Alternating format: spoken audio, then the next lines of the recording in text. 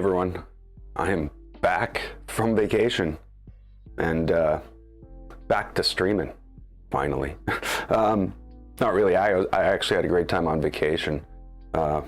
So, yeah. But when I left with a problem that this was not working properly. This, of course, being the carrot feeder. So I'm trying to get that going. So one of the options, because I'm using Clockwork II, I don't have the option of a filament sensor that works. I tried to get my own working. That's what's in here right now, but it works when I do it, but for some reason it doesn't work when the machine does it. So that basically doesn't work. So right now, if I were to take some filament, hold on a sec.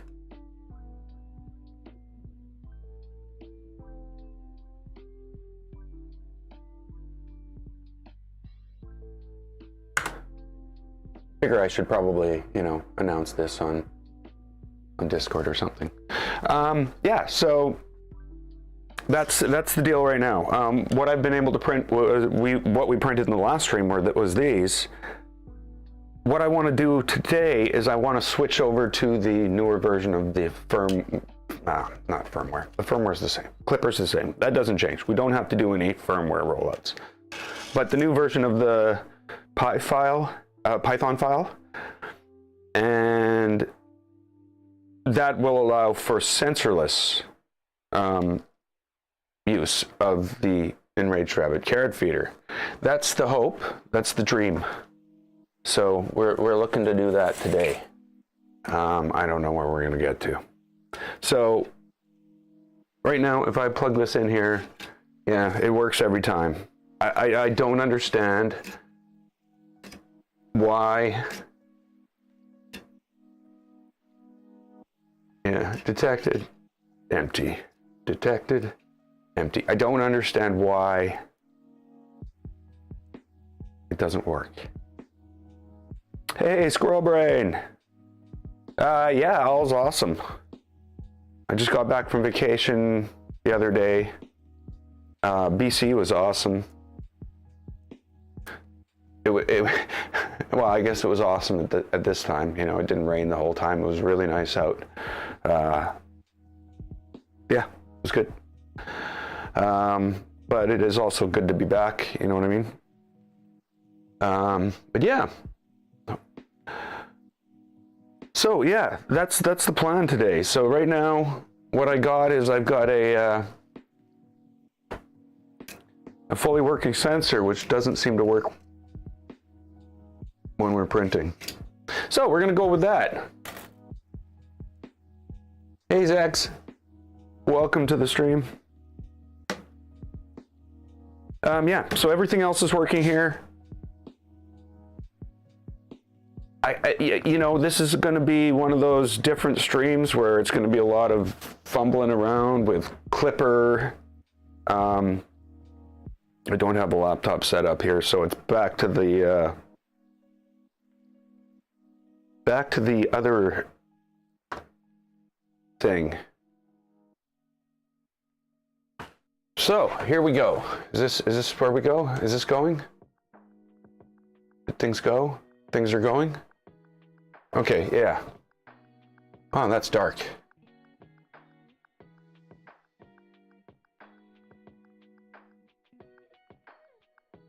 Yeah.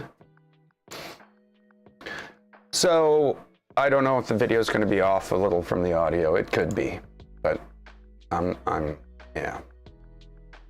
I hope not.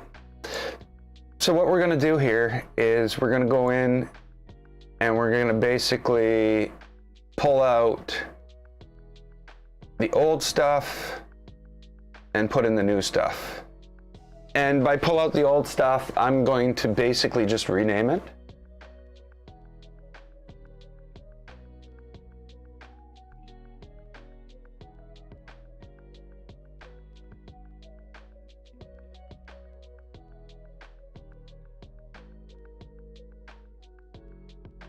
gems.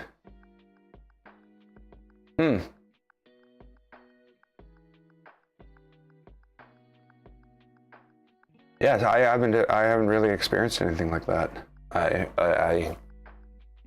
Yeah, I've had pretty good luck with Clockwork I. Clockwork II has been a lot more trouble to me, to tell you the truth. But you know, I only have one printer that I've got Clockwork II on right now, mainly because I wasn't really comfortable with it yet. Okay, so we're gonna rename some stuff here. If I double underscore this, what's gonna happen? Is it gonna move to the top? Whoops, that's not what I meant to do. Yeah, it's gonna move it to the top. Okay, so we're gonna rename some of this by just putting an underscore in front of it. Now again, I like, yeah, what I should have done here was created subfolders for this stuff.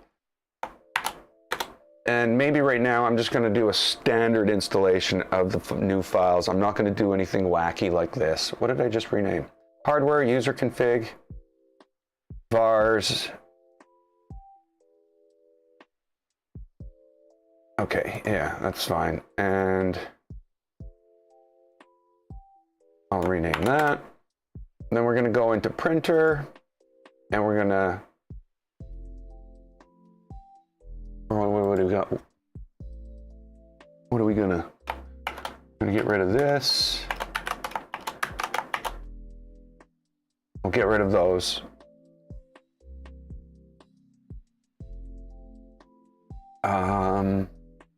I feel like I'm forgetting something. Macros client. Macros client. Cancel print. Resume. It has references to the carrot feeder.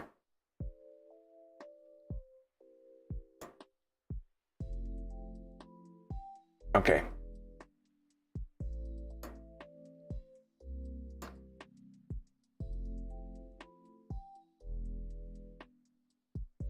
Okay, so I'm going to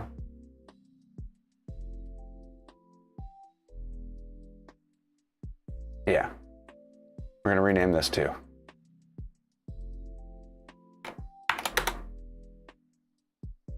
Main cell, printer config. If this is wrong, I'll figure that out in a bit. Okay, so we're all set for that. Now what I need to do is I need to grab the files. So let's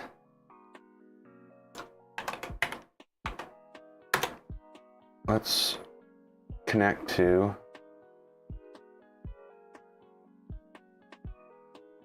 Switchwire Orange.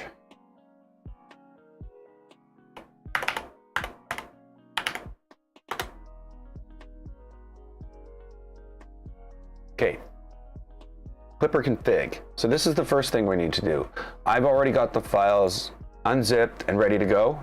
So I'm going to go to the folder, the Clipper files, and I'm just going to pull out the client macros. So that was right. The ERCF hardware file, the parameters file, I don't know what that is. That's not a thing I have. So that's new. The software file and the vars file. So we're going to copy that into there. Overwrite, cancel. Okay, so ERCF vars. So this is the base file that stores those numbers.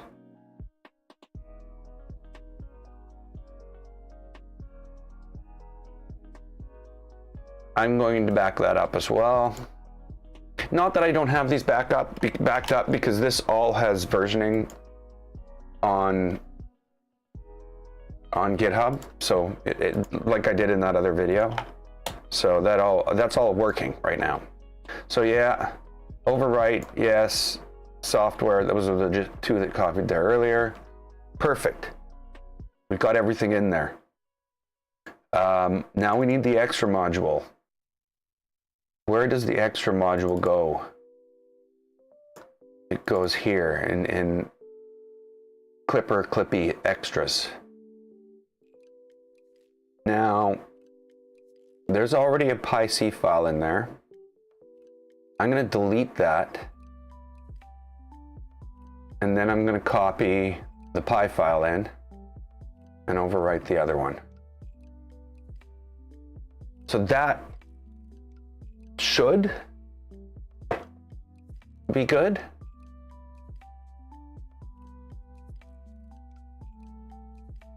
If I refresh this, oh, they're already there. They're already there.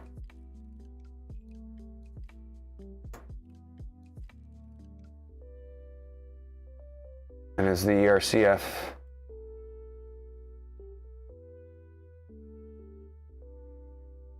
so I should be looking for the ERCF PyC file.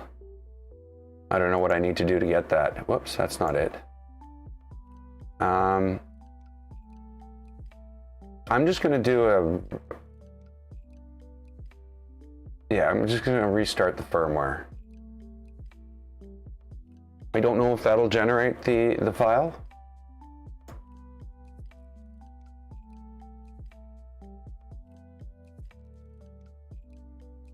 I might have to restart the Pi. Where is it here? Yeah. Okay, let's reboot the Pi. So yeah, that's that'll take a minute here. I don't know why the display's still on though. Okay. So yeah, I don't know what's involved here. I believe it's something to do with measuring this. Or my other thought was maybe they're using sensorless homing functionality to sense when this hits when the filament hits the gears on the extruder motor. So then it knows to kick that part in. I don't know what's going on there. But yeah.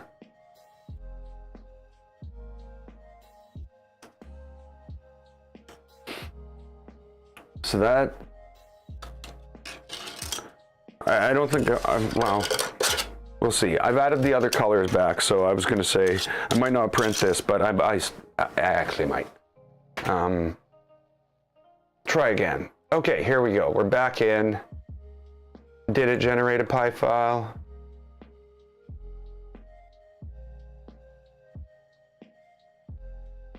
Hey, DJ Natty. I'm live again, yes. I'm back from vacation. How do I do this? Has I forgotten? There we go. Yes, I'm here.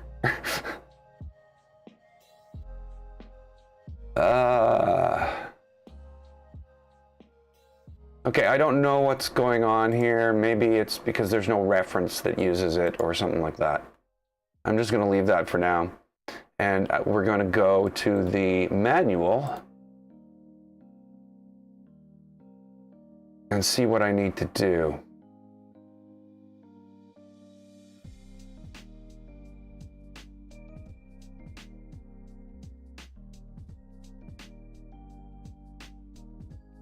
If I can find it. So again, this is under a different, this is not under the main Enraged rabbit carrot feeder branch right now. It's under a branch called no tool head sensor. So off we go.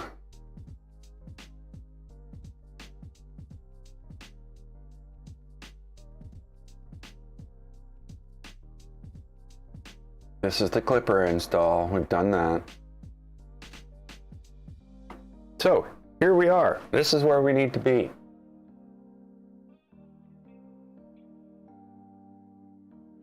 Where's Switchwire? There's Switchwire. So we gotta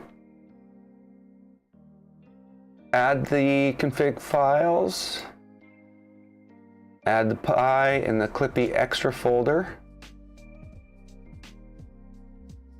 Sorry, the text is so gray and hard to read. There we go. We need to add basically these, and in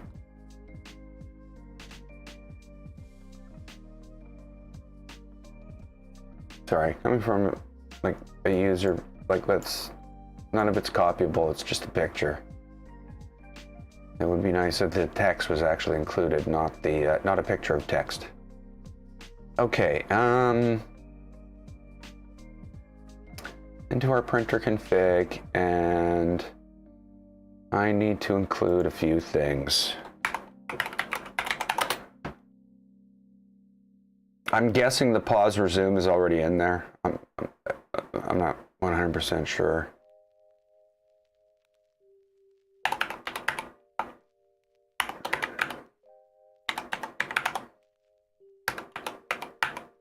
Why is it .star? Why are they doing that? I spelt that wrong. See, that's what happens.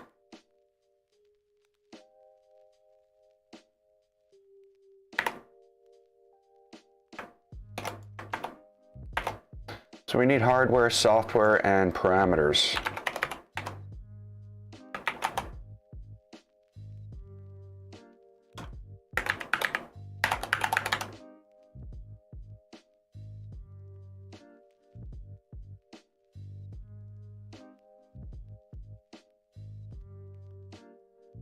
Okay.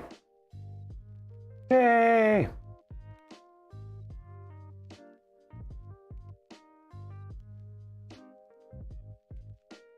So let's go to the extruder, and we already have the max extrude only distance at 200 and the cross section to 50. So that's good. That's already set up.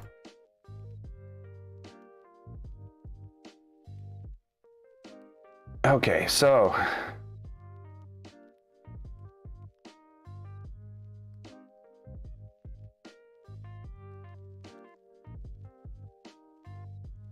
hardware config. Okay, so this is where things are going to get tough.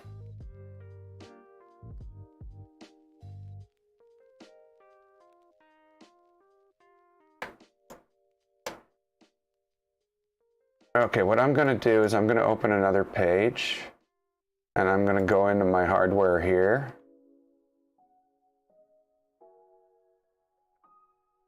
And then I'm going to go into their hardware and see. I don't see a file specifically for the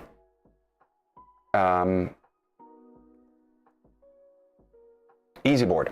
That's the words I'm looking for. Oh yeah, I wasn't drinking coffee, I was drinking Red Bull. Wow.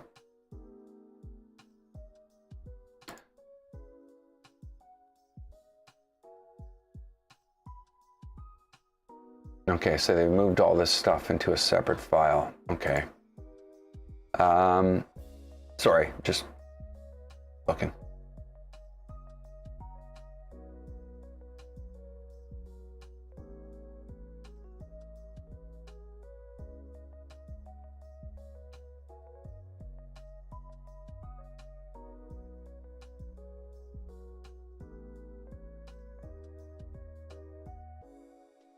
Is it going to be that easy?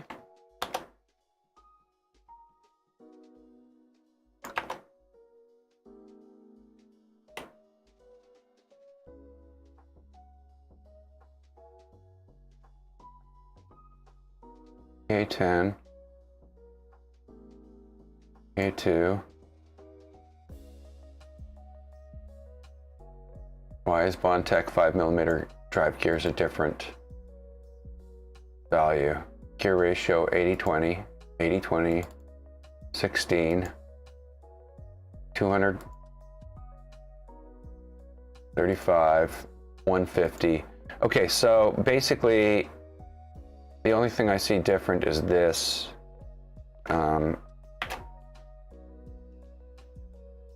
Might be easier if I did this.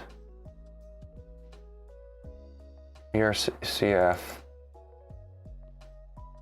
And this is not. Okay, so let's do it.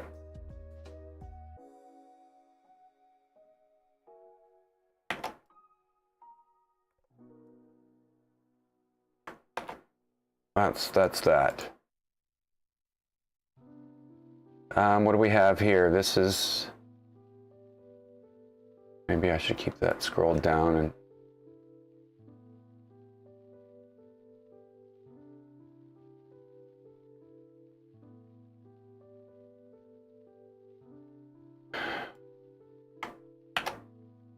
so basically I'm just taking the configuration for the easy board and copying it in step by step just to make sure I'm not screwing anything up. But it all looks pretty solid. Oh, sorry if I missed anything. Yeah. It's all looking pretty solid. Like I'd almost feel comfortable just copying the whole thing in.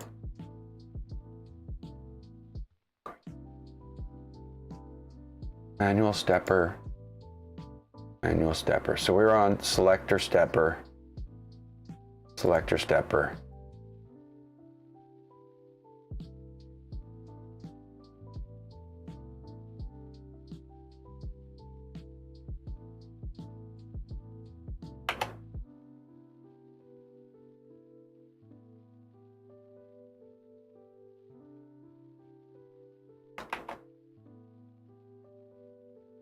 Manual stepper.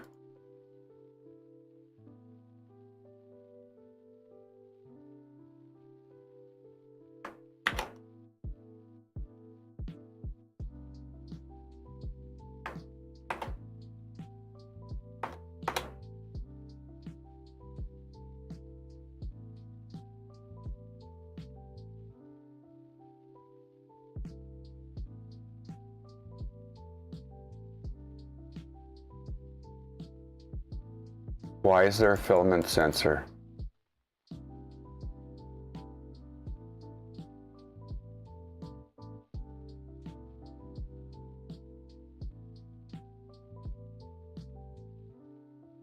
I thought this was supposed to be sensorless.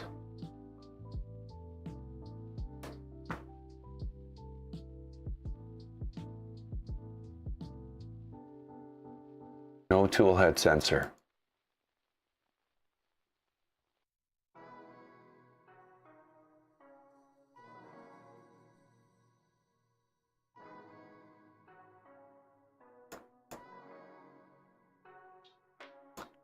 Oh, maybe that's just in case you have one, and I don't know. But basically what I'm seeing is everything is the same except for the odd direction. So I'm going to copy this into here and save it. It's not like I don't have a backup of it. So we're going to save and close that. So that should be my hardware configured.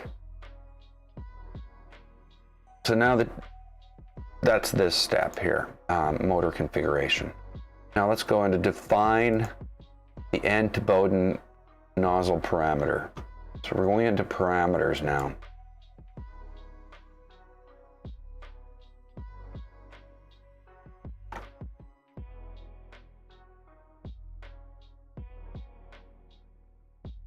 This is the distance between the entrance to the extruder gear topside and the melting pool to the nozzle.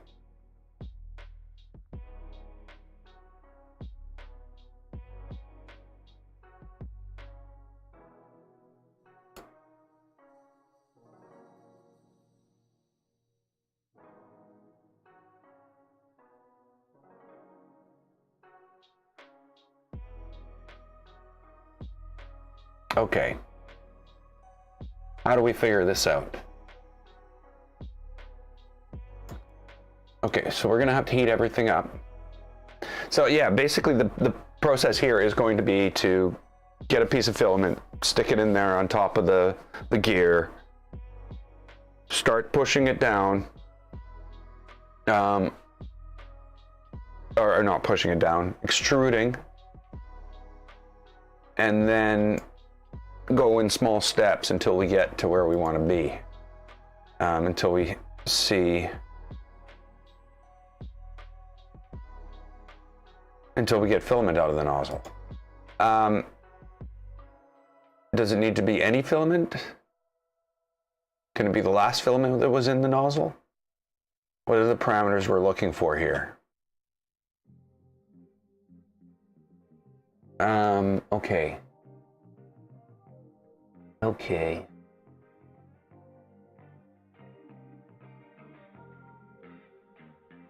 I guess we need to make sure that Clippy's working. Clipper's working. Let's do that.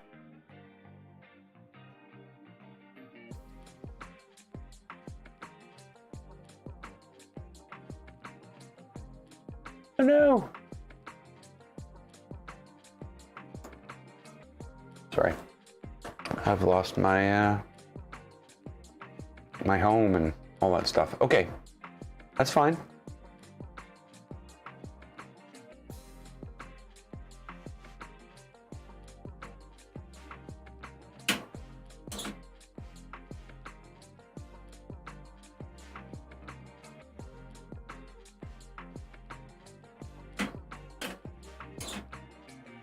Okay, it still works. Okay, the next thing is go back in here. We need to heat up for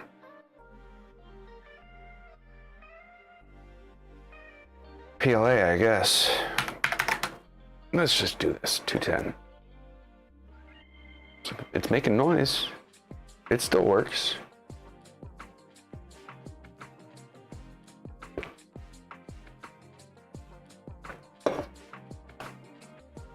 So I got home and I went to start my other computer. I have multiple computers.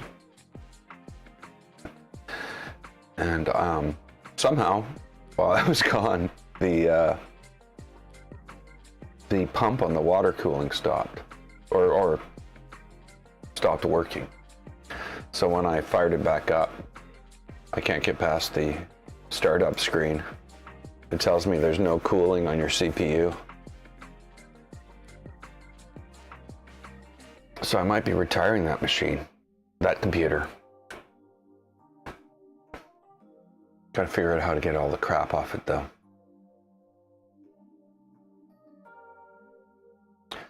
So, we almost done here? No.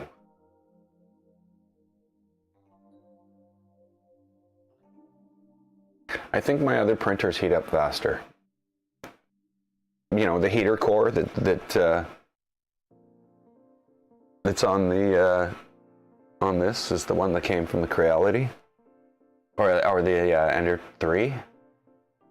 So I feel it's a little slow compared to the one I've got in the other machines. There might be it might be a lower wattage. Oh, and the other thing that's going on that happened, the things that are going on, is my stuff started showing up for the legacy build. I got the heater, which is a 500 watt, so we're gonna have to definitely limit that. And there's I got all the rods, got the bearings, I got the power supply. What else did I get? I think that's it. All that stuff showed up. So yeah, that's almost ready to go. Okay, so we're heated up. What do we need here? We need a piece of filament. We can pull that out. Basically push that into there. Stay. And we're just gonna extrude 50.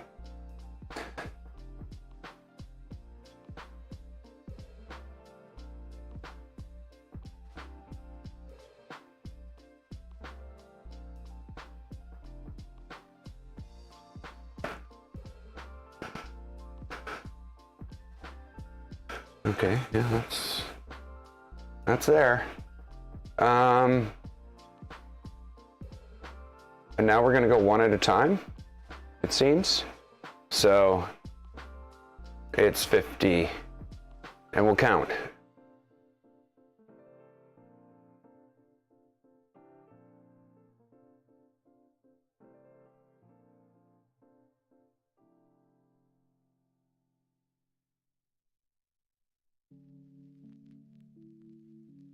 So we're at 60. 1, 2, 3, 4, 5, 6, 7, 9, 70. 1, 2, 3, 4, 5, 6, 7, 8, 9, 80? Really? We're at 80? 1, 2, 3, 4. Oh, we're blobbing. Oh, it's blobbing. It's blobbing. Blah, blah, blah.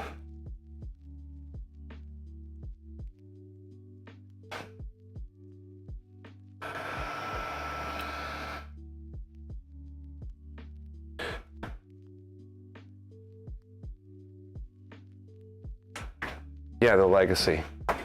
So yeah, there'll be, once I get I need the blade to cut the extrusions. I need the bed, the actual aluminum plate.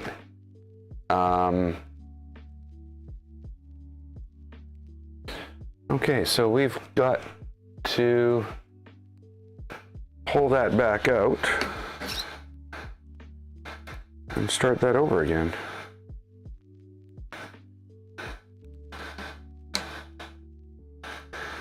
But I have an advantage now, knowing that it's just blobbing on the end at that speed.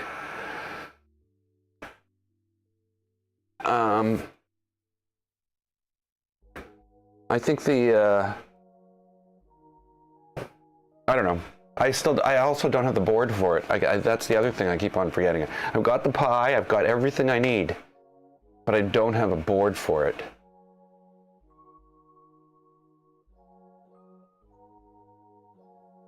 The other thing I'd like to know is what is like on AliExpress, who's the real Big Tree Tech? Is it Big Tree Tech Store? Is it Big Tree Tech China? Is it Big Tree Tech other name? Which is the real one? I'm very concerned because of course they've said they've shipped the motors for it. And there's no shipping record. So I think they just said they shipped them, and suddenly the arrival date has moved up to October 25th, and I'm like, yeah.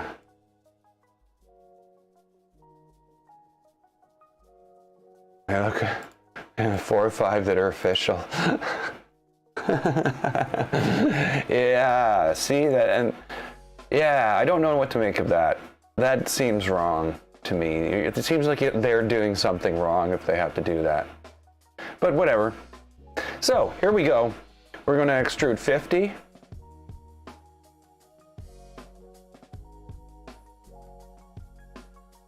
It's extruding.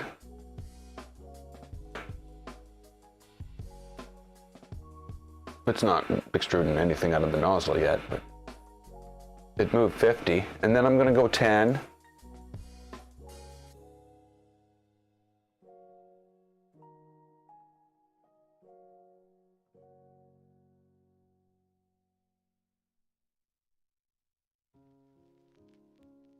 And 10 again.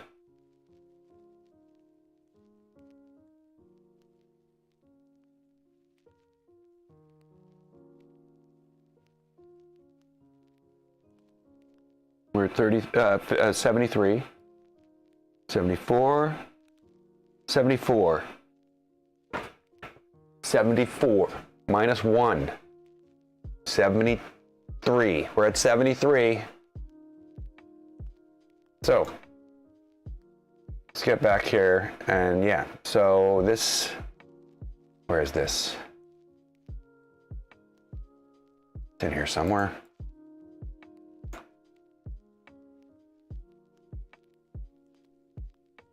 $73.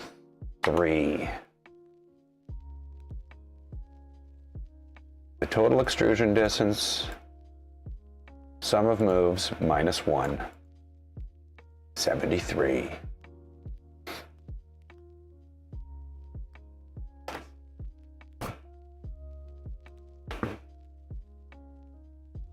Yeah, so what, yeah, is it, I don't know, it doesn't really make sense to me then.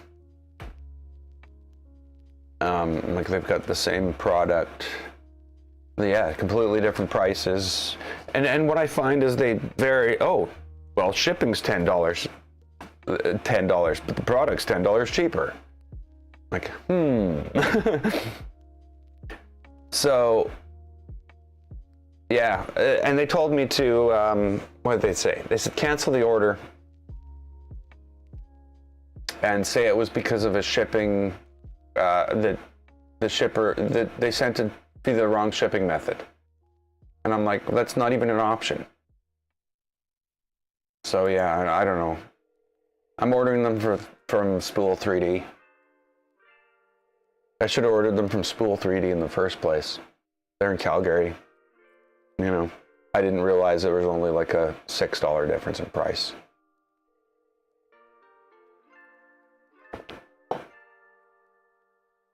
Of course, they're not Big Tree Tech anymore. They're another brand, so it could be of questionable quality. Yeah, I'm talking about the motors with the built-in lead screw, 300 millimeter, 8 millimeter by 300 millimeter threaded lead screw motors. NEMA 17. Okay, so reverse Bowden length. The servo angles are fine. We've already done that, unless they've changed something. But it doesn't look like it. Oh, wait a minute. Are they in here? Servo angle 160. Oh, they are in there. Ah. So yeah, we need to change it.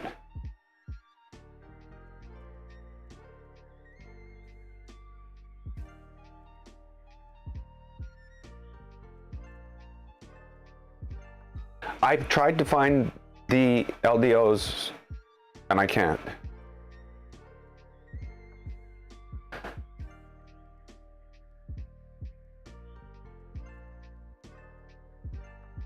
So it's a matter of what's available rather than that. Maybe if the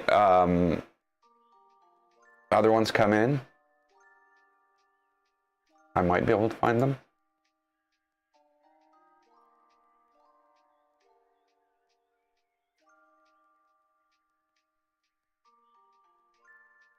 Yeah, I would, you know.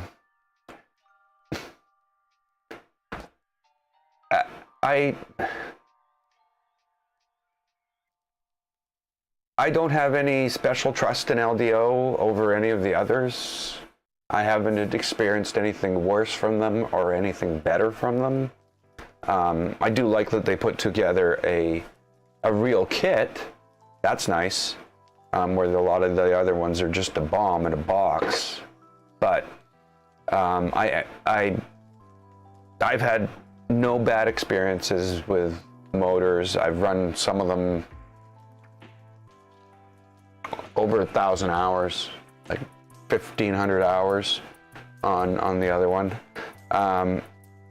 Yeah, again, it's another thing of experience. I've never had to call customer support or call for help or anything like that. So it's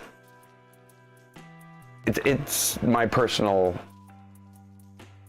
you know, view, because that's what I've experienced. So it's hard to say. I guess what I'm saying is I don't know. So what do I need? I need user config. And calibration Bowden length.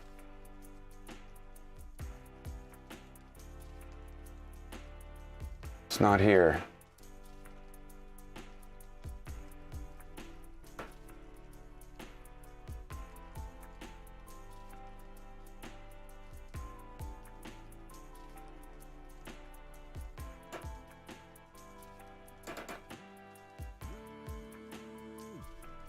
Length of the reverse Bowden. This is the PTFE tube that goes from the ERCF to your printer's tool head.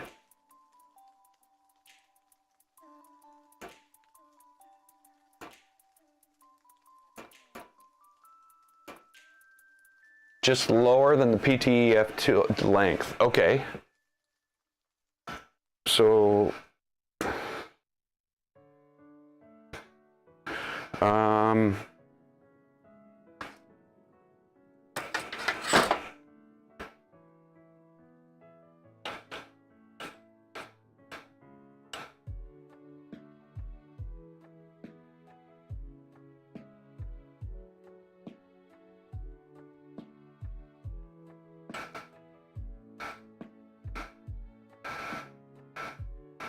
so that's 30, that's 52, or 520,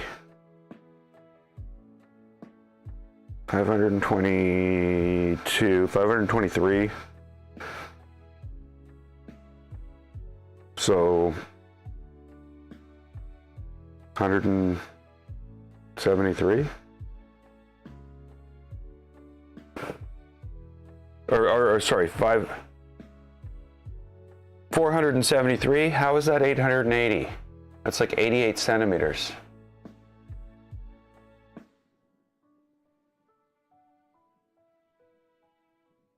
No impact on normal running. Oh. Okay, so I would say that's about right. 473.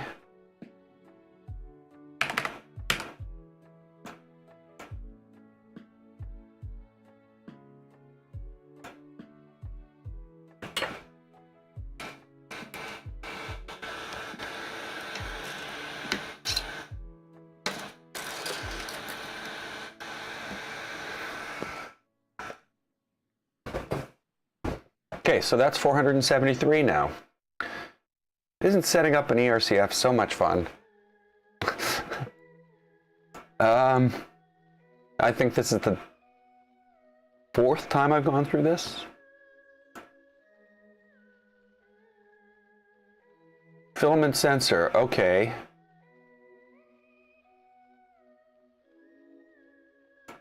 Why? Why do we have a filament sensor? I thought this was like, this is literally in a folder called No Toolhead Sensor. In a project called Enraged Rabbit Carrot Feeder No Toolhead Sensor. That is the GitHub page that I downloaded it from.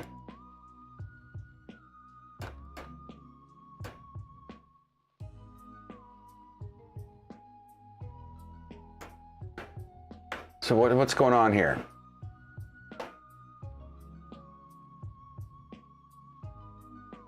Oh, never mind. Encoder sensor. I'm stupid. I knew it was a me problem. It's always a me problem.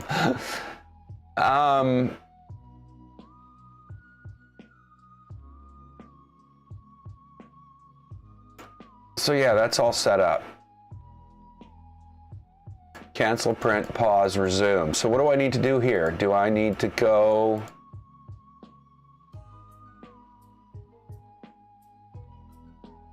the endless spool mode of the ERCF. I don't even know what that is. Is that new?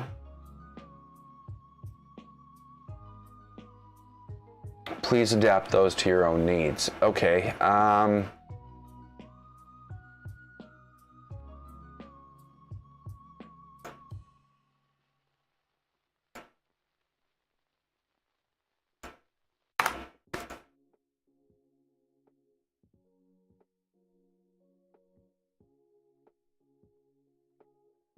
least that shut the fan off. Why isn't the fan coming back on?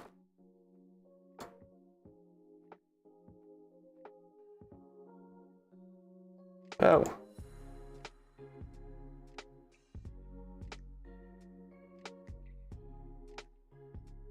Client macros does not exist. Really? Macros client. Really? It's probably absolutely right. It's a me problem again. Client macros. Well, I think there was a reason I didn't want to call that, because of course now it's under, like, it's in a section under client when really it's macros. Why is it, why? Am I broken? Rename.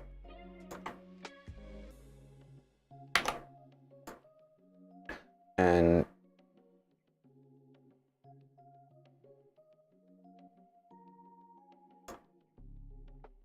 here we go. Compromise. Too many files. ERCF client macros.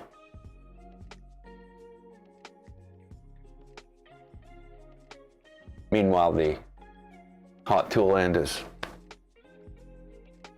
pushing heat through. And there's the fan back on. Yay!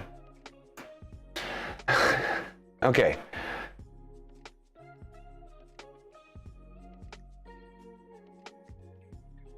Clog detection. Customize them using dedicated versions of pause resume is mandatory. Yeah, of course. Yeah. Well, I guess they have to say that. There's nothing else referenced that should be able to override those, at least not in mine. So we should be good there. Don't reload your firmware. Yeah, we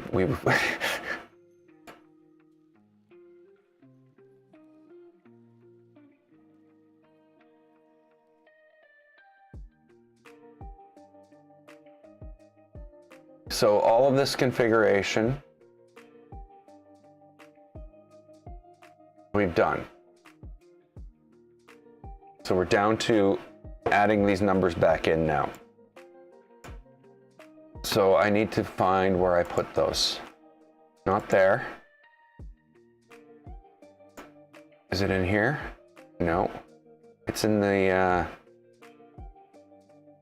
user config, isn't it? No, it's not. No. What did you do with them?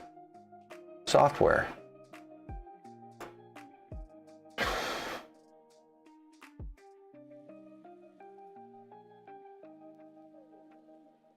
So where was it in here? Oh, it is in here.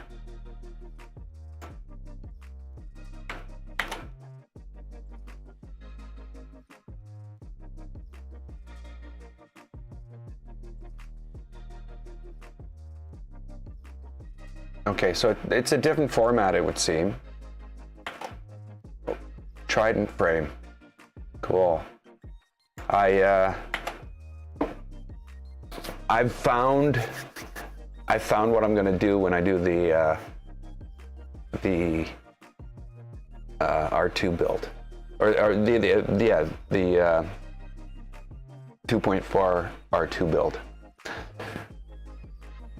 I found a mod that somebody made that has pneumatic thing to lift the bed. So you can have the bed on hinges at the back and lift the whole thing up, which is going to allow me to basically drop my inverted electronics in. But the other thing I want to do, hey Duff, How's it going?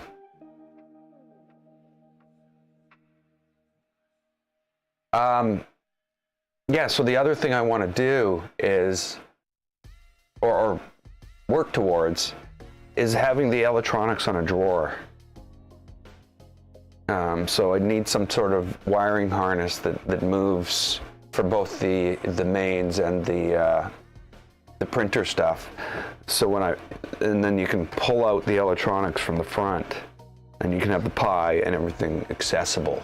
I don't know if I want the main stuff accessible, but you know, we'll see what happens. You know, I'm gonna tinker. I'm gonna see what happens, and I want to basically head towards something like that. But the other thing I've done, I don't know where I put it.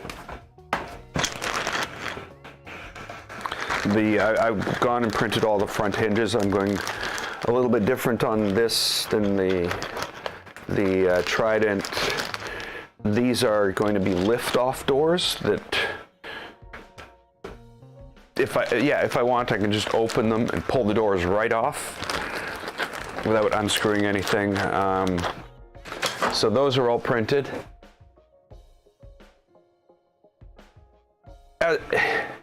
I know I've missed something. Hey, Ahmed. Yeah, cable chain. Yeah, I'm not sure what I'm going to do, actually. I was thinking of printing just two, like an arm system that was a little more solid than a cable chain.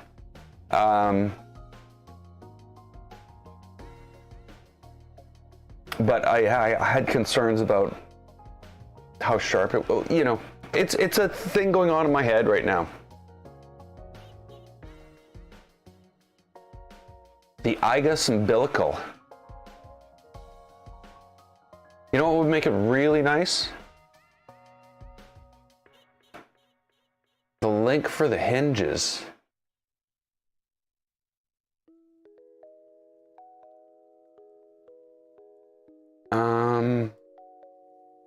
Can I post the link for the hinges?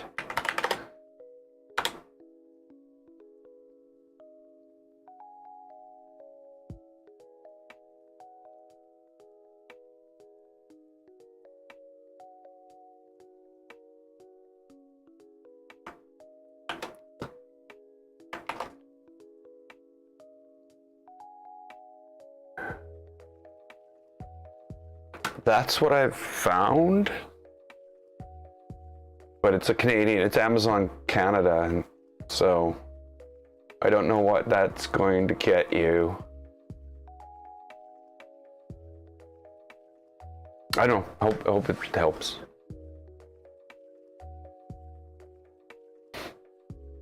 Yeah, the other thing I was thinking was, would this be a nice time to go to a better system than running just a crap load of wires up to the print head? Does such a thing exist? Of course it does. But yeah, I would be thinking about that too.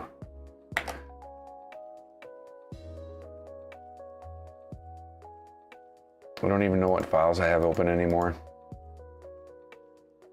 Let's go back, and we want the parameters file.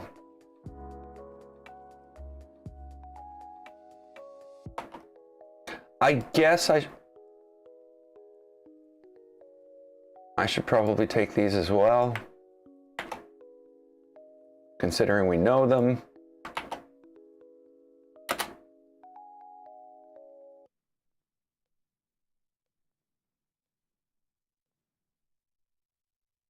Yeah, I was thinking CAN bus, but we'll see if it's going to be that way.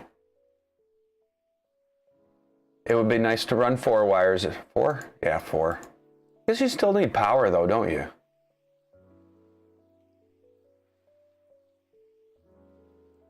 Force for data? I get my 24 volt up there for the nozzle as well. And it's got a...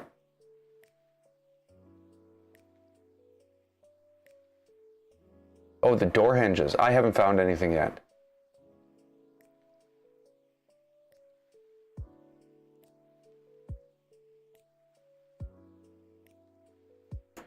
So yeah, I'm looking into that and debating on whether I want to do it right off the bat, or it would kind of suck to change to it later because that's a lot more work.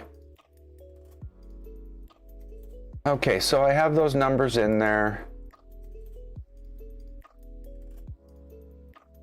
I don't know what endless spool is.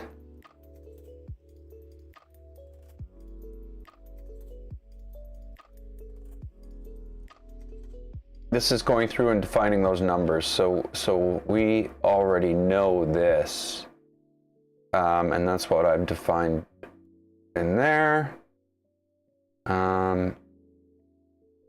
Save and restart. Test grip we don't need to do. Servo up we don't need to do.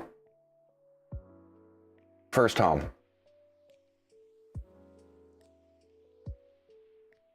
Well, we're gonna first home it. I'm not first home it. We're gonna do the first home. Let's set up our macros. These are no longer valid, are they?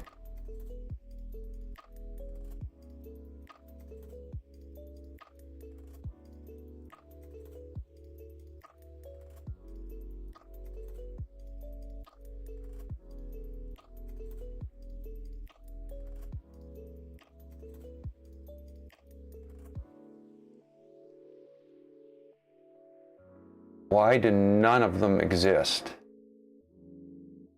Oh, these are there.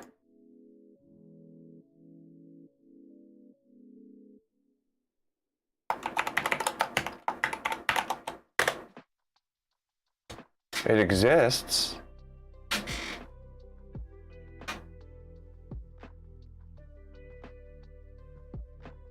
It failed.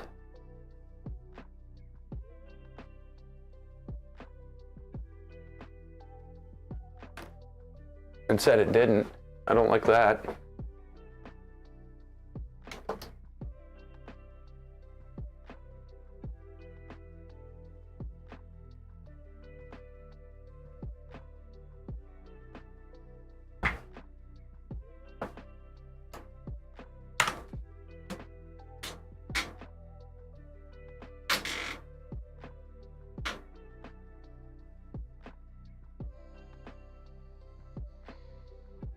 I don't like that at all.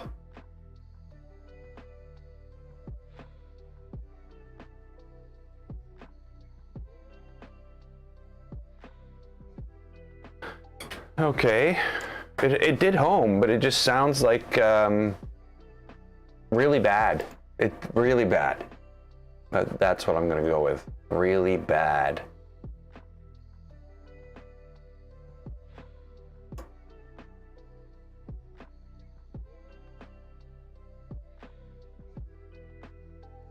Gear. Okay, so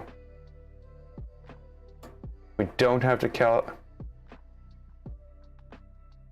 This is what we need to do. We need to calibrate the encoder.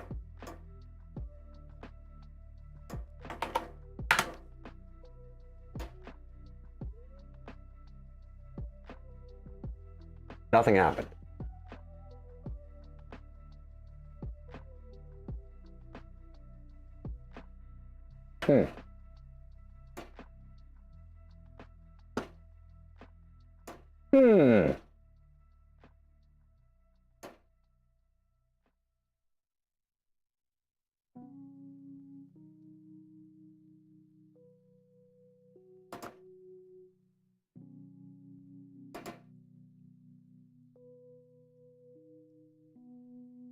It's doing nothing. It's just spinning the motor up and down and up and down, and there doesn't seem to be any way to stop it.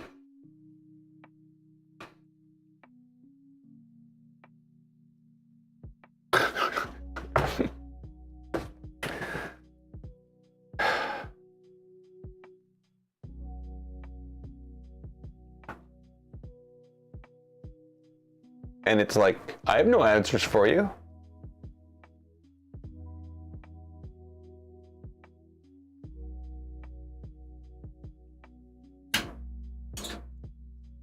Okay, so this is what needs to happen there. That's my fault. For, you know, making assumptions that things would work the way things would work. So I'm gonna pull out a bunch of filament from here.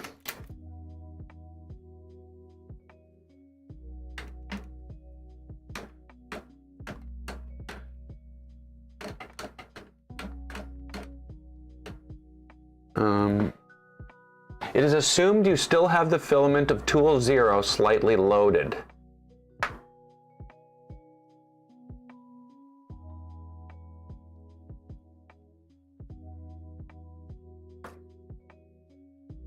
Okay, so now we can do the calibrate.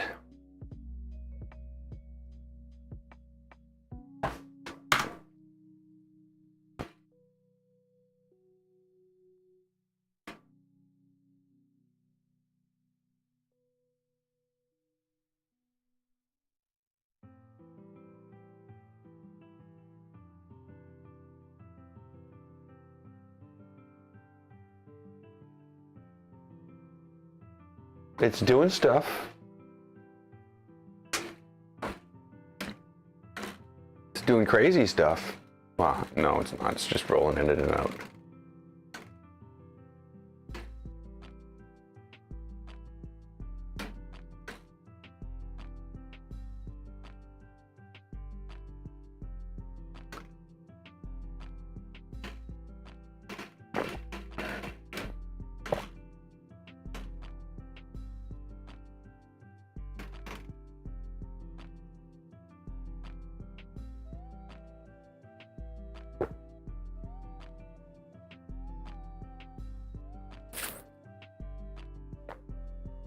Okay. Oh, endless spools. When one spool runs out, it automatically goes to the next spool, and so on. That's a good idea. Hey, Blackstone River Workshop. Yeah, I just wanted it to be a little, you know, past beta a little bit. It seems like it's still beta.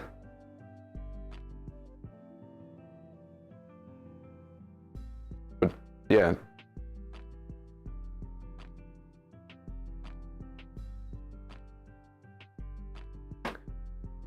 Yeah.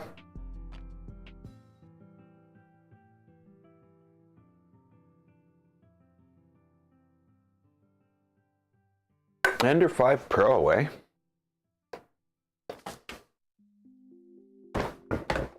That was my first printer, was an Ender 5 Pro.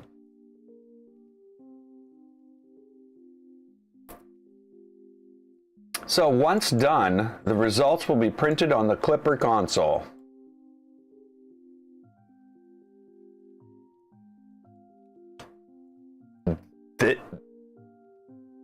That console?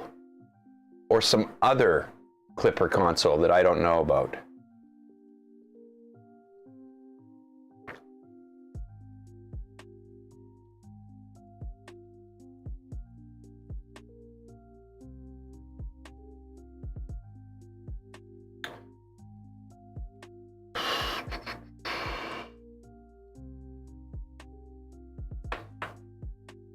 Yeah, so I've disassembled every Creality printer I have at this point. I was even going to use my Ender 5 Pro frame for building the Legacy, but I started looking at the 2040s, and they seem to just interfere with everything. So, though they were exactly the right length, which is, you know, good. I wouldn't have had to cut anything, but yeah. Looks like I'm going to be cutting some extrusions, which is good. I need the tools for it anyway, so it's time to dive in and try some of that. Okay, so we do have this. This is a thing. This is all set up.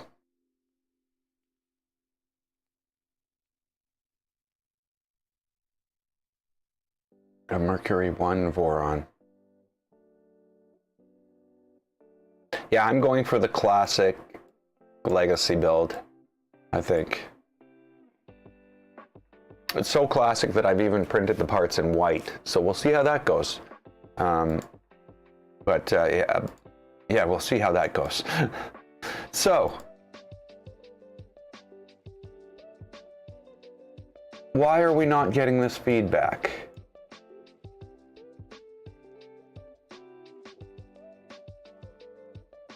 ERCF calibrate encoder.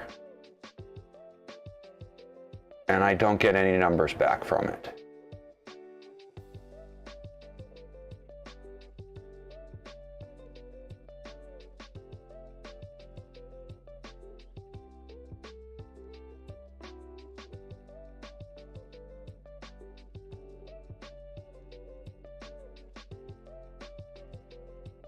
Okay.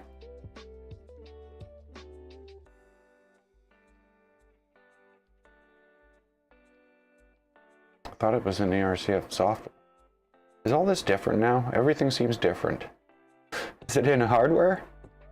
Hardware's my configuration, isn't it?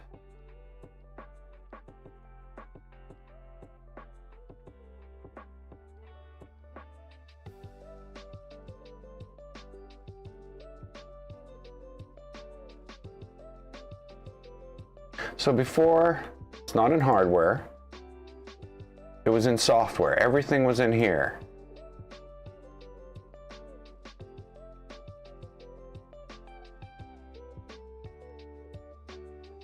And now there's nothing.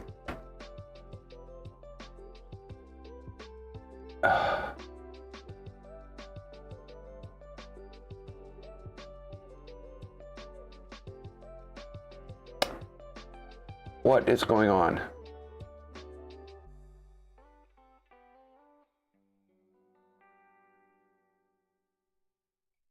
Client macros just has that. Hardware just has my hardware configuration. Parameters just has the parameters. Software just has a form tip macro and endless spool preload and post load. And VARs just has the ratios for the configuration for the lengths rolled out through the encoder. There's no software anymore. Where is the software? Have they just shoved everything in that PI file now where nobody can get to it and make their own changes?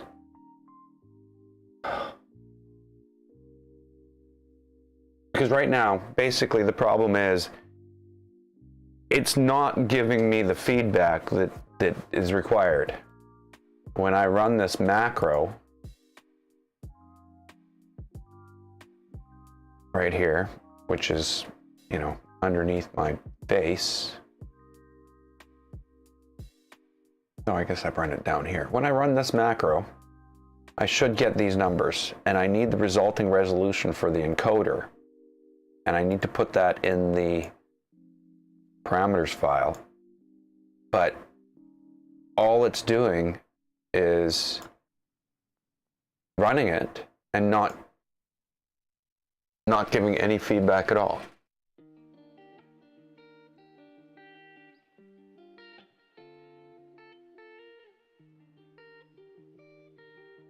Like there's usually line after line after line after line of telling you, oh, tried to roll out this much, pulled back this much, tried to roll out this much, pulled back this much.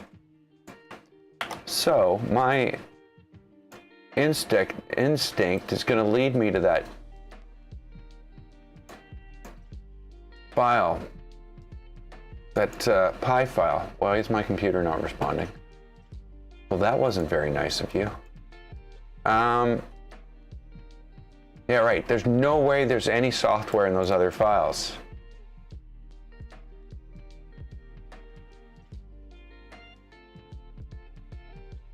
Here's the PI file.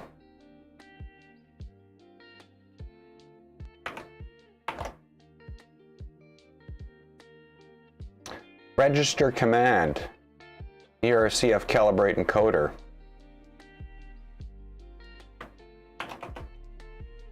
And it's going to be in here, and it's called command ERCF calibrate encoder. Calibration routine right here.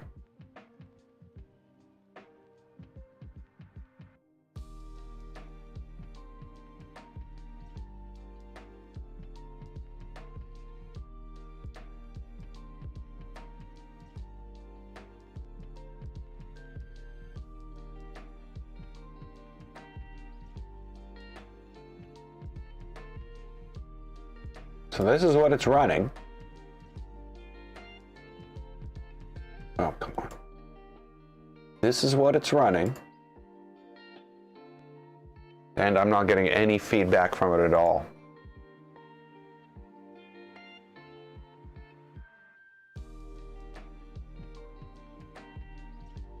G-code respond info.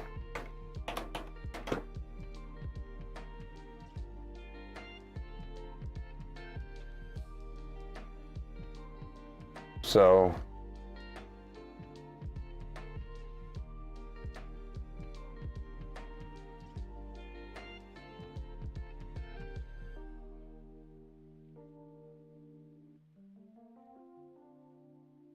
did I miss something? Was there some magic that had to occur with this Python file that I didn't see?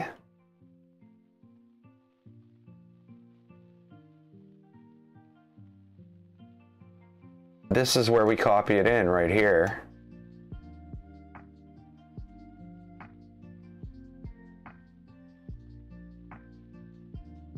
Do not include.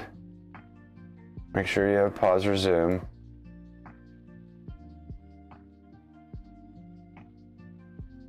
That's all fine.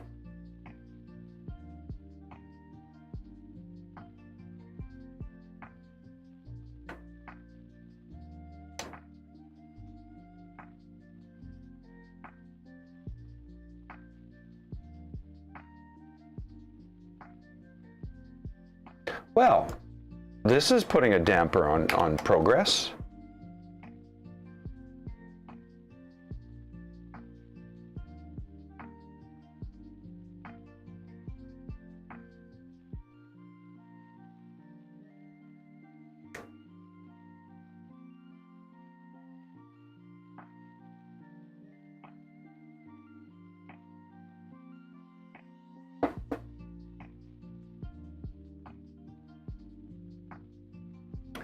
Well, what do we do? What do we do? What do we do? I need a solution for this. I need to figure out what's going on. Why is there nothing right into the console? Let's go to Discord.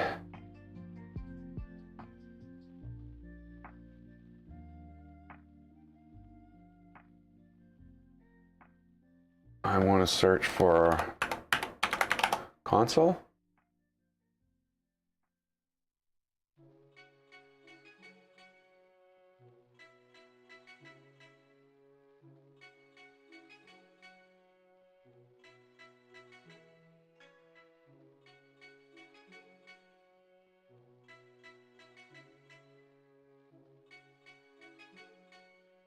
Maybe we should G90 in the con. Okay, I have a better idea. I'll search for this ERCF calibrate encoder.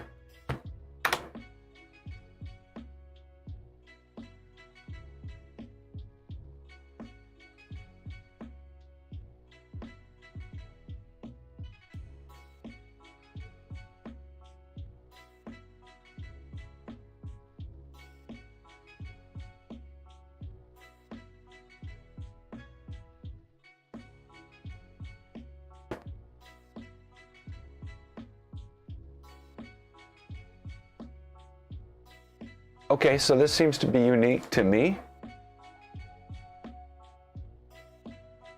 It's a me problem.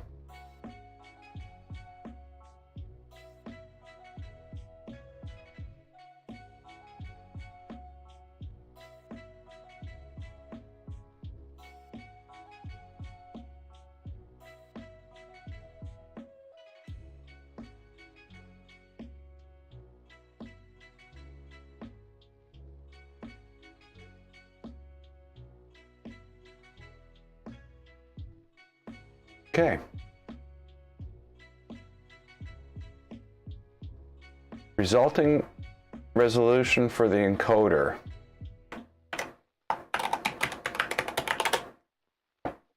It should be output from here. Resulting resolution for the encoder.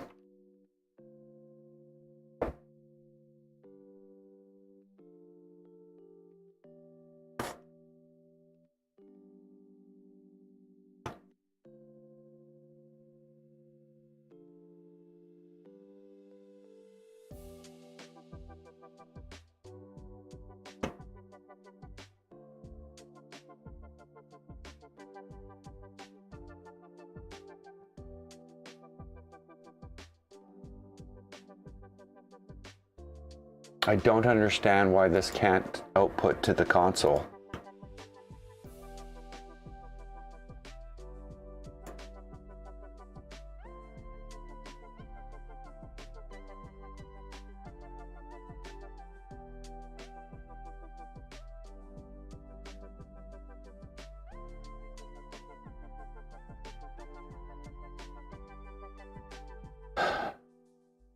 Reboot.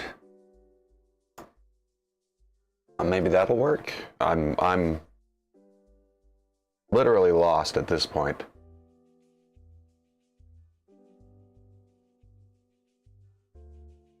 Yeah. Who's the rabbit? That is the question. Who's the rabbit?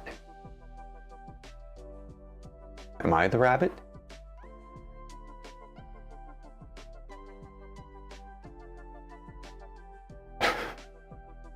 Sorry.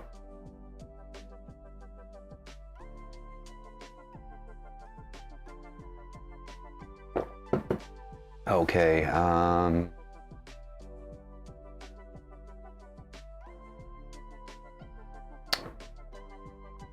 try it again. I'll restart the firmware as well.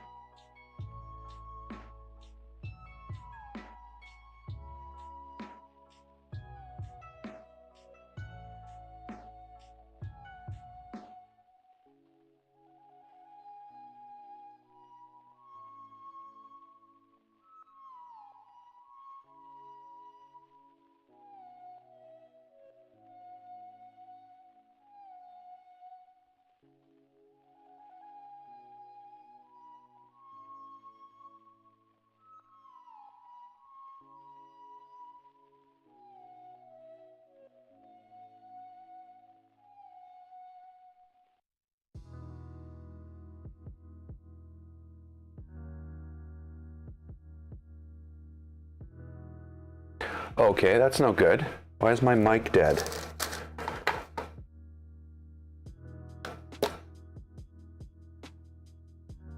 Well, that's going to put a damper on proceedings.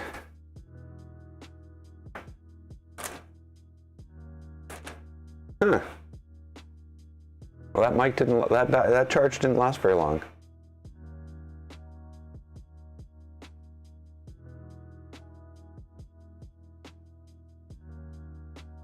Okay, where are we here?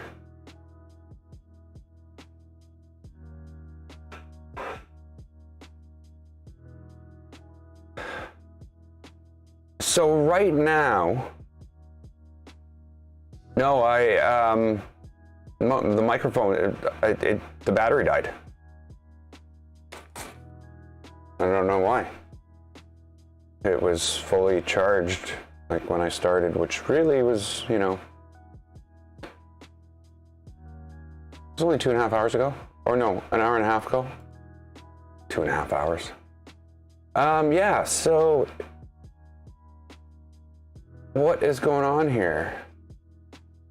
Why is this not gripping that filament anymore?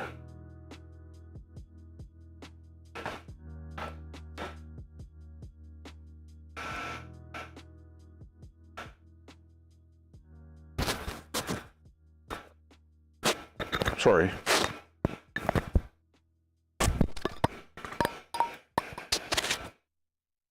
Gonna have to move this microphone.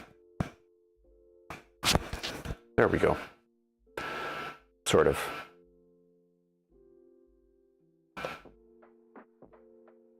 So yeah, it's not picking up the filament. That was the wrong filament.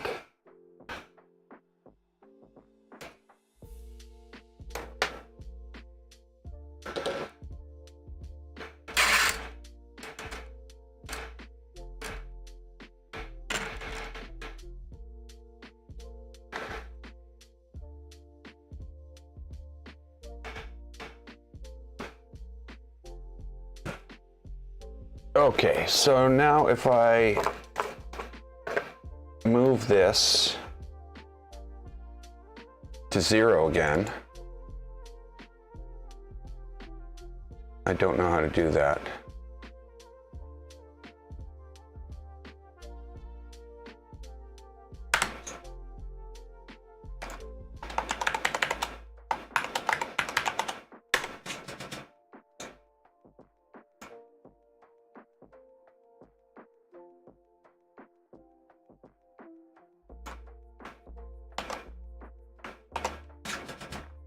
It's strongly recommended that I run this.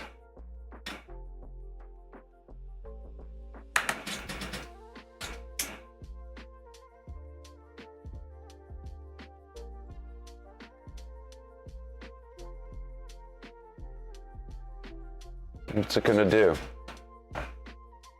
It just rolled the filament out.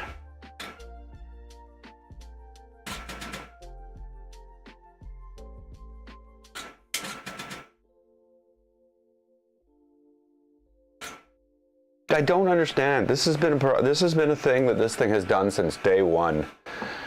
And that's when you go to do something, it just rolls the filament out of the machine. Like, why would you do that? That was the first step it took in doing that, was to basically roll the filament out of the machine where the machine could no longer reach it.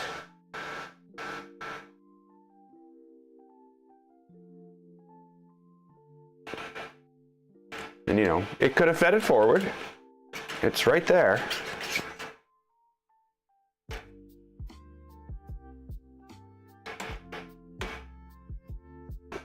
It just decided that that should not be a thing.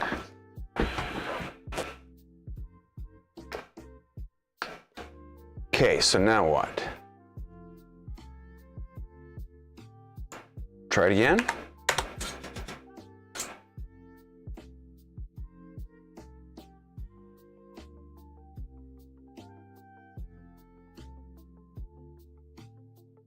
You type in ERCF calibrate single tool equals 0 and it gives you a warning, and it recommends that you run ERCF calibrate tool equals 0. It gives you a warning telling you to run the command that you just ran. And now it can't get any filament now.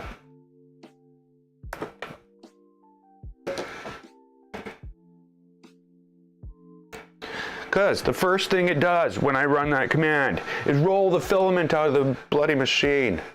Come on, that's ridiculous. That's actually ridiculous.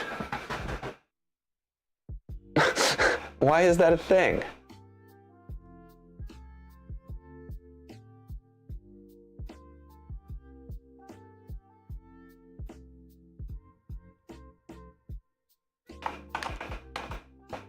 Okay, servo up. Where is that? Servo's up.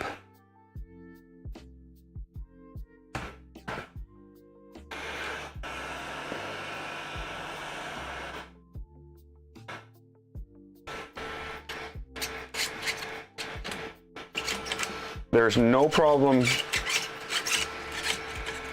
pushing filament in there. I'm going to pull it back so that there's only that much sticking out, which is what is needed for the motor to grab it.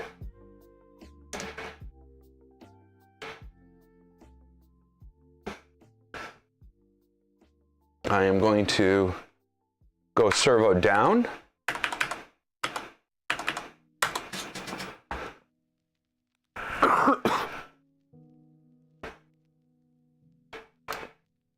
And the servo has the filament. That works. I'm going to go servo up. And then I'm going to try once again to run ERCF's calibrate single tool 0.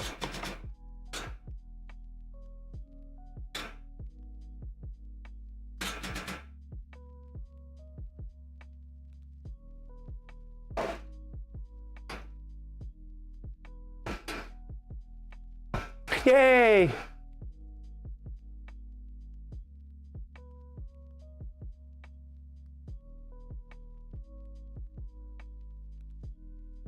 Hey, Meganico. How are you doing?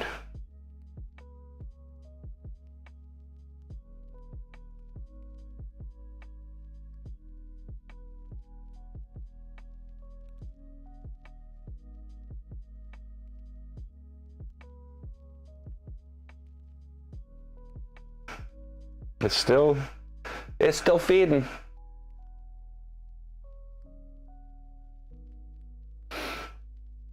So what did it say it was before? 572. There we go.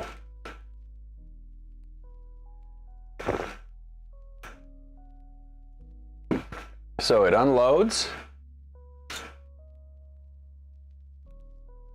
And we're here. It's all Enraged disassembly of the ERCF.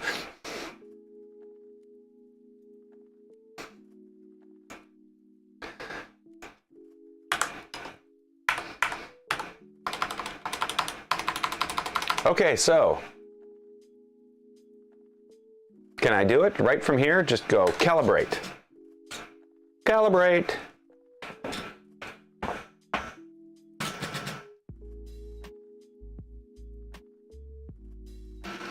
So it's going to calibrate 0 again.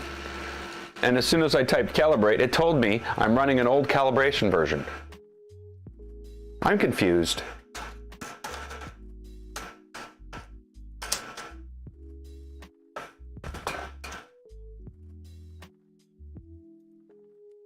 Sorry, I'm plugged in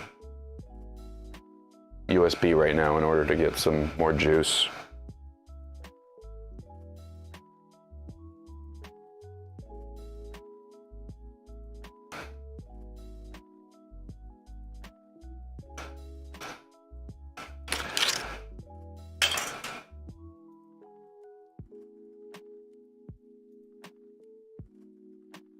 Come on, 572.2. It's funny how the 578.3? What? What?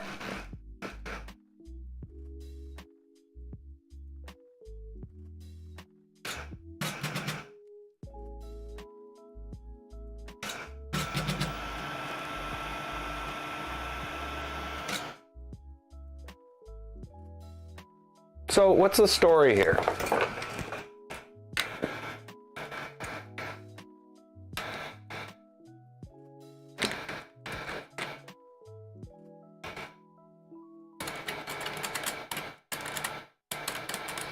I want to know what's changed.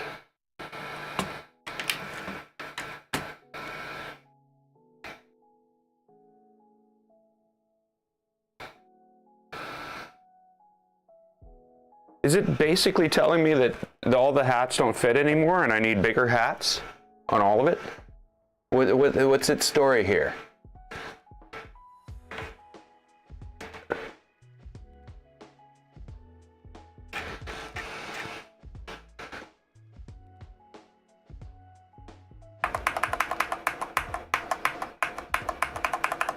Unlock. Servo down.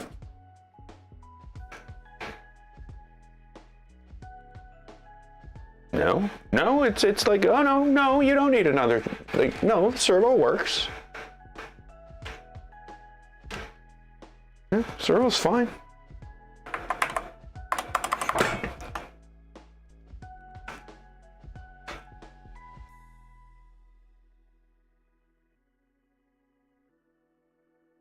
What was that?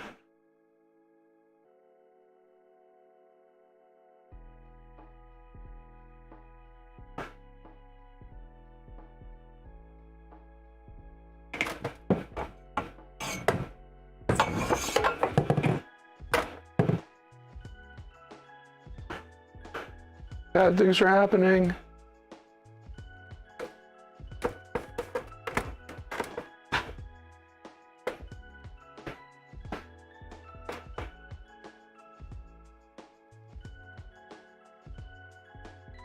Okay, I give up.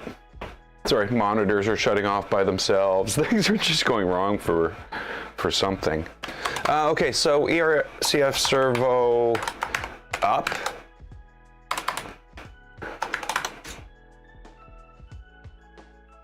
So instead of doing a config manually on tool, we'll do a config single and see if that works. It shouldn't. It should make no difference. It should be able to go through all of them just fine. But we'll do a config single on tool 1.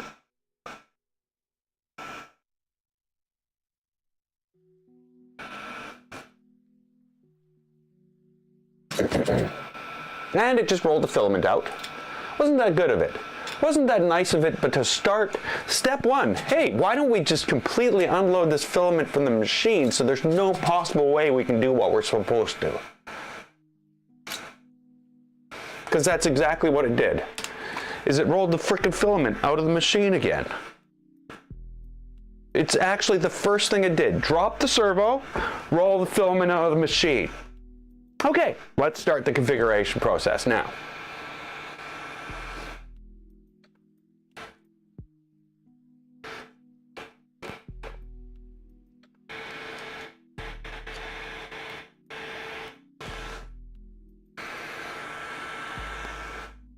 Sorry.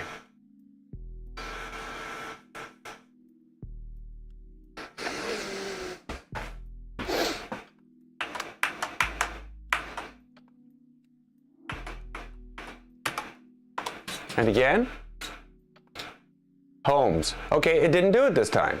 Why? It doesn't make any sense at all. But it's not rolling out. Oh, it is rolling out filament.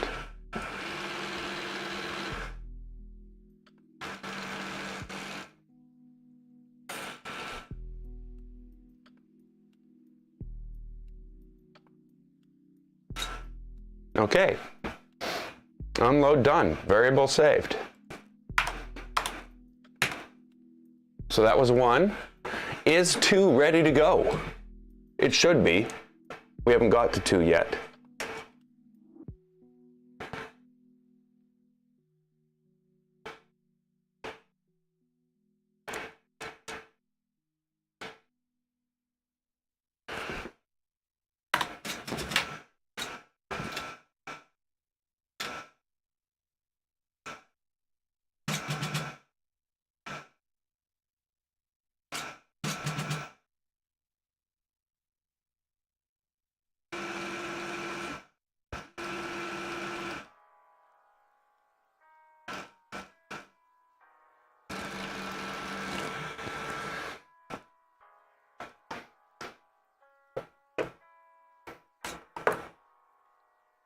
So that was 2.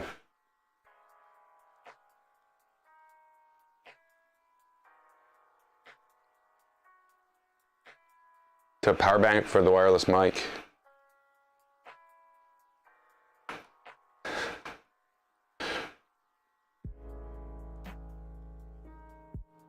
Really, I just need to plug it into a better place.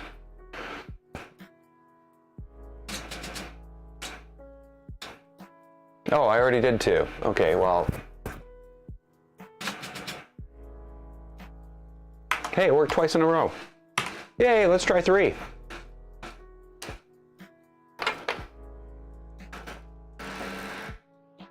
Well, it's getting 2 redone. 3 is ready to go.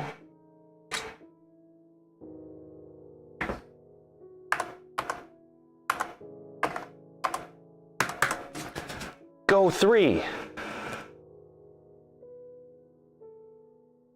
What are you doing? What are you doing?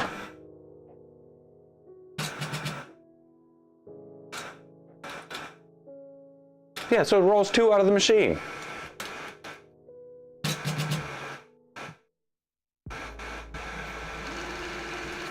What? In what circumstance should this be rolling any filament completely out of the machine? I just don't understand it. I don't get it at all, why it does that.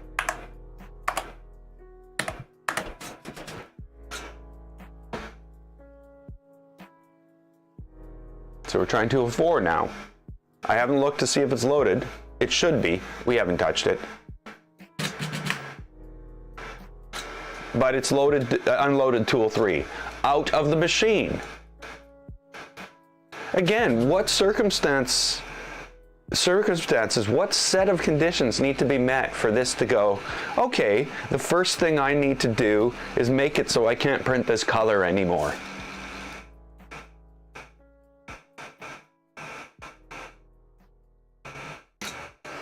Okay, so it's raised the servo up. Everything's good. If I look, that's tool 4. Pull tool 4. Tool 4 is currently loaded and ready to print. Tool 3 has completely been unloaded from the system. So now I have to reload that up. Well, I don't, but if we want to print, we do. The same happened with tool 2. I think the other ones are okay because I already fixed those. Okay, so let's calibrate tool 5. It didn't roll out tool 4, it left it where it was. So it's like, I'm gonna randomly destroy your day. Thank you.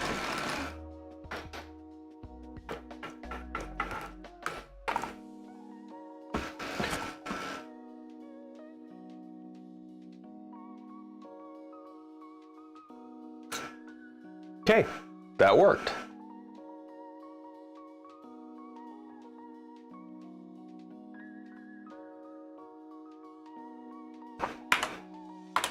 Let's go on to tool 6.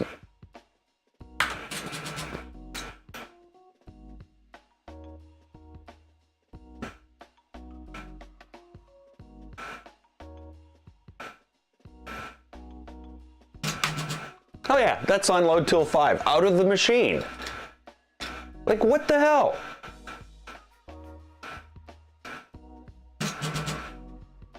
You know, no problem loading tool 6, but good luck loading tool 5 again. Like, how is this even... Oh, it's infuriating. It's absolutely infuriating. But yeah, tool 5 is completely unloaded from the machine. We rolled it back so far that we can never roll it forward. Yes.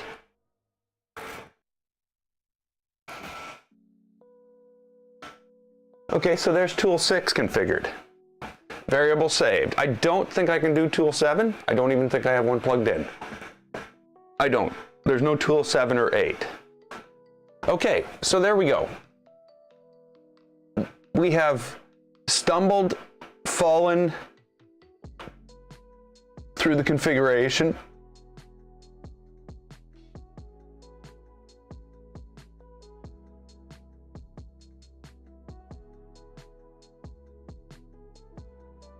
So now, based on what I know, everything else is ready to go. Sorry, I'm out of camera.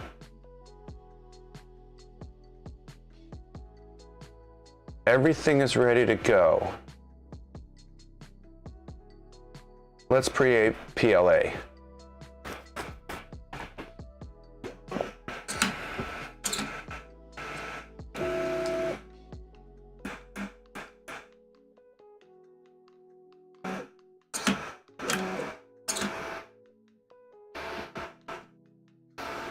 I love clicky. Sorry. Clicky everywhere, except on the V0.1.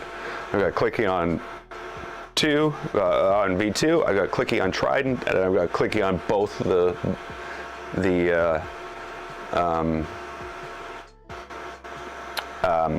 switch wires. Why can't I remember the name switch wire?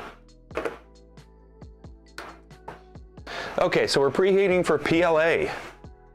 What we're going to do is we're going to go in and we're going to do the test print 9 color. It's not 9 colors. It's just this thing randomly colored.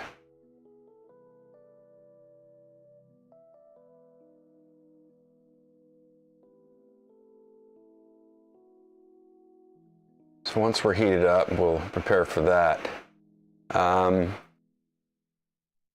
Truly, I do not remember what the Z offset was. I'm pretty sure it was just minus 0.1, but I guess I don't want to just stick that in there.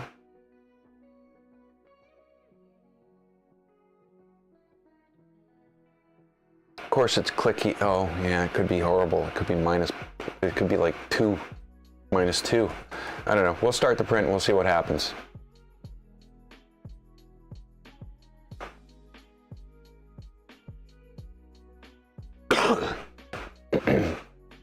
So that's another thing I picked up while I was on vacation. It was a cold.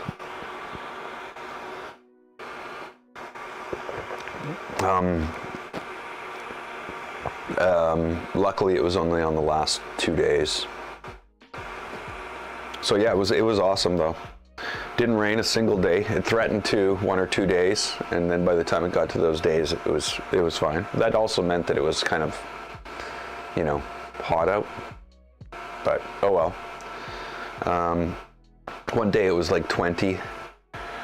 That was the coolest day. So we went and we hiked up Mount Aerosmith. It was like 13 kilometer hike and like 1,600 meters altitude. So that was a lot of fun. Okay, this is ready to go. Let's just click it and see. Okay, have a good one, Meganico. We'll see you later. G-code files. Test print. Start test print. Test print now.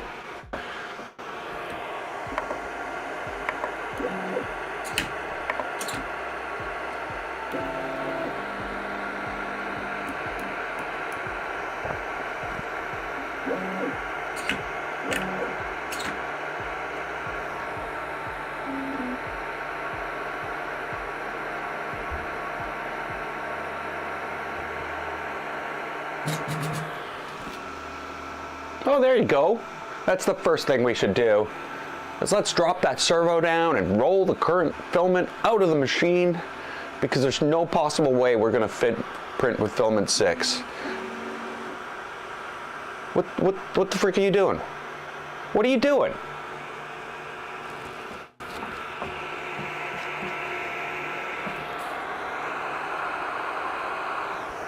What?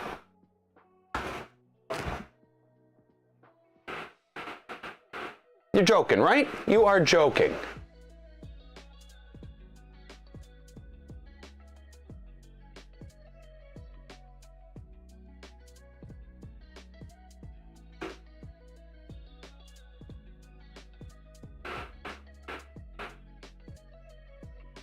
So pause doesn't work anymore.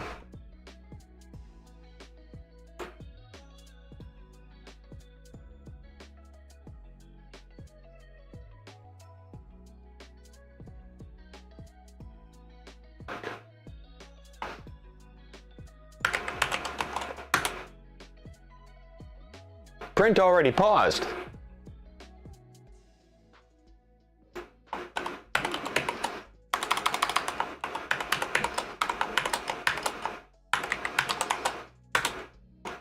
That's not going to do it. Print already paused. And it goes to the pointer and starts again. Seems like something's backwards.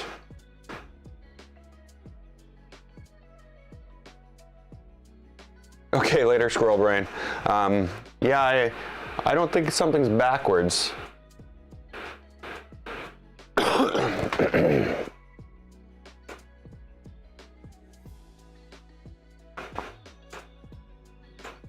Oh, come on. Emergency stop, you stupid piece of junk. Sorry. So that went, what's the word for it? Horribly wrong.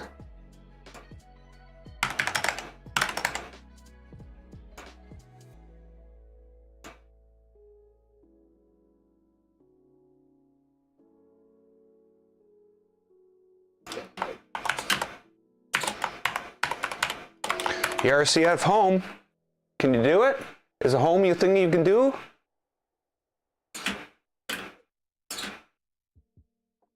Come on. Okay, let me go fix the things that it's broken, because it did like unload the filament.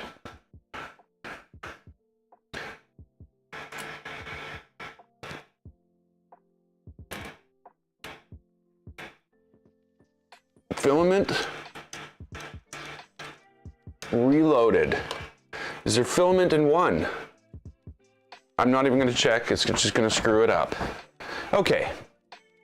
So just for sanity's sake, before I do anything, I'm just going to go T0. Load the filament.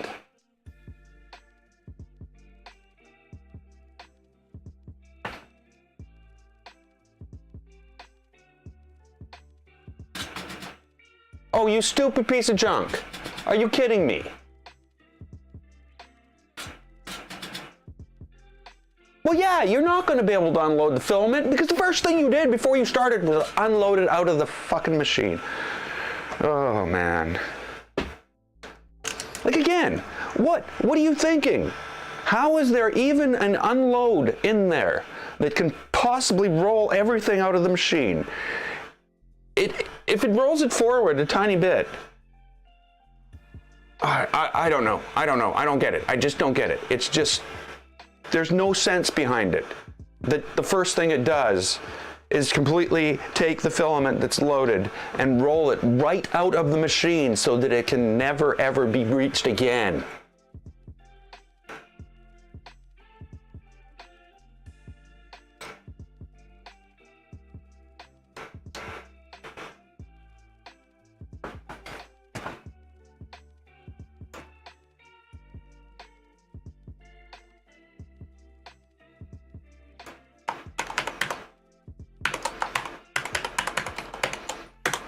Unlock.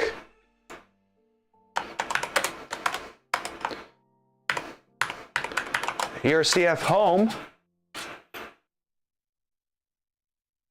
Have you done it? No. ERCF home comes up, pressure advance smooth time. What does that have to do with homing? And the first thing it does again is unload the filament from the machine on a home. It's unloading the filament on the machine when you home it. Like this is just ridiculous. I know it's beta. It's always beta. It's always beta. Okay, so now we've supposedly reloaded everything in there, so we're all good to go, right? So I'm gonna T0 this. Servo goes down. It tells me what the pressure advance settings are. I guess you could have different pressure advance, and now it rolls the filament out of the machine. And now it rolls the filament into the machine. Wait a minute, there's no filament. Stupid user. And now it's like, oh, you've done something wrong because you're an idiot.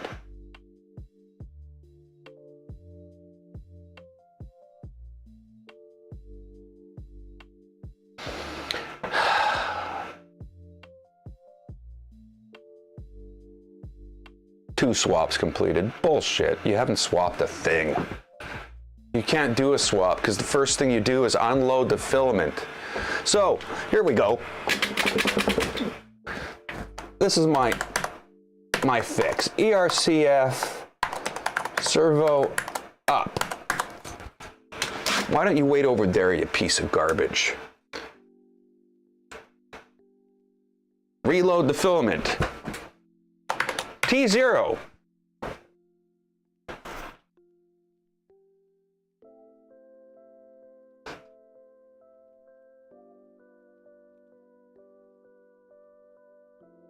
Hello?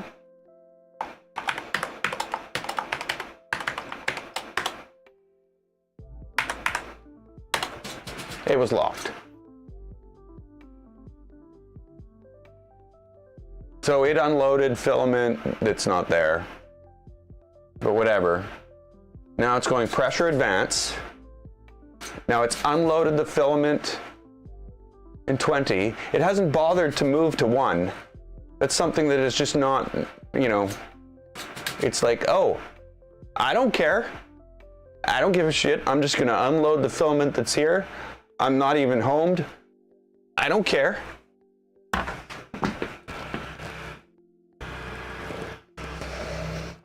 And now it's sitting there going, yep, tool 0's loaded. We're ready to go. I'm not kidding. It actually believes the tool 0 is loaded.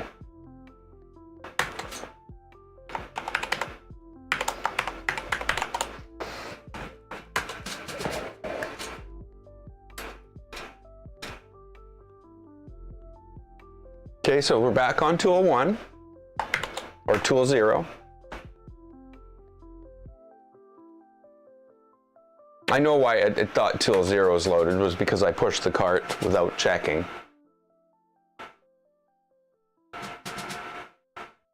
Oh, yeah. Would you unload it first? No, now it's just being stupid.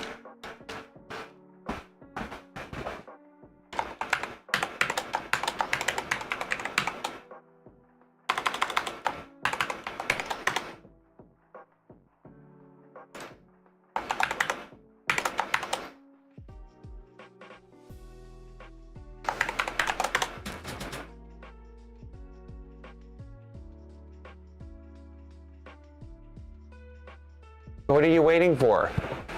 Seriously, what are you waiting for? Oh, you stupid piece of garbage.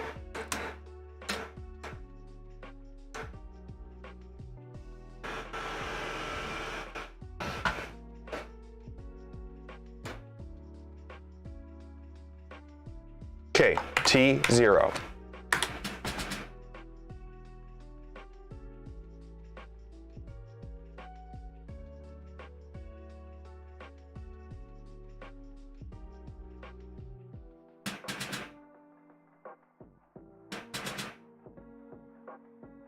That's insane. That's literally insane.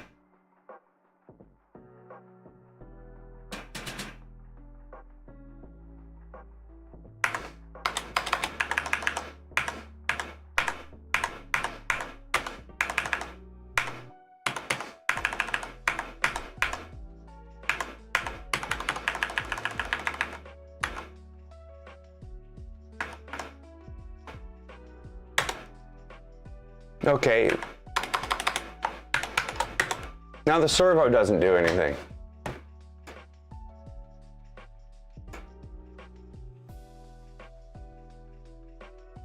What am I supposed to do? This is not going the way it was supposed to go. It's like there's a wall.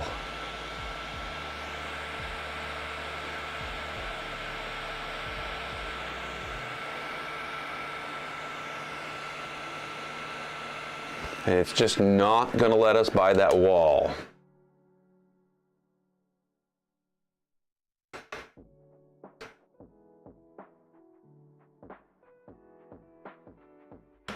Oh, the servo's down? No, the servo's up.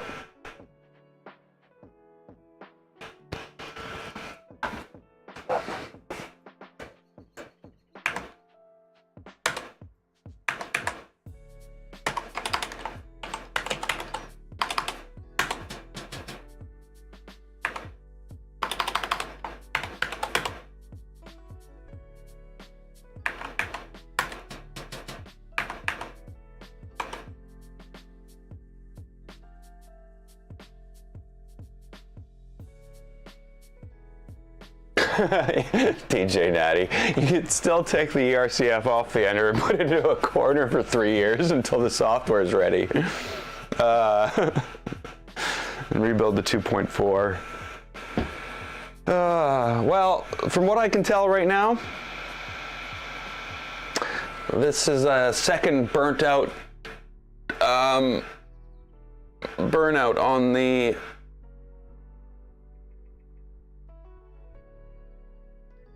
servo. So this is the second servo I've had installed on this unit, because the ERCF virtually, yeah, it just burnt the other one out. It would not do anything. And now this one's not doing anything either.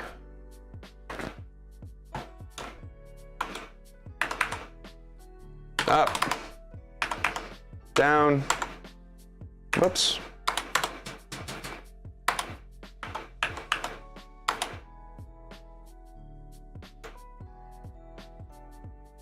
Reboot the host.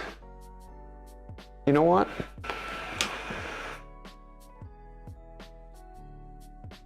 Power down.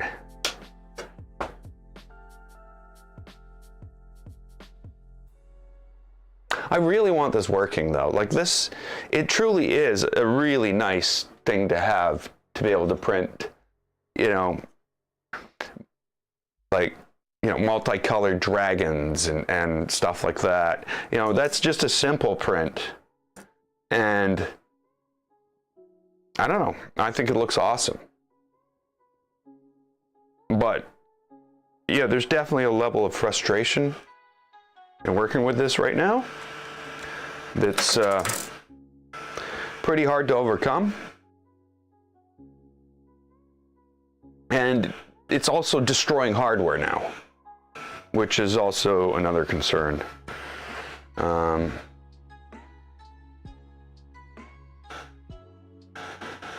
make sure the servo wiring is good. Everything's wired properly. There's no reason for anything to fail there.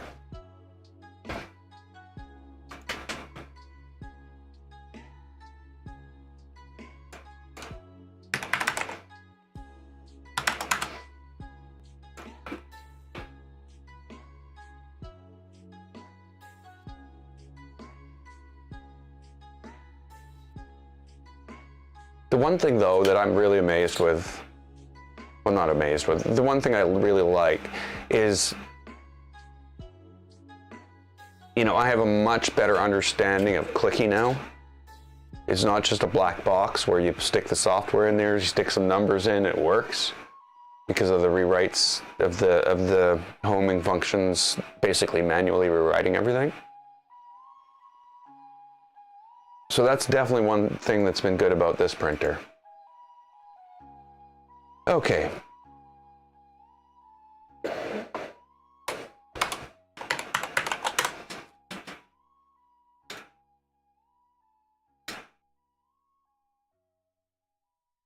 Okay, homed.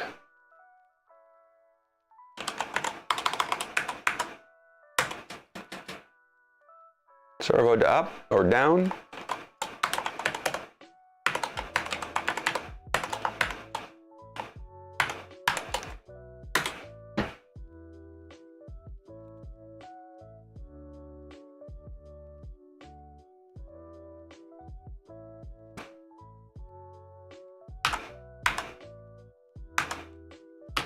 Okay, so it looks like we've got a dead servo.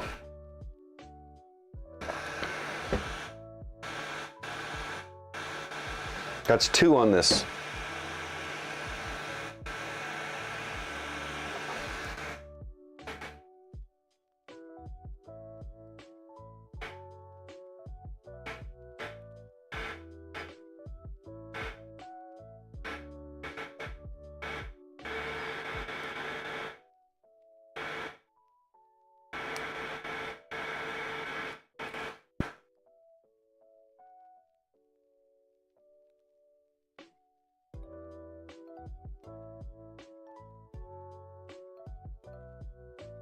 Hey, Happy.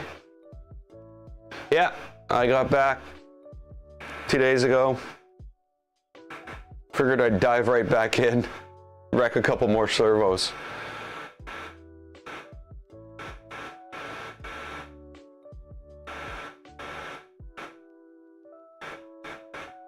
Yeah, see, the other servo that was on Clicky, though, the one that died, wasn't dead. It was, like, mechanically broken. It was a plastic servo. So the broken servo from Clicky was not from... not from the same reason. As soon as I put the metal ones in there, they're fine. They're totally fine. This one, though, has broken, like, stopped them from functioning, burnt them out or something. 2 metal ones. So I don't know what to do.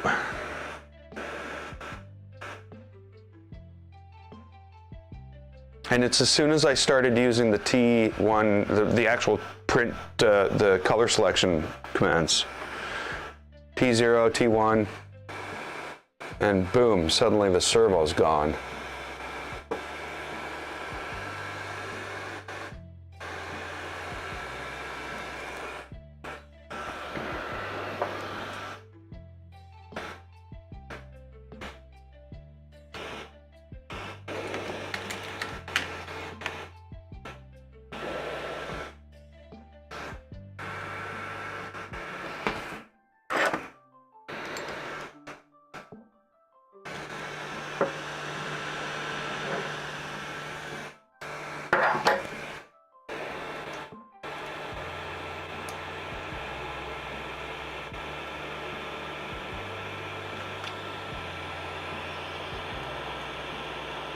Oh, those aren't what I think they are they?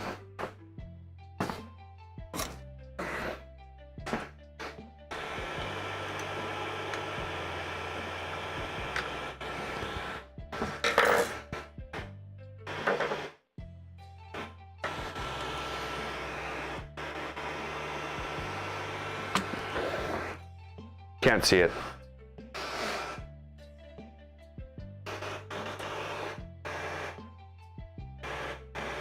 Okay, it is what I thought they were, sadly. So this should be right.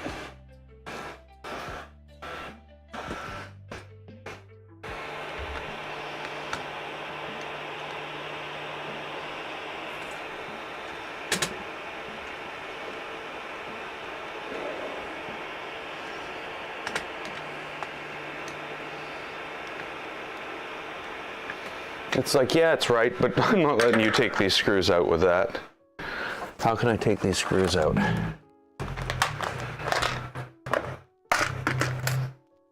Okay.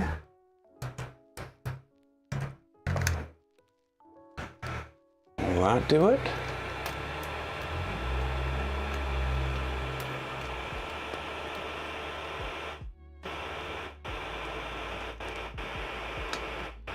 No, no. Screws don't come out anymore.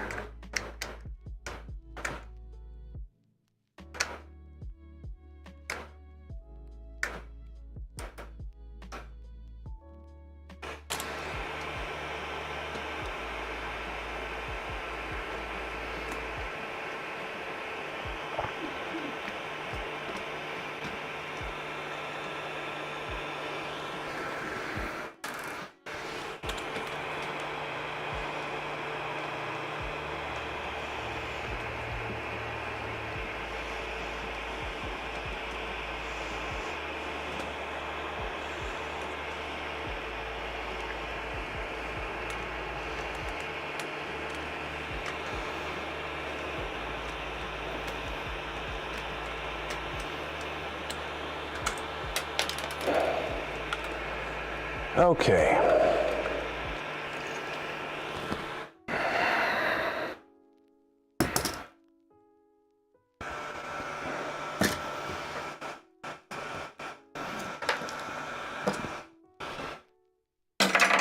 Whoops.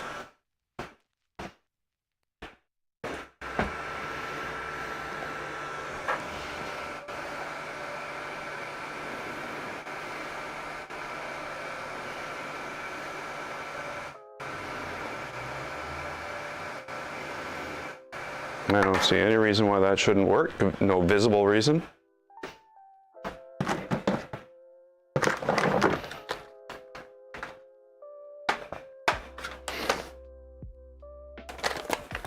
Okay.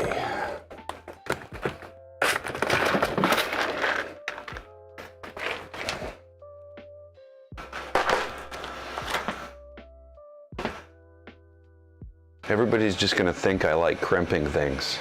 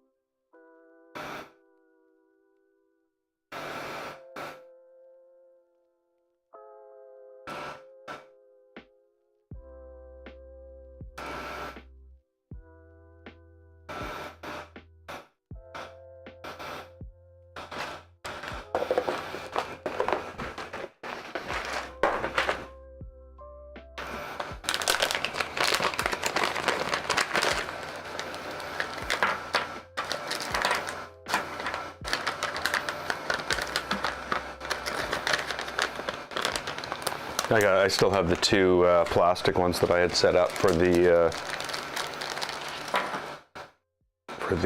other one.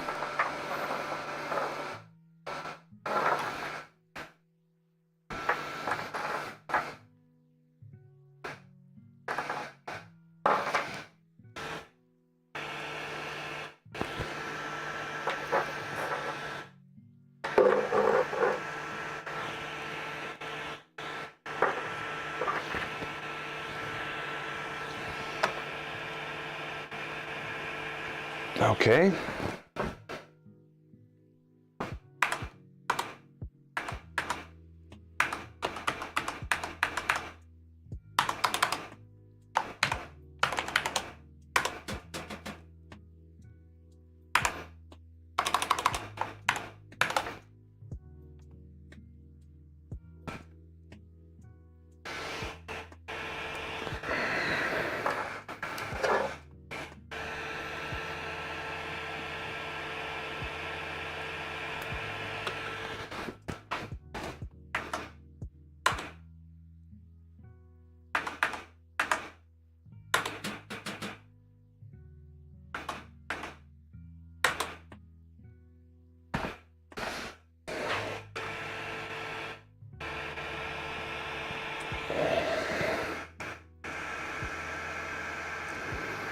Yeah, no idea.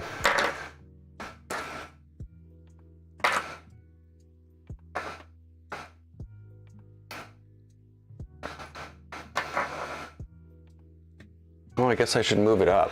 Make sure it's up.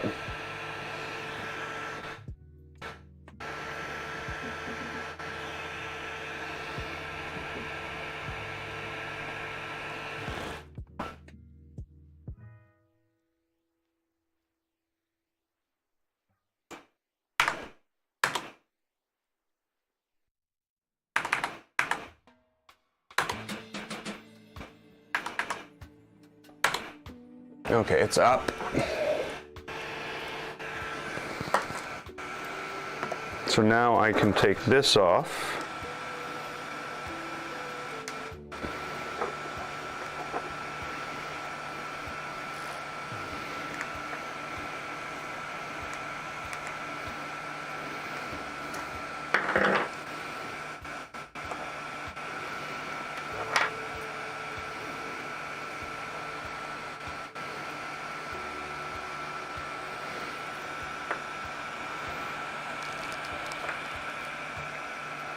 Put it on this one.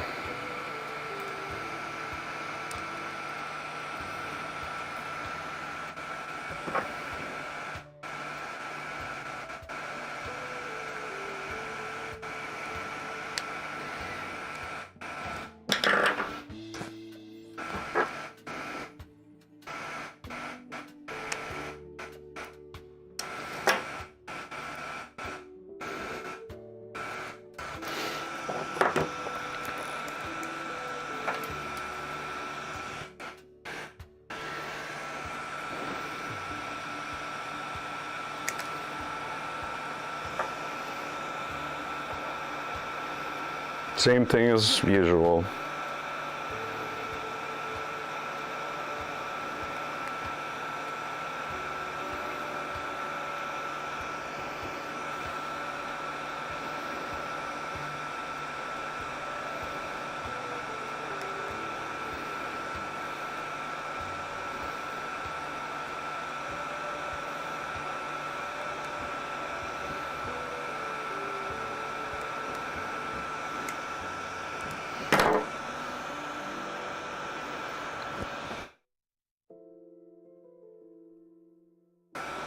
Okay, here we go. We've got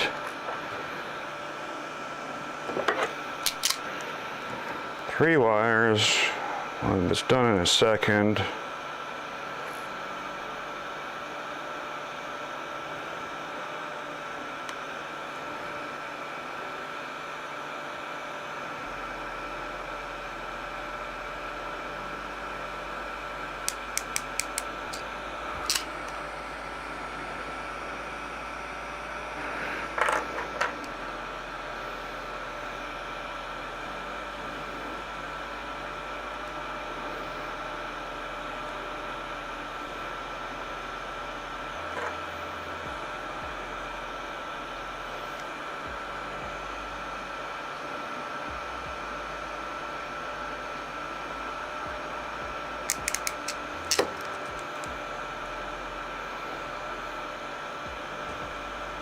Well, that was just awful. That thing just must have like jumped into the thing as I crimped it, because the wire's like right through and coming out the end. Like literally.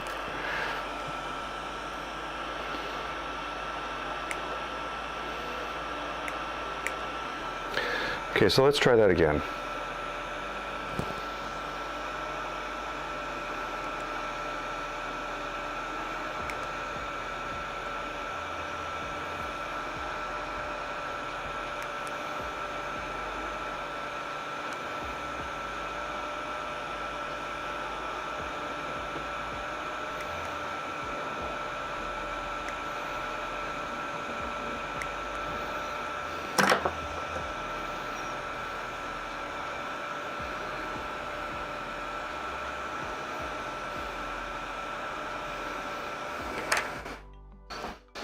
Okay.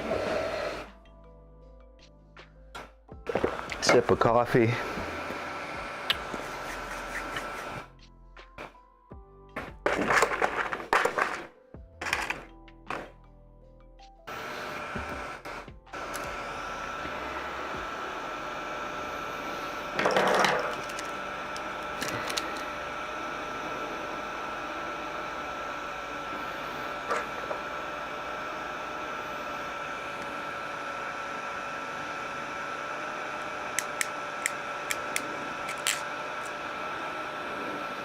Beautiful. But that's just 1 out of 3. I can't believe I messed that up though. Well, I guess I can. It's not like I had control over them. I was pushing the red wire in too far, and just as I started to crimp it tight, it moved forward like 3 millimeters, which is way too much.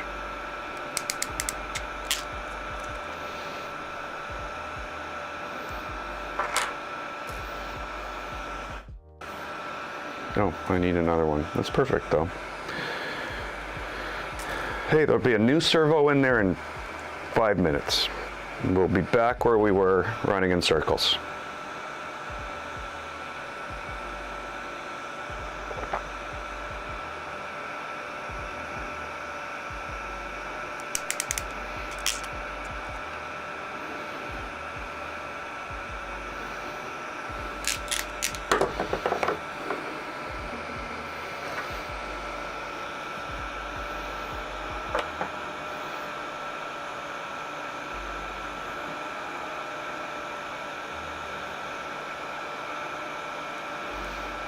So it's brown,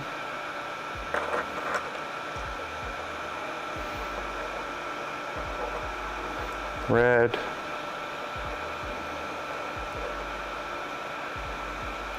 and yellow. They all fall out together. Oh, hey, that means they should all go in together, right?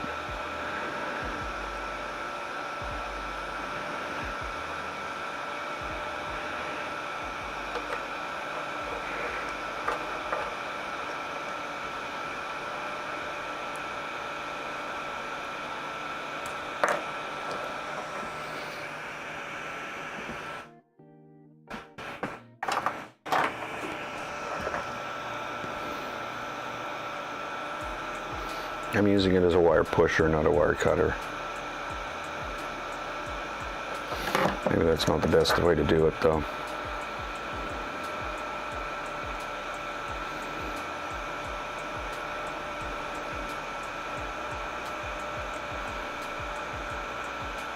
Oh, come on. It's all on you, red wire. It's all on you. There we go. Red wire's done. Okay, now I lost screws. They went on floor. Hello, screws. Where'd you go?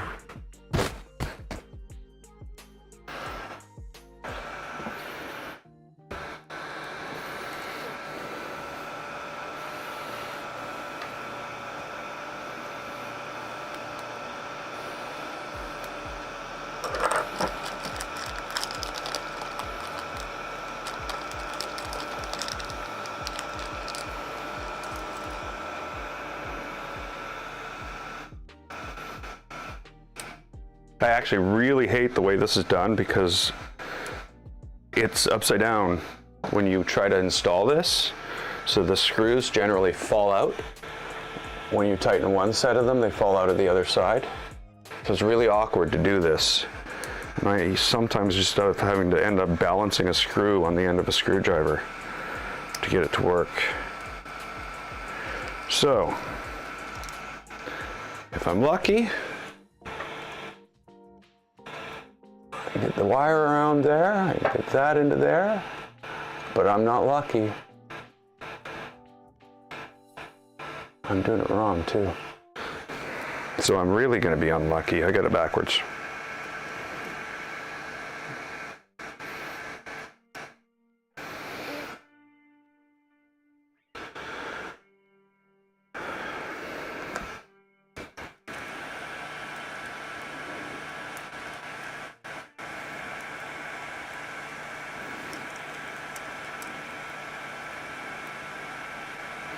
These are, it says Tower Pro, whatever. These are all different brands. They're all made by somebody else. I find, like the color of the labels are different. They're trying to make it look like they're all coming from the same place.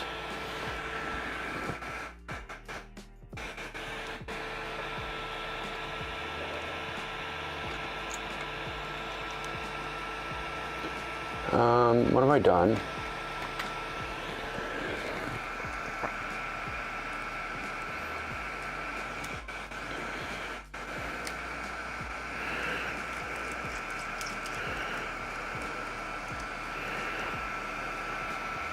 That's not right.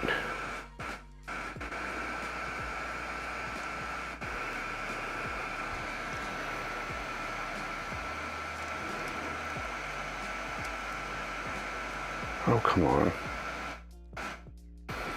So there's something funny that I'm doing here, or I've done here.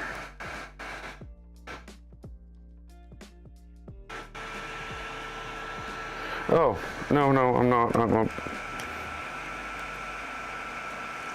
double idiot.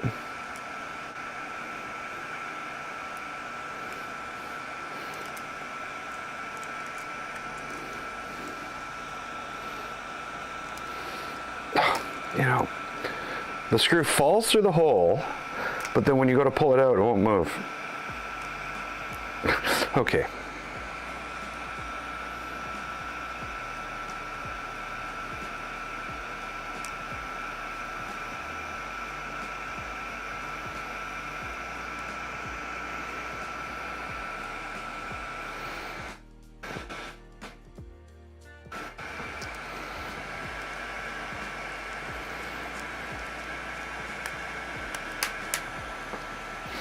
Yeah, and when you don't want it to fall out, well, guess what? Where'd it go? There it is. There's another one on the floor here somewhere too.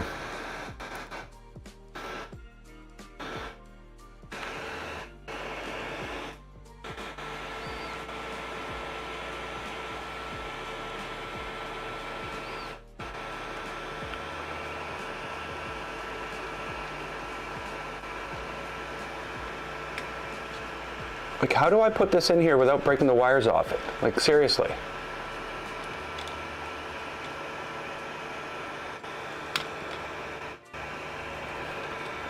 Really, I'm not kidding that. I'm not kidding. How the hell did I get that out without ripping the wires off it?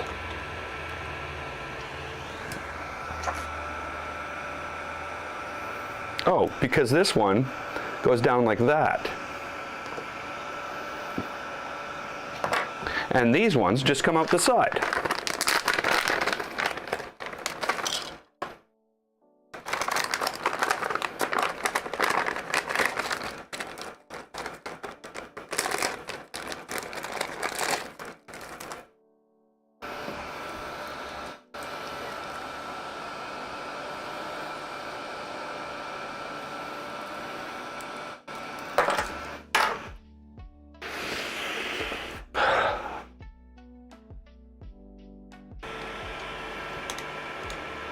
So I literally cannot get that on there. It will not go. Unless I just force it. And jam it on like a freaking maniac. I don't know if the wires survived that. I just pushed it right through the plastic like it wasn't there and I didn't care.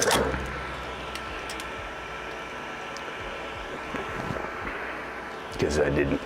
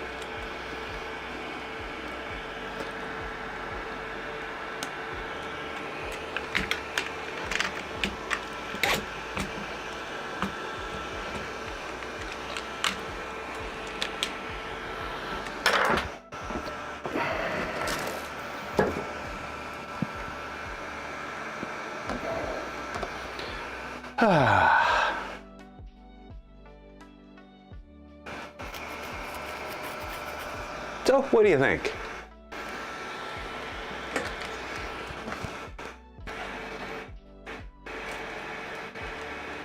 When I type home, is it going to work?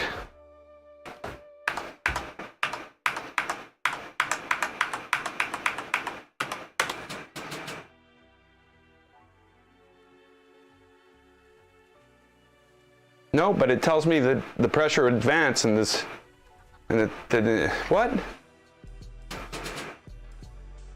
Why does it do that? And again, it rolled the filament out of the current thing.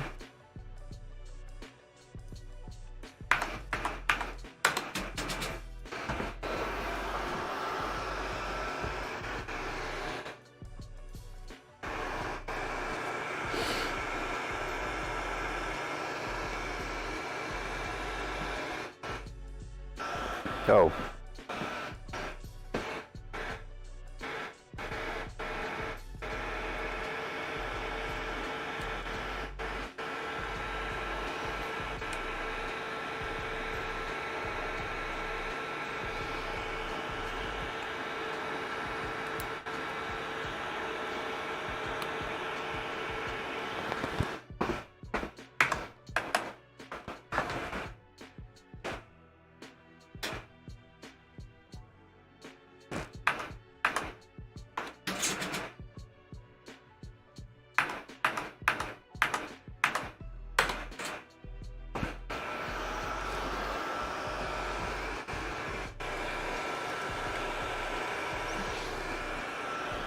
Okay, we ready? Is everybody ready? Is it time yet? Okay, here we go.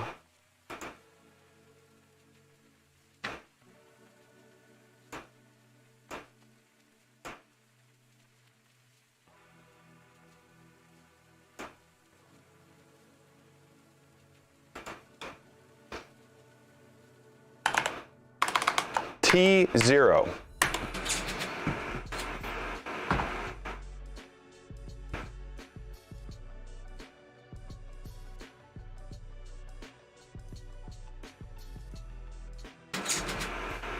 and it rolls out the filament and tries to roll it back in.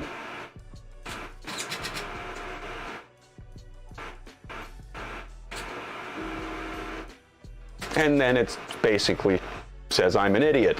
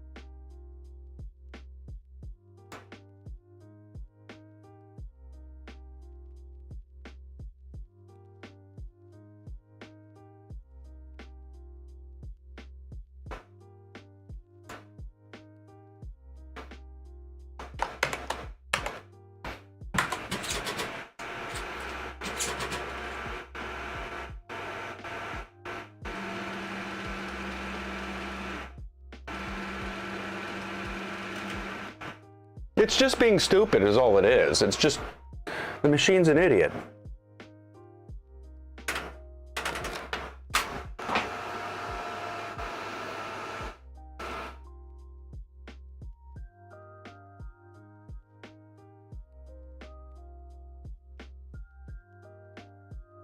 Load done. So T0, of course, is completely rolled out of the machine because, hey, why not? As far as I can tell, that's the problem with this whole design, is that it continually rolls the filament out of the machine. You click home, it goes, okay, slaps the thing down and just rolls filament out of the machine so that you cannot get it back.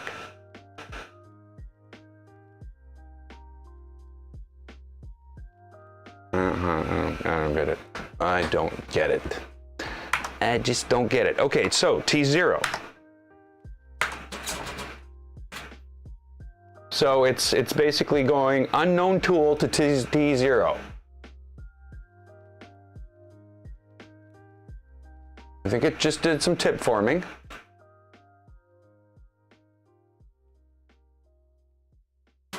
It should have known that it had T1 out. Because, you know, I did the right thing, right printed before T0 was T1.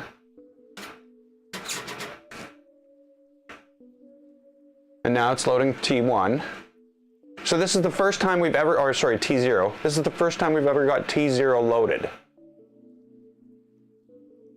And it's overloading it. What is it doing?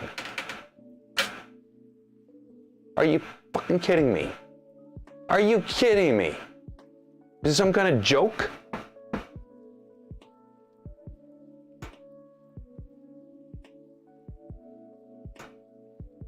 It is. It's just a joke. The whole thing is a joke on everybody. Sorry everyone. I was just playing a joke. So I'm just going to tell it to start printing. Just go. Just print.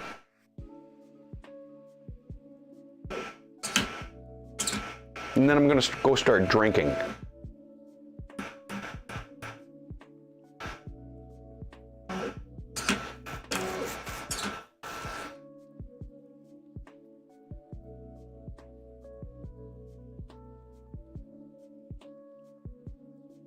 Unload tool 0. Really? Really?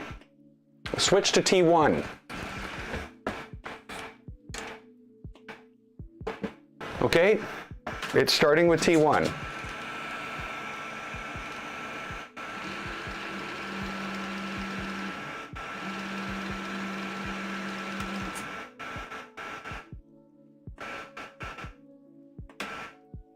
And here it is, over pushing everything.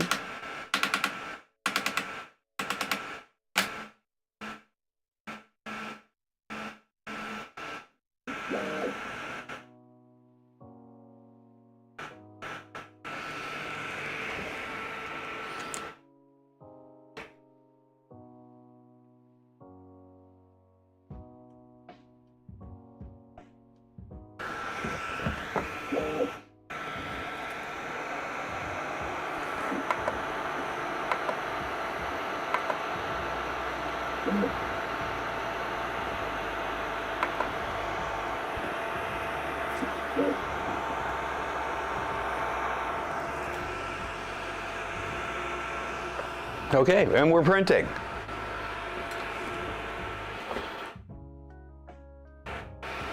We're printing. I don't believe me. I think I'm lying to myself. I'm pretty sure it's a lie.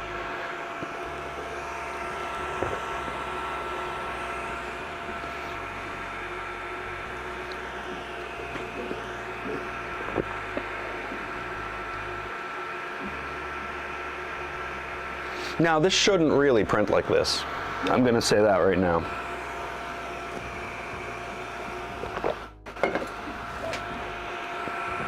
I think I'm going to have to switch to Super Slicer and get a profile all set up in there. They're all switching over to the Arachnid engine, which I'm going to say might be fine for printing little benchies and stuff like that, but I'm leaning towards sticking to Cura 14.13 for my functional parts.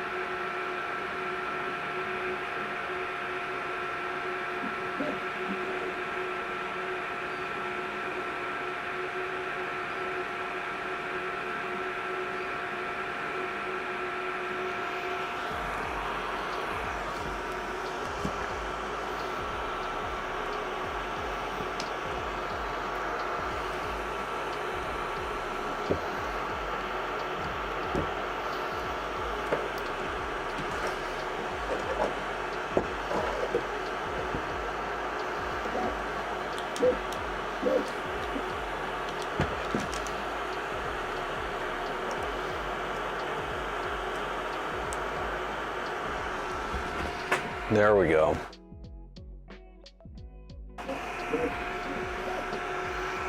Yeah, it really is printing nice.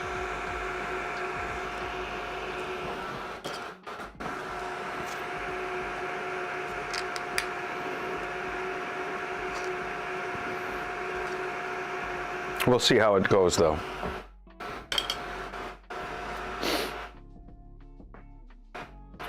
Isn't Nero going to be streaming today at some point? I see that a lot of people have left, so maybe that's already happening.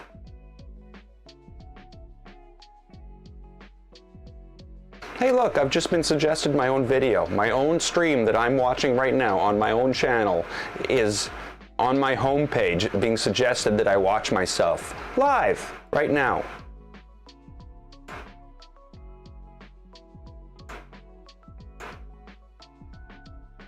Okay, it's not happening yet.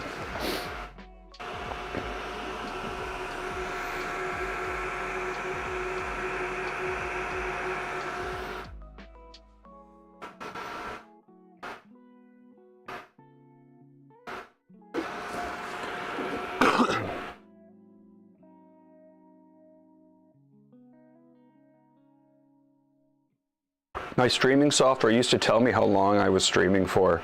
Now it doesn't tell me anything.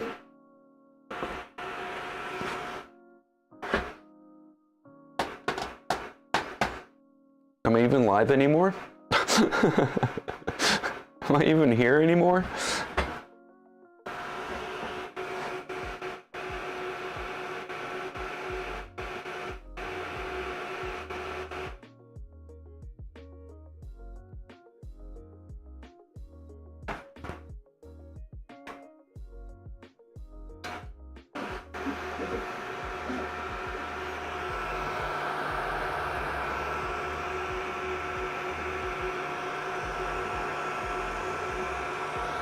Well, they're not all beautiful. Everything can't be beautiful. Yeah, I need a proper bed mesh.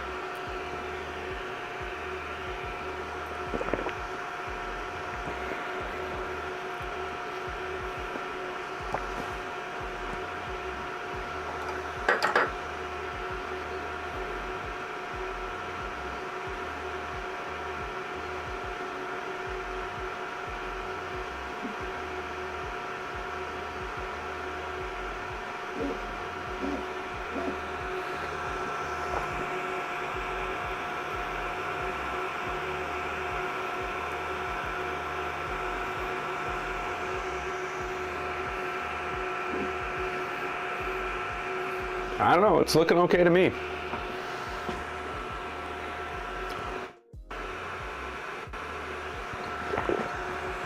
I think I'm gonna let you guys watch and I'm gonna go make some more coffee. We'll take a live stream break. And I'll plug this back in for 5 minutes. I don't only need coffee. So, yeah. If anybody shows up, just tell them I'll be right back. I'm leaving you guys in charge. Because, am I really, capable of being in charge?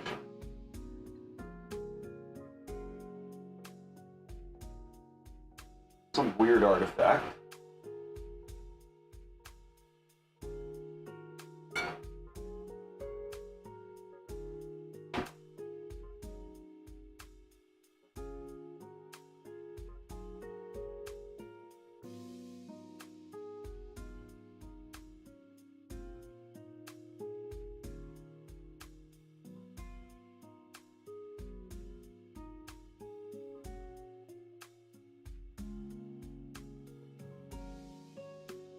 Okay, now it's going to start moving faster.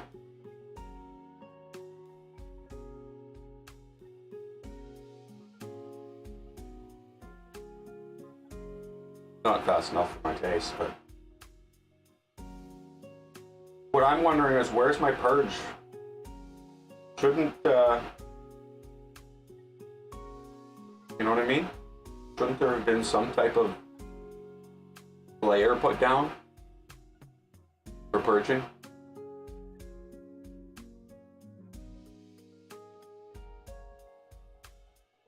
This is the same G-code file.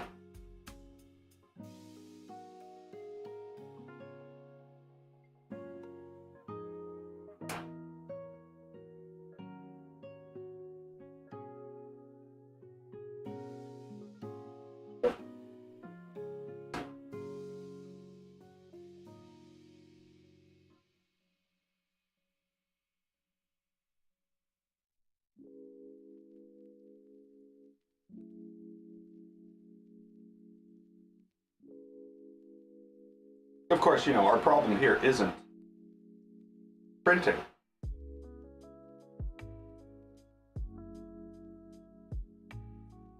Like, I'd swear there was a way for me to take this file and have it automatically pull the colors out and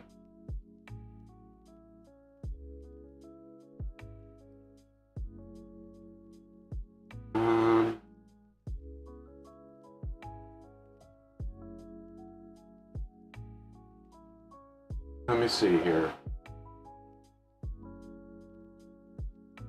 Test prints, 9 color.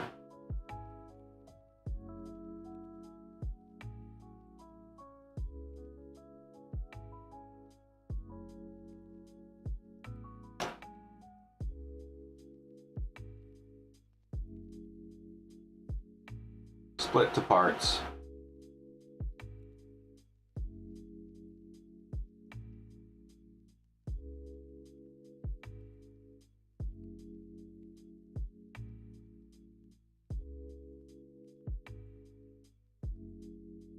The purge block is literally bigger .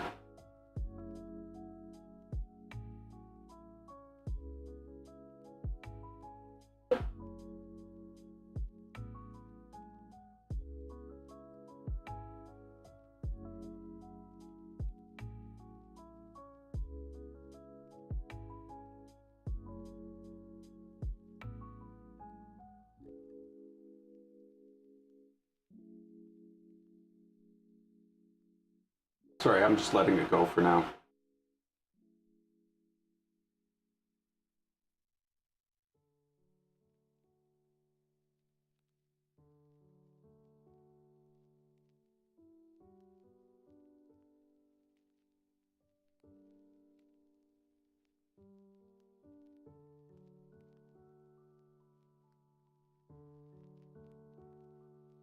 A toolpath outside the print area was detected.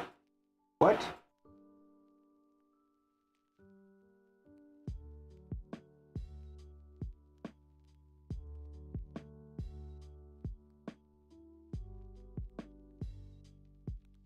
Okay. Well, that looks better.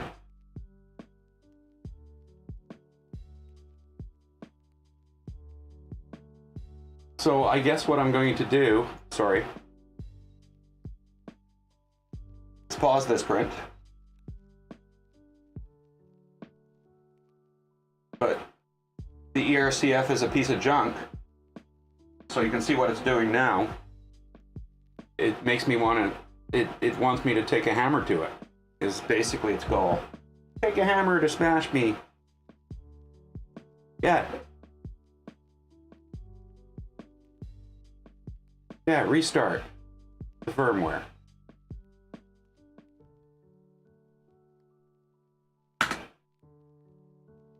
Right, that's awesome. That's what we want right now. Make it so the only way I can get this thing to come back on, filament's literally loaded into it right now. Heat break is heating up.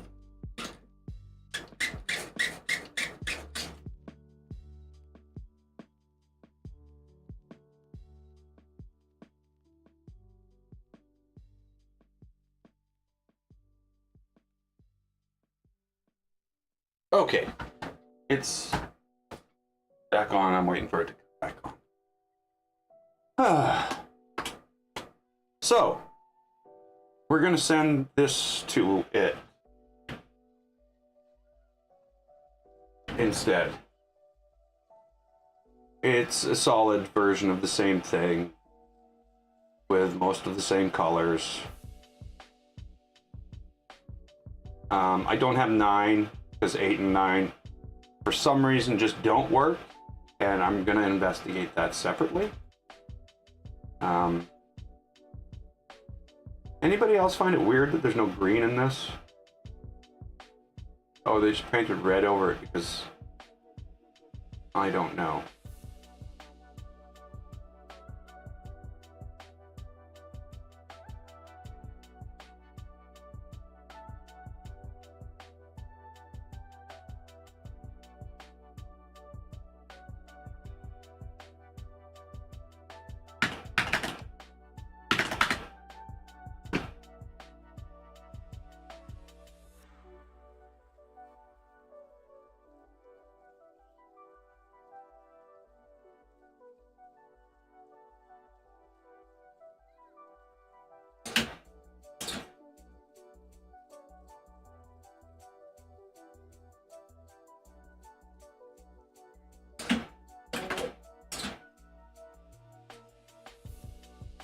Okay, so we have it loaded back into the printer.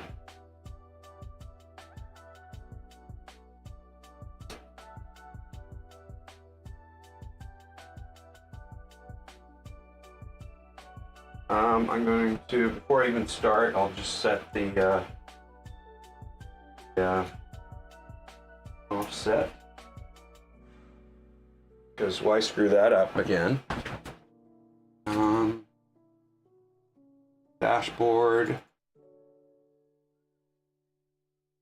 There we go. G-code files. Start to print.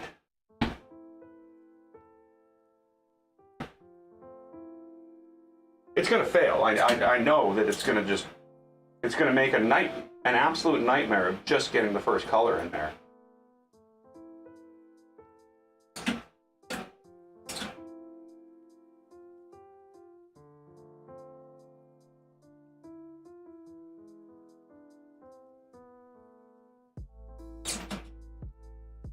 Oh, you stupid piece of crap.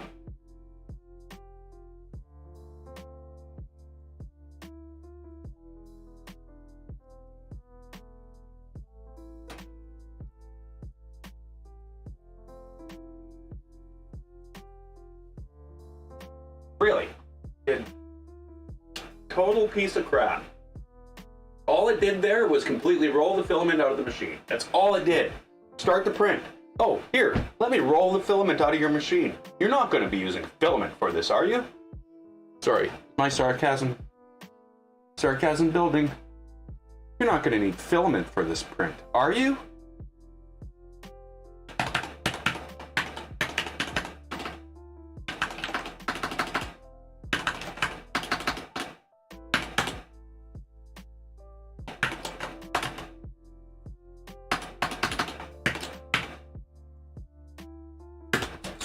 T0. Load T0.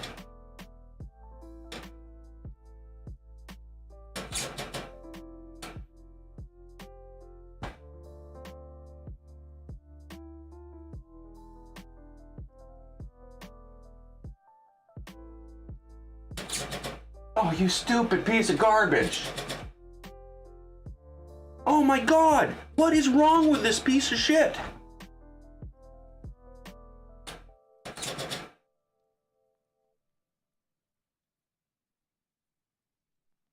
Why is this happening? This is just, it's atrocious. It's literally, like, this is totally unusable. You type in T0, the first thing it does is slaps down that thing and rolls the filament out of the machine.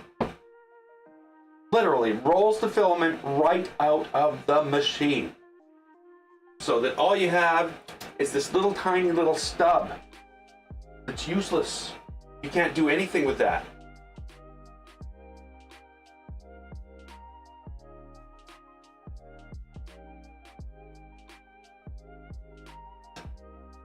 Piece of crap. And that's software. It's not hardware. The hardware knows how to roll it back and front, forward. That all works. So the hardware is fine, but the software is just insanely bad to the point where it's unusable. Literally unusable.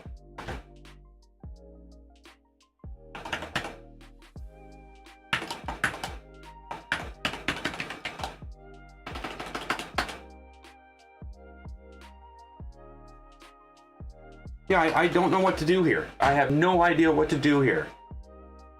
If I go T2, are you going to load T2? No, you're not going to do anything. It actually says swap complete right now. That's what it says right now. Swap complete. Yay, me.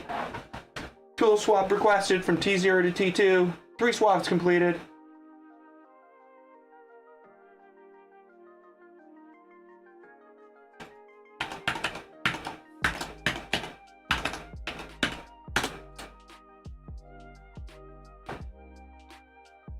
Try it again.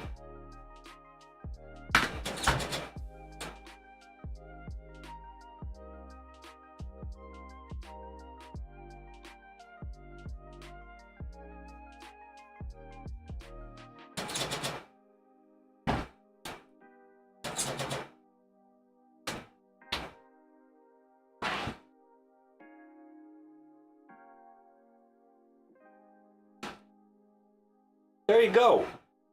It's loaded T2.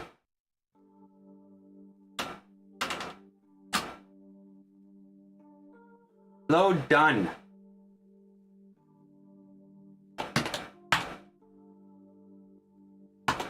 Let's unload T2 and load T0. So what it says right now is unknown tool. So it doesn't even know if the T3 or T2 is T2 is loaded. It has no clue.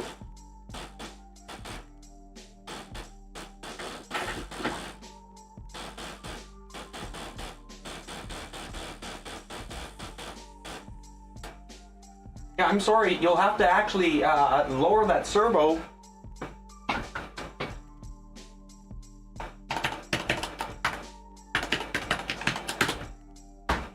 No, that doesn't work either.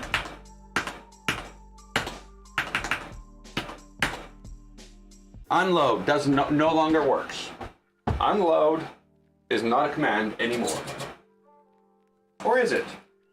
Okay, it seems to be working now. Not that this wouldn't drive someone out of their mind. T0.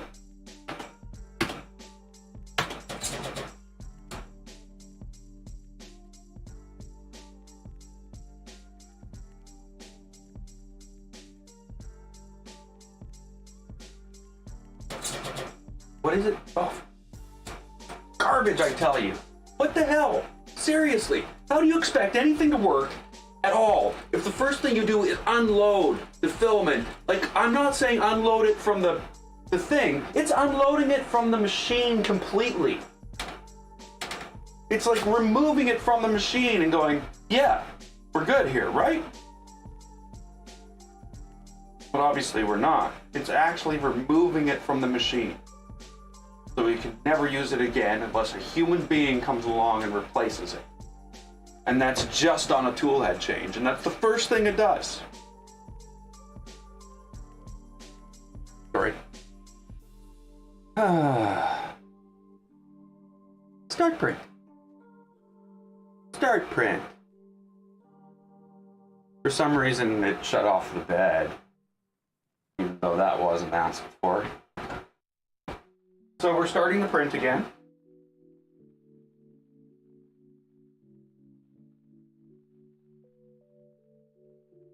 I promised myself I'd start eating better food when I got back from vacation. But looks like I'm having frozen pizza for supper again. Bought some nice hot sauce in Vancouver, and not in Vancouver. It was in a place called Goats on a Roof in Coombs on Vancouver Island.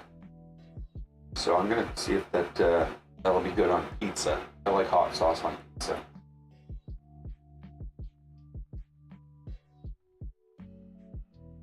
I have no idea what you're doing, printer. Homing? Well, I do know you're homing. I don't know why you're doing it. So it knows it has T0 loaded right now. So is it just going to start printing? Or is it going to go and change tools?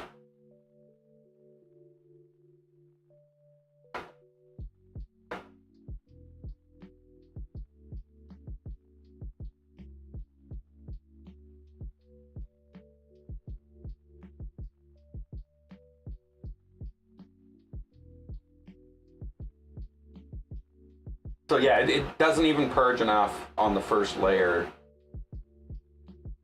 What the hell's going on? That doesn't make any sense at all. It doesn't purge enough on the first layer to get the old filament out of the machine. When is this purge happening?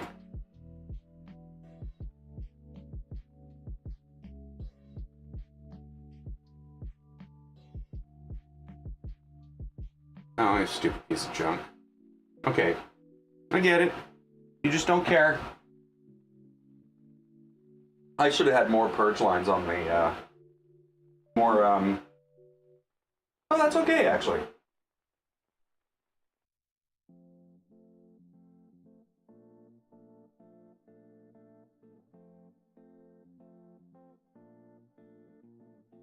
Okay, so now we're getting a change in tool. Unload tool 0. And it's unloading tool 0.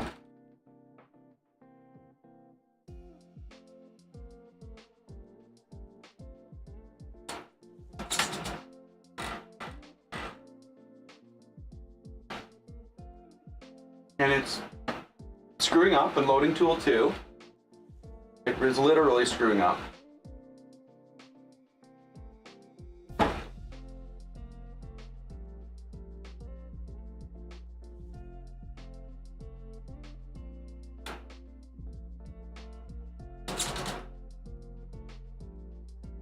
Okay, see, this is how bad this software is. It didn't even pause. It did the pause movement, moved to the corner of the pause, and it's still printing. It says right now, if I click pause, print already paused. It goes to the corner and starts printing again. But now it's up 25 more. And if I hit pause again, it says print already paused. So now it's printing 2.5 millimeters in the air. And it's just going to keep doing that. Pause doesn't work, nothing works.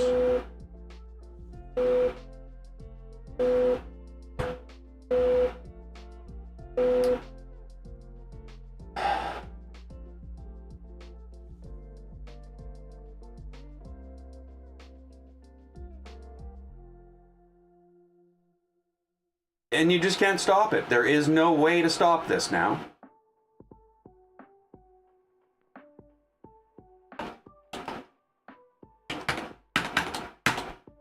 Stop.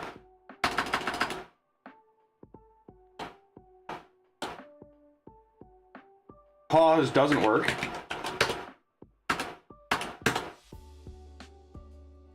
Print already paused. It just moves to the corner and does it again.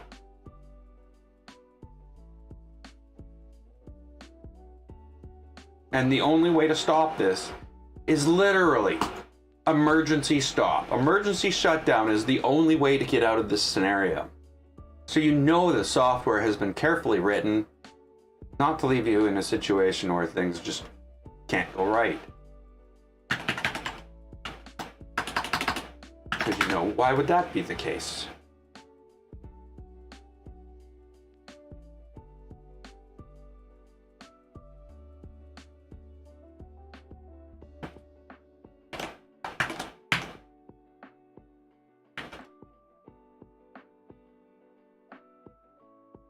Okay, so let's just do have a quick look at what's going on here.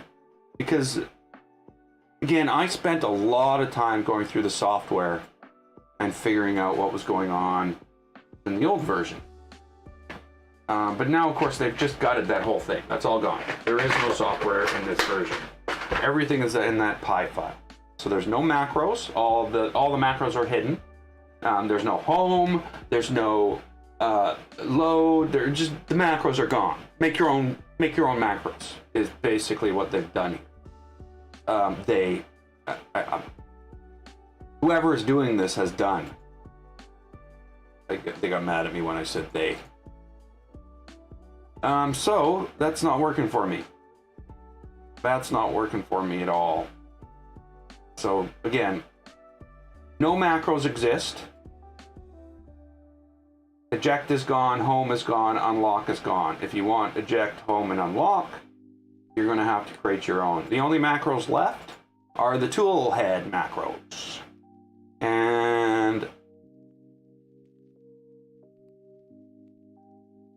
that's not them.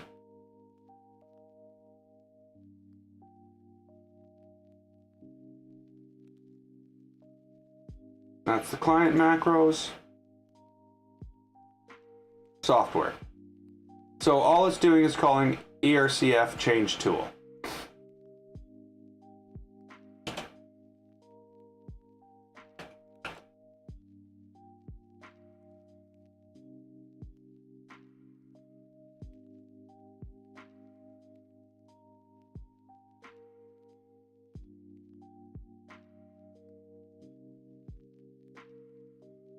Perform a tool swap.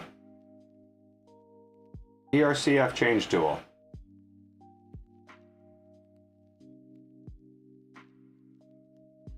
Get the current tool.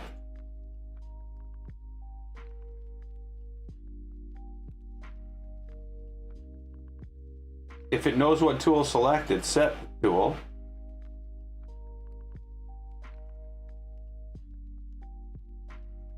And then instead of saying unknown, actually do it.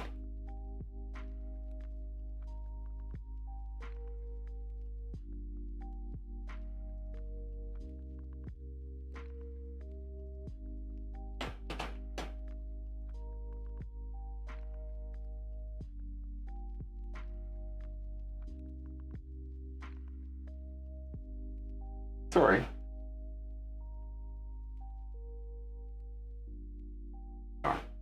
So, ERCF change tool standalone.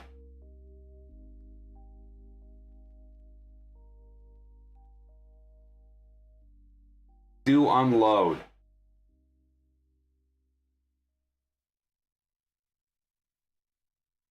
Do load. Okay, so basically, what I'm seeing here is there's a do unload function.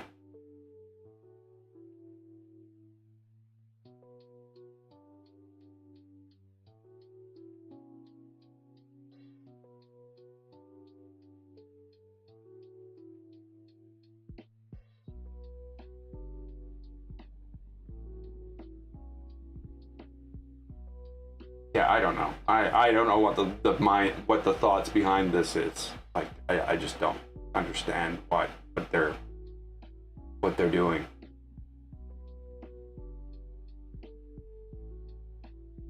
Or why they're doing it is more if yeah. It just seems to me that it's completely crazy to roll back the filament out of the machine every time you go to print. Like, that's the first thing it basically does is when I start a fresh print. I can't pause anything. If anything goes wrong, well, the pause isn't working anyway. We know that. I don't know how to fix this.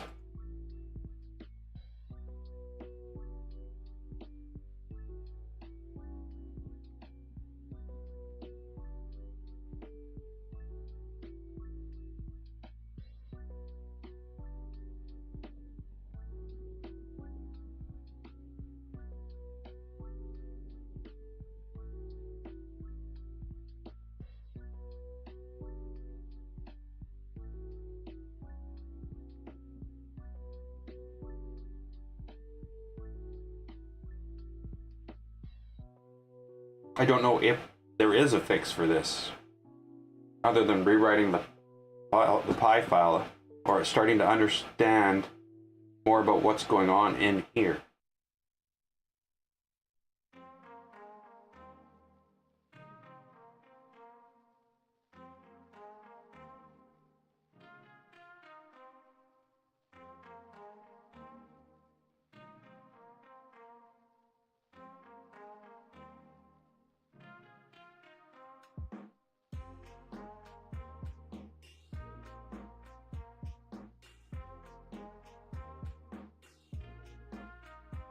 Yeah, I'm baffled.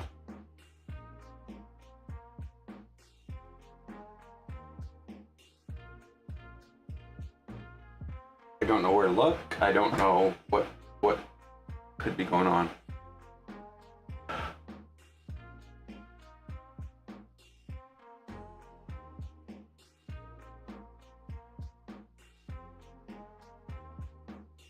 But again, what it did this time was, again, worse than what it did last time. There's no consistency here.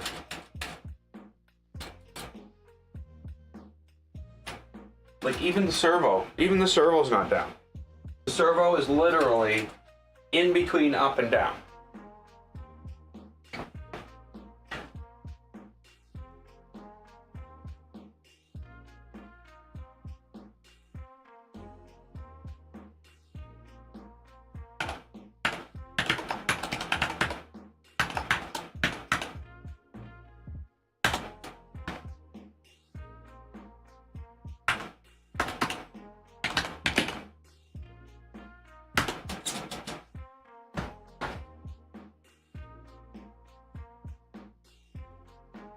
The servo's not going down.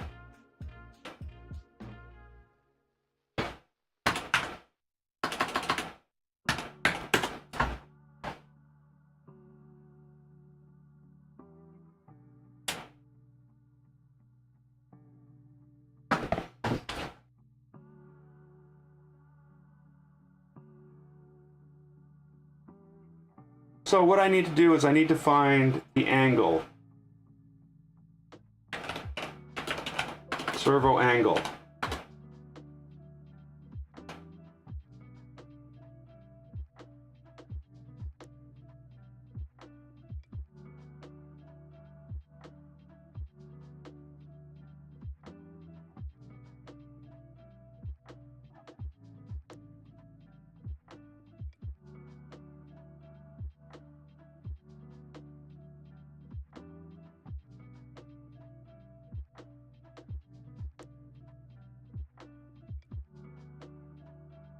There it is.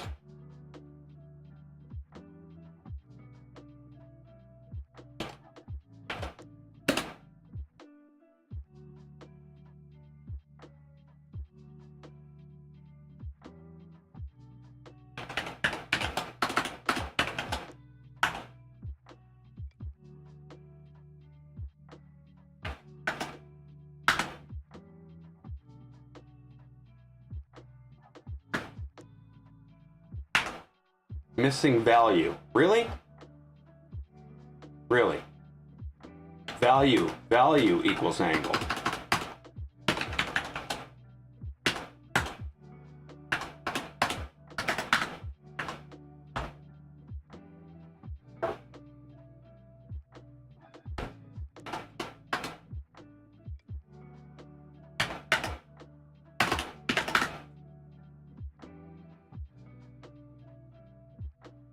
Okay.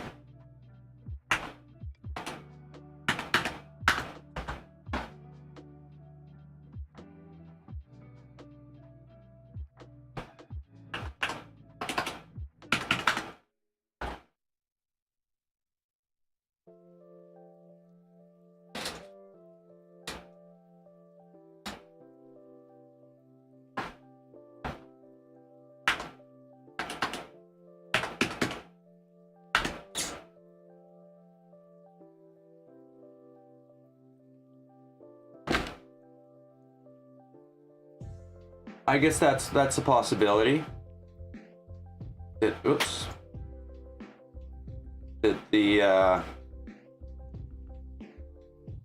This could be 35 and 135 now, and that's what's causing it.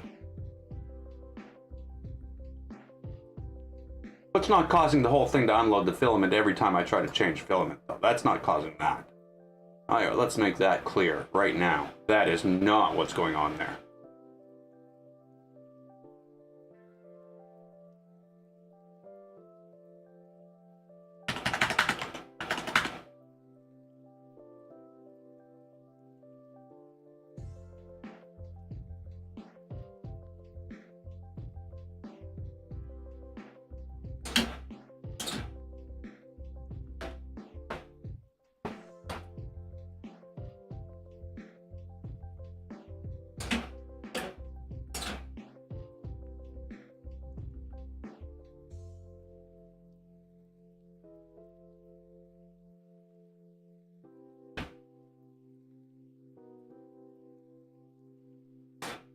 Like that's gonna help. Okay, so let's give it another shot. Got that. T0.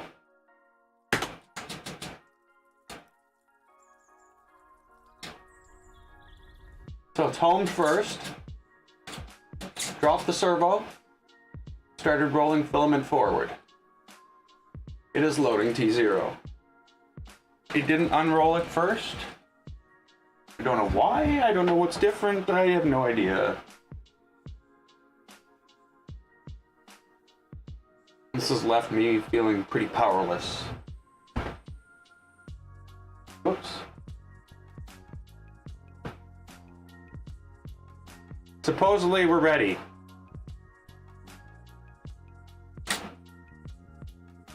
And something's gone wrong and it's paused itself.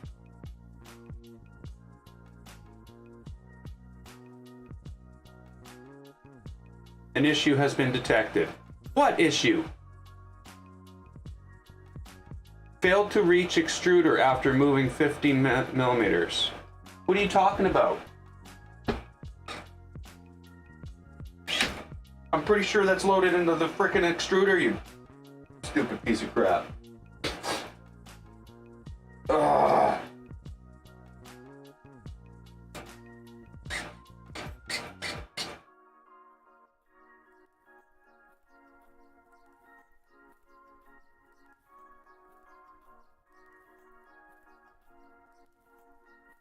Yeah, I'm just gonna call this more work on the Enraged Rabbit Soul Destroyer.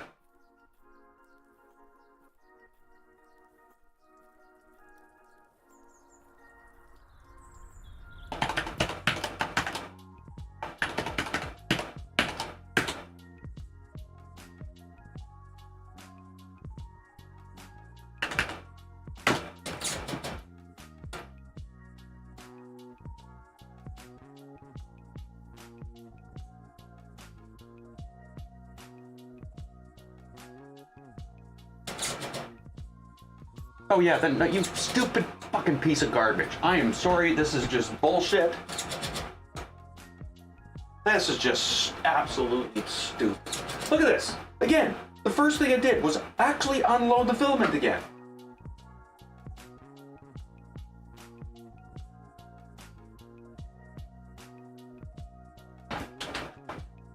It's absolutely ridiculous. It's a fucking joke.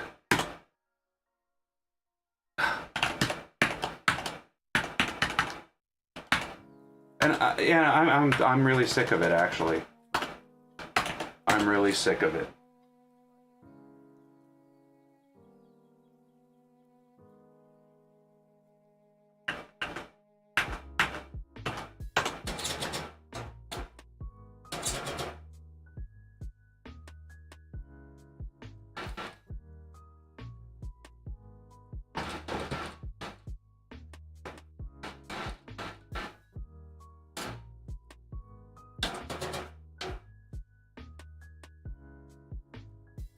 Well, of course you failed.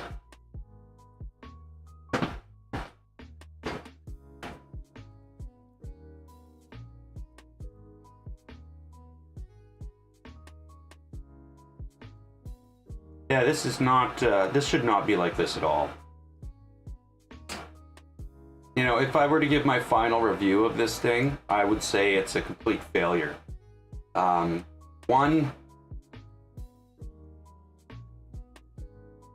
Yeah, I'm done here, basically. There's nothing more I can do. All I'm doing is absolutely frustrating myself to no avail. This thing isn't even moving anymore. It's completely given up on itself. So I don't know what it wants me to do. If it's given up on itself and isn't even trying, why should I care? It's just being a total piece of garbage. An unusable piece of junk. You know, this thing literally costs hundreds of dollars. And the software, even the last version of the software, if you did a calibrate and it didn't get the first thing down to here, it wouldn't stop. It would just keep going and going and going and going and going, rolling the same piece of filament in and out and in and out 9 times or whatever. 12 times. 100 times if you had on, you know, however many times you have the unit. And that was never addressed. That just sat there as a thing. That was the way it worked. But I think the bigger problem is there's no consistency to what we're getting. This is not an iteration on the previous version. This is a complete rewrite, and everything's been pushed into a Python file now. So it's not like the last version we were dealing with, where, you know, if you knew your G code, you knew how to do stuff there, you're good. Now you have to know Python. We're not going forward like this. We're jumping from this line to this line, and now we're over here where all that stuff is just forgotten. All the stuff learned from it is forgotten. Anything that was wrong with it, well, hey, that's not wrong anymore. We got a whole bunch of other wrong here because we're not doing iterative changes. We've jumped ship and moved to a completely different ship, and now we're starting that path over again, and we've just got a whole bunch of other problems. Now, I'm going to say that ERCF configure is still as broken as it ever was. Now, though, its problem is it unloads the filament, and the first thing you try automatic, that's what it does, is unload the filament, and that makes configuration impossible, of course. But the unloading of the filament is driving me insane. It's literally got me mad.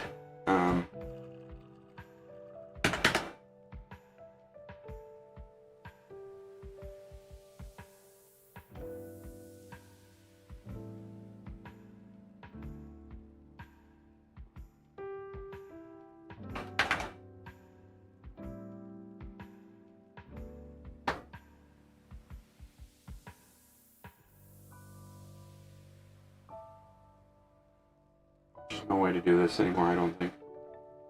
I'm gonna have to,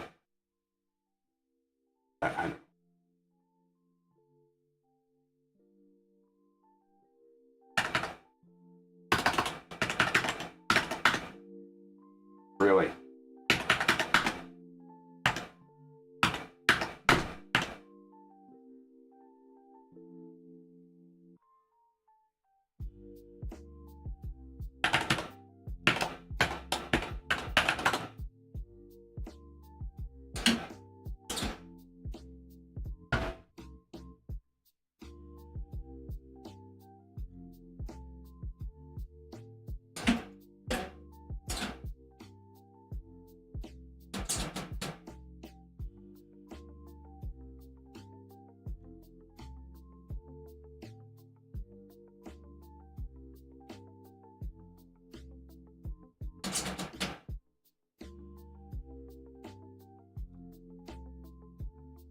Oh, you gotta be kidding me.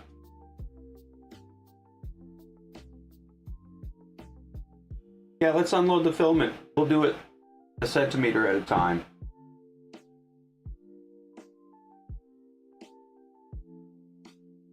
And then we'll just roll it out of the machine anyway. It's like it doesn't know the distance between the cart and the filament.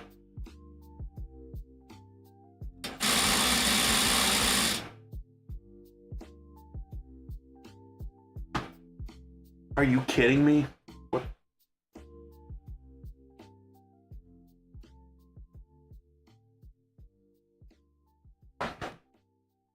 It didn't lift the servo up. It did not lift the servo up.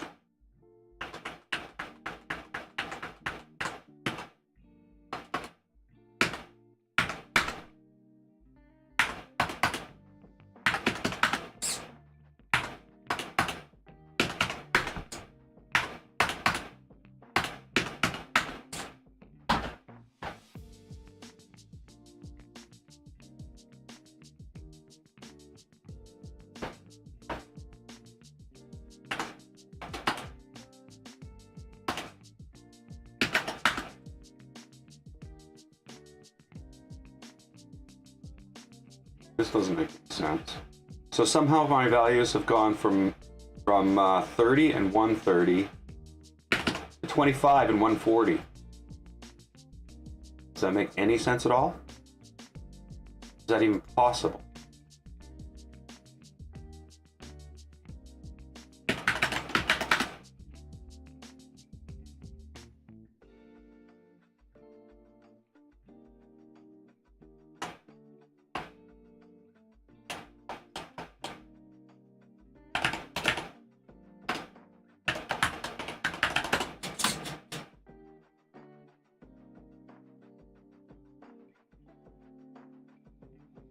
I want to know why this is why when I do a home it does this. When I do anything it does this, and it just sits there. It does nothing. And now it's unloaded. It's rolled the filament from the color that it was on out of the machine. Because it's going to be helpful.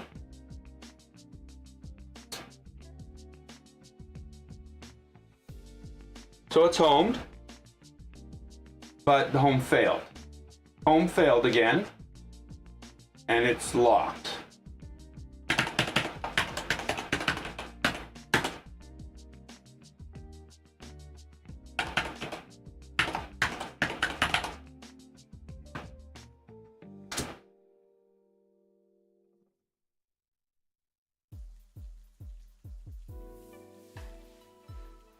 So the problem that's happening here is it's not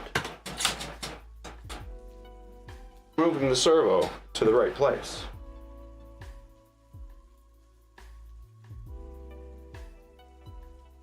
Yeah, I changed that. It didn't. It's not doing it. It's not doing what I just told it to do.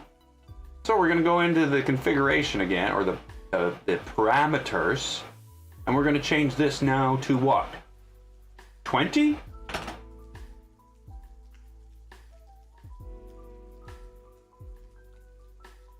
It says 30 and 140, but 30's not doing it.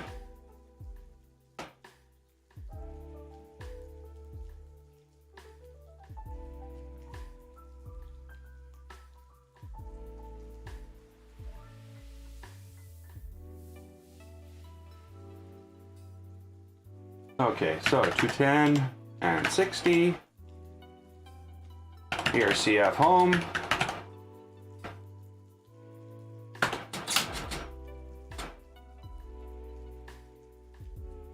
Can you move, please? Come on. Okay, so basically it's unloaded the filament again, because, you know, why leave anybody with their fucking sanity? Who needs their sanity?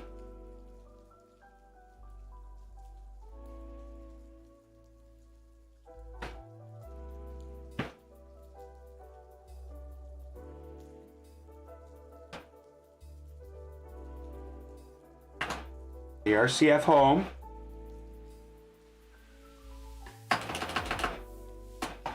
T2.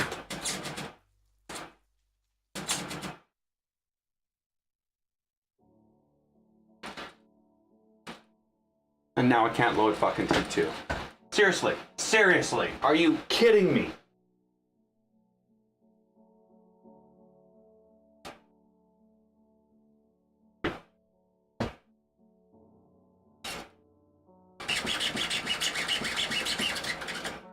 No grip on it at all.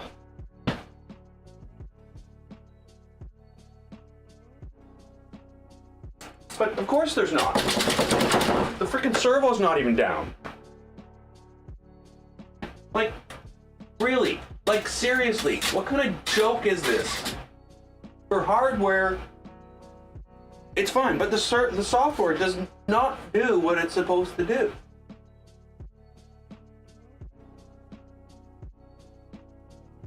And at this point, I've literally spent like 150 hours trying to configure this thing. I'm not kidding. The first configuration took me an entire week, every single night, working like 8 hours to get the first configuration to work. And I got prints out of it. It worked.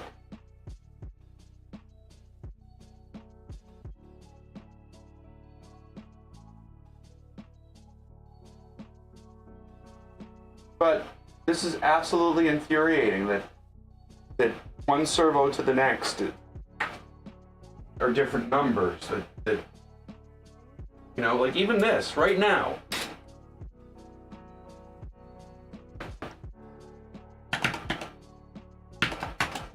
Servo up. Servo down. Servo up. Where's the servo?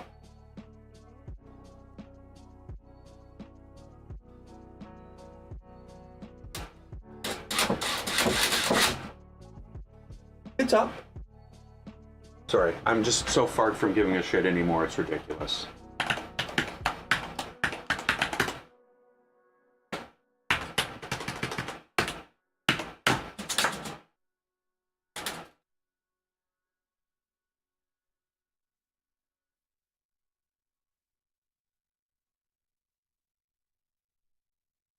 No trigger. How the hell no trigger? Yeah, let's just drop the servo down. There's no trigger, so the first thing we're gonna do is drop the servo down. And then we'll roll out whatever filament we're on. Roll it right out of the fucking machine. Yeah, there we go. There we go. Now there's no filament in T0. Yay!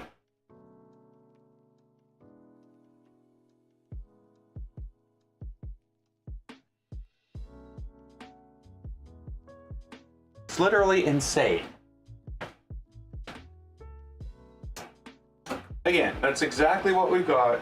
We've got all of the filament rolled out so that the wheel that's like, you know, it would pinch it normally, that doesn't have access to it, and nothing will ever work. And that's the first thing it does, is it doesn't care where it is, it doesn't know what it's doing, it doesn't have any idea of the state, but it goes, okay, slam that down, roll it back, do 2 rollbacks. So basically it slams it down and rolls things back 2 centimeters every time. And that's filament that's already been unloaded. It doesn't seem to care about its loaded state. Right now it thinks it's loaded in T2, which of course we all know it's not.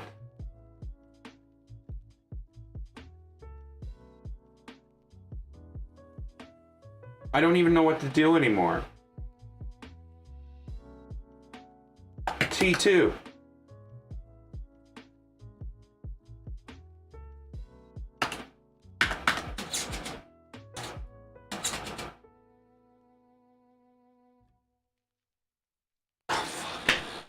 Oh my fucking god. Yeah, it's not even pushing the fucking the servo down all the way now. And then it'll do this forever. What? Do you think the printhead is 6 miles away?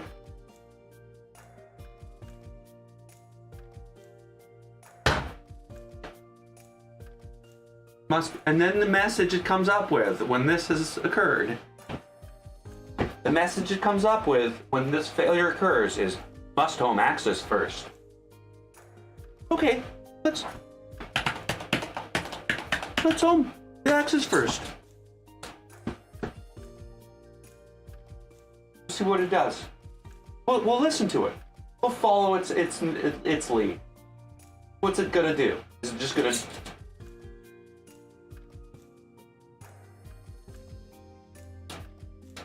unload the filament out of the machine? Is that what it did? No, it didn't. Surprisingly.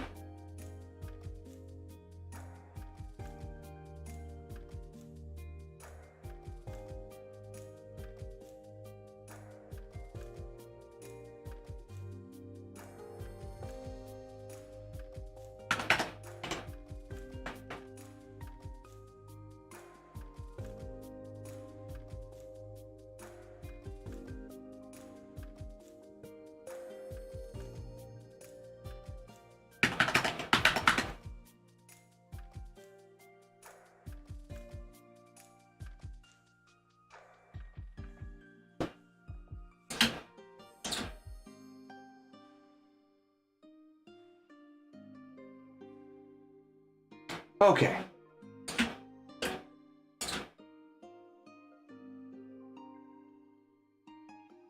So we're home. ERCF home. What are you doing? What are you doing? What are you doing? Why does home pull up a pressure advance thing and make me wait like 15 seconds before it does anything, and then unloads the filament on whatever fucking carriage it's on? Like, this is from a restart. This isn't like I've left it in some weird state. I've actually restarted the firmware and done a home on this, and it rolls the filament out of the bloody machine.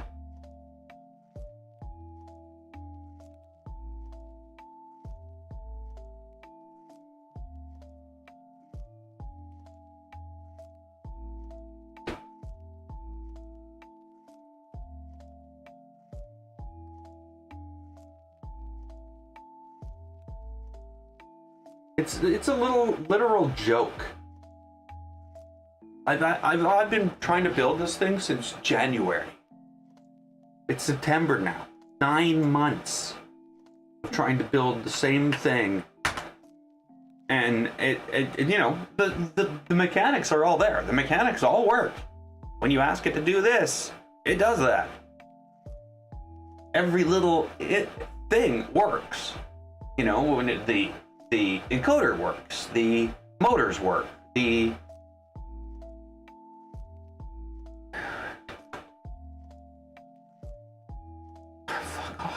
Fuck off, piece of crap. Are you kidding me?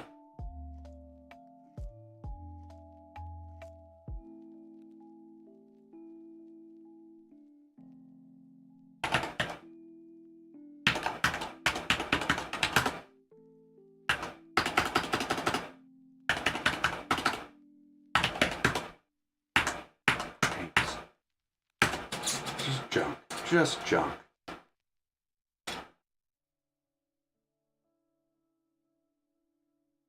See, homing ended. It never gives me a positive reaction, a positive or a negative. It could fail, and all it's going to go is homing ended, like everything went well. And then way down somewhere in a thing, it's going to have a failure. Well, why don't you like catch the failure and set a state so that when the message comes up, homing ended, why don't you change ended to failed, so that the person who's using it has some feedback into what's going on? Otherwise, you're just driving people insane, is all you're doing. Of course, this is going to fail because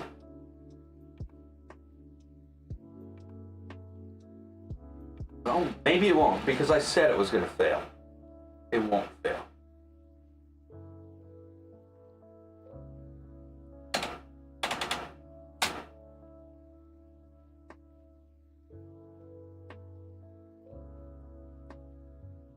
Loaded. T0.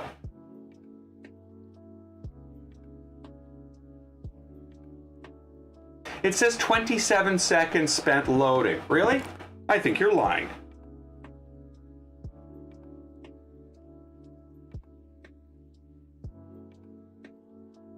I'm going to time how long it takes before it even starts loading.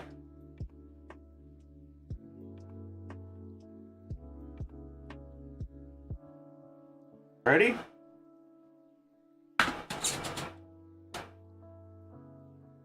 Pressure advance, pressure advance, pressure.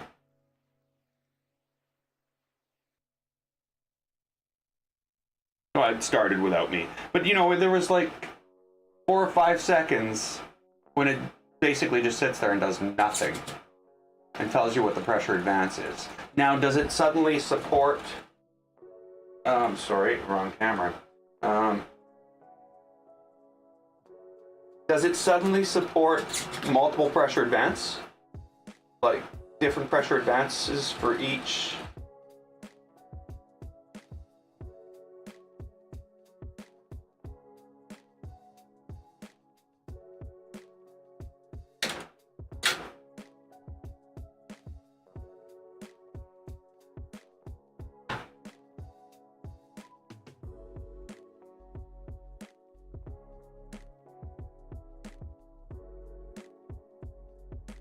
Okay, G-code files.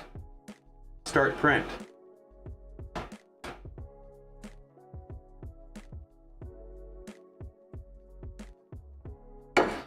Of course, I'm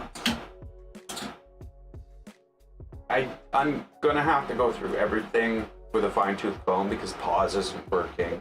Nothing's working. So if this even fails once, we're done. It's over.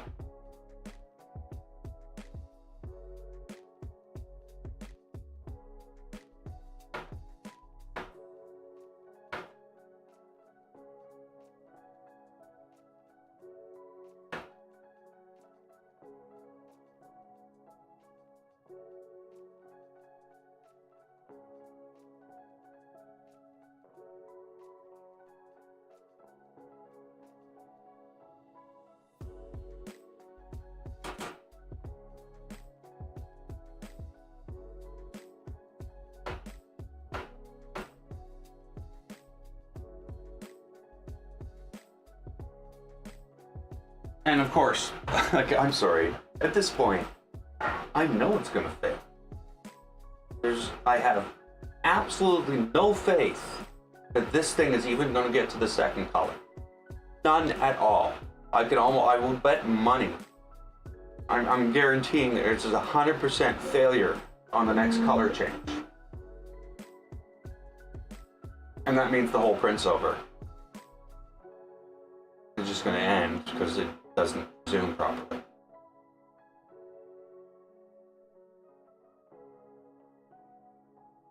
I was feeling so positive about this morning.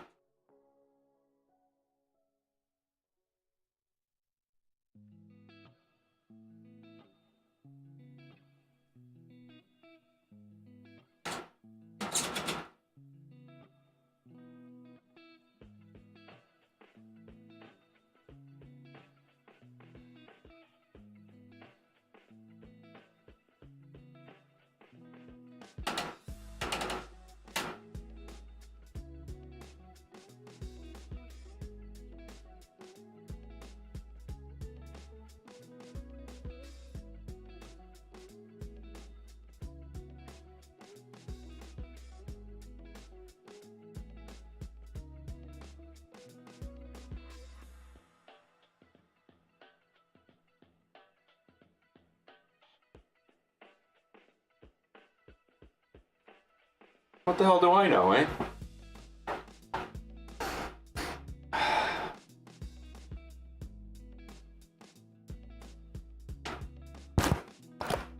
I guess it would have been better if I would have had this microphone closer to me. It's probably pretty bad. Sorry.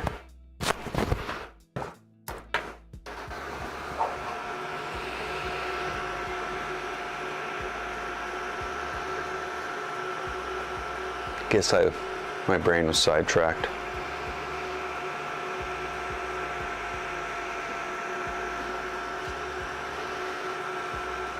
It's under extruding for some reason too.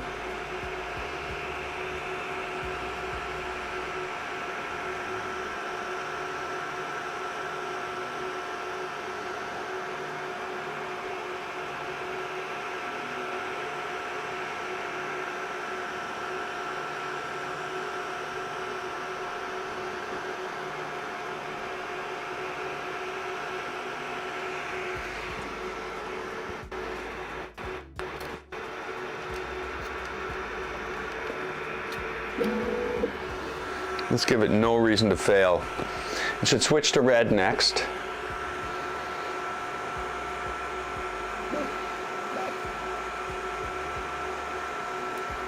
Okay, that coffee and thing I talked about earlier, it has to happen now. I'll be right back.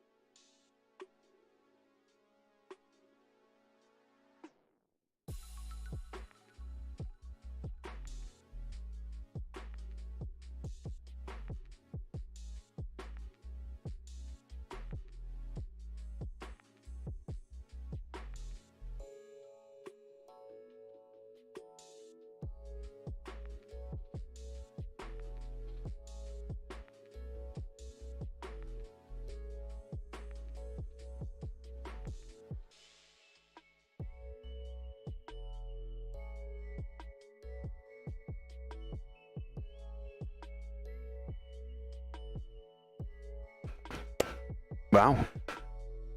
It's still going. Hey, Chloe.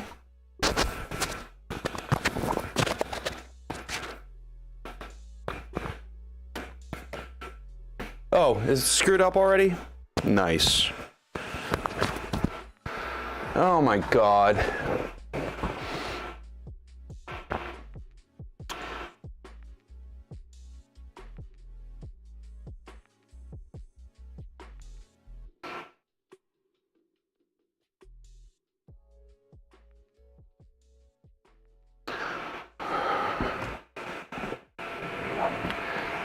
So this is because pause doesn't work. It just doesn't work.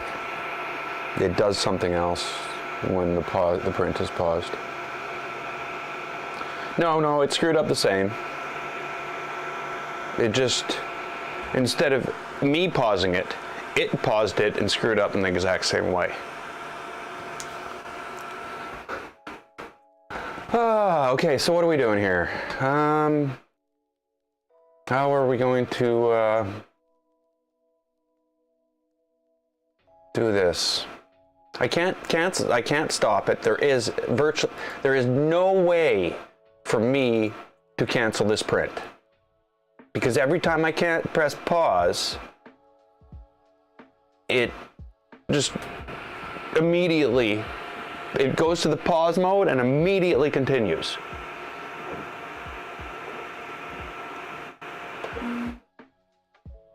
So again, it's printing nothing in the middle of the air, because of course it is.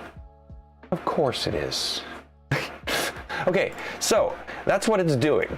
So how do we fix this? There's a way here for me to have the stop button, which I usually hide. Display cancel print. Yes, display cancel print. Why don't you? Stop. Busy. It's busy.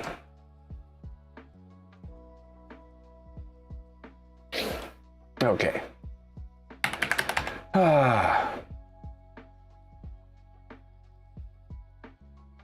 Of course, this isn't going to work. I need to find out why. We need to know why cancel print doesn't work, or stop and pause doesn't work. None of those features work. They all just fail. So let's dig into that, maybe. So we've got our, wait a minute. Where's my macros? Macros. Start print. Do I have a pause macro? I don't. I do not have my own pause macro.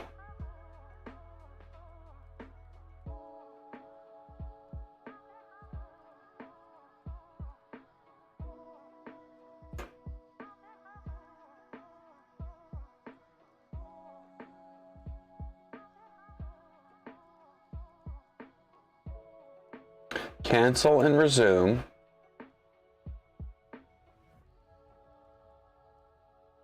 What is this? Is there something missing here?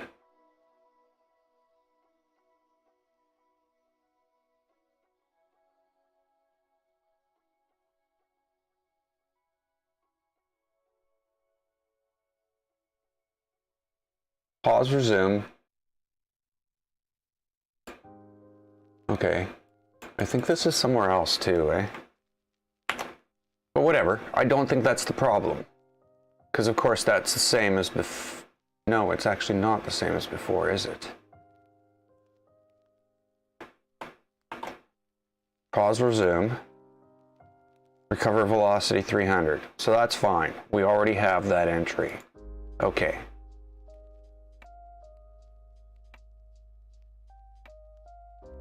So ERCF macros has pause. Rename base pause.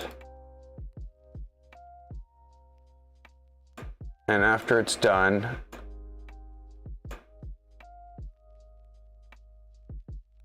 I don't get it. I just don't get it.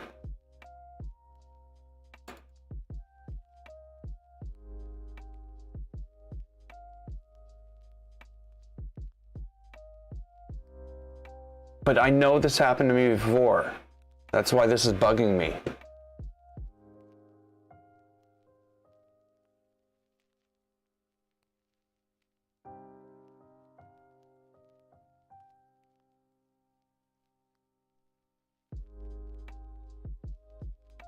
Okay, if I go in, no, it's not good. None of this has any software in it anymore.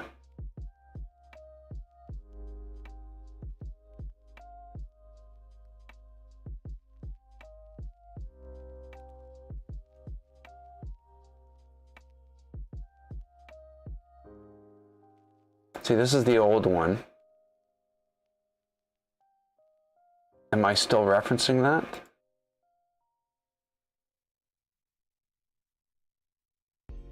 No, macros, LEDs, quickie probe. Here's the old ERCF macro entry.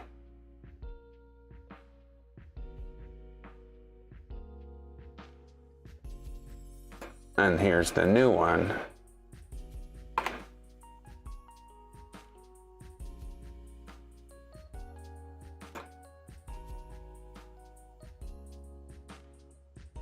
I know, I can't, I know.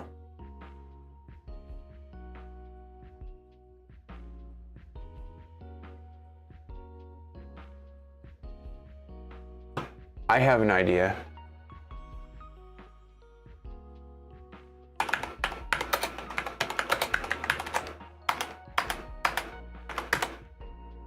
What do you mean?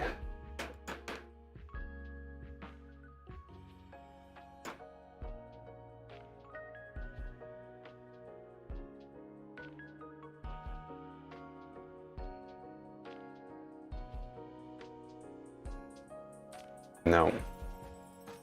No, no, no. Okay.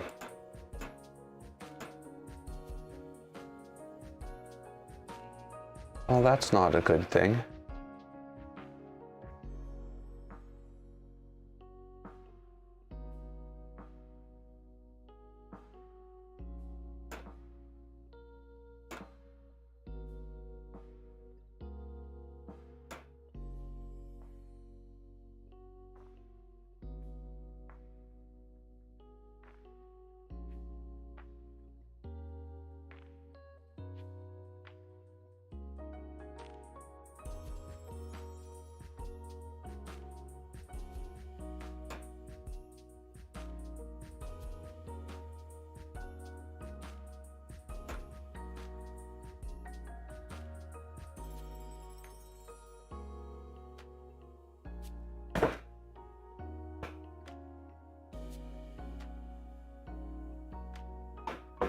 Okay, let's search for pause.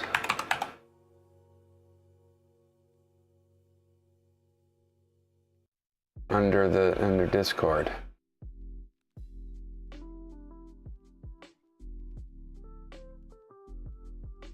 And see if anybody has issues with it immediately restarting and pause not actually doing anything.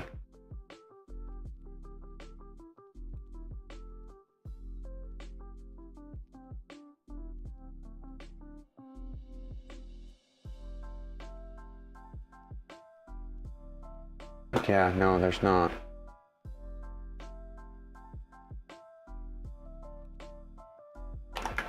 Won't pause?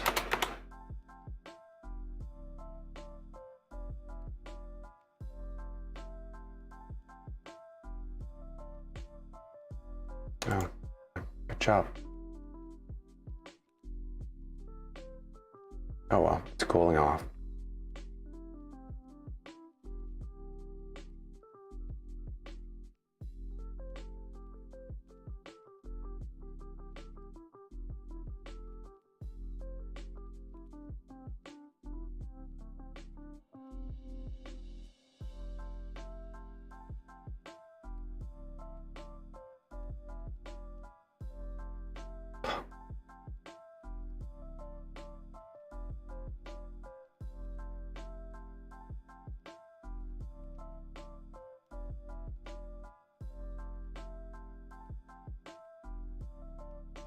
Yeah, I don't know. It can't be the order.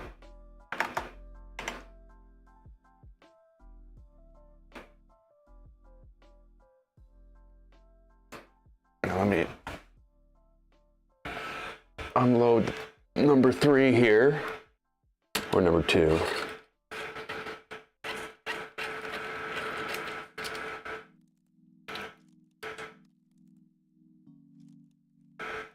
We're back up.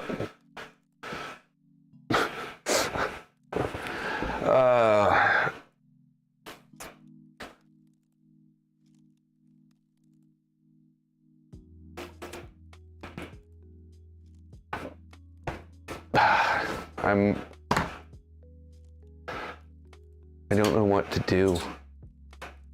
I don't know what the next step could possibly be.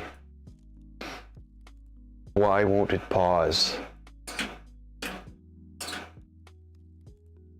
And I remember this from before, from the original install. That it had problems pausing when I pressed pause. When I pressed the pause button on the UI. But if you typed pause, it ran the macro.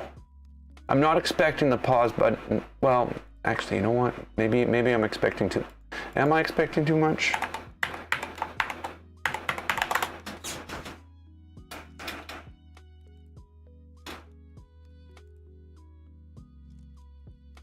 Homing ended. Well, I'm so glad it ended. Whew. T2, T1.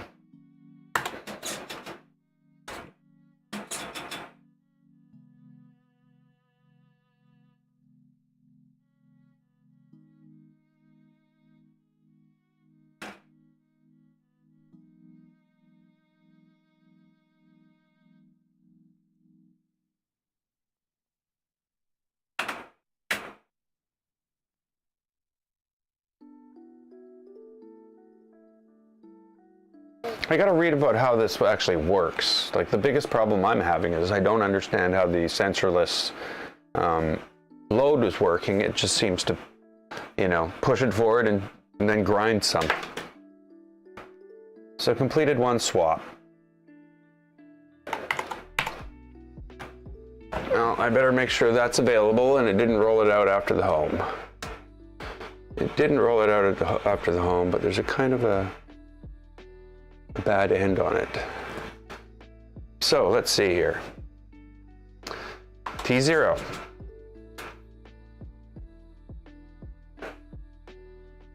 It's pressure advance something. But it is doing something when it says that. I guess I just didn't see it before. Is forming the tip. And it's a nice tip. It formed a nice tip. I'll give it that.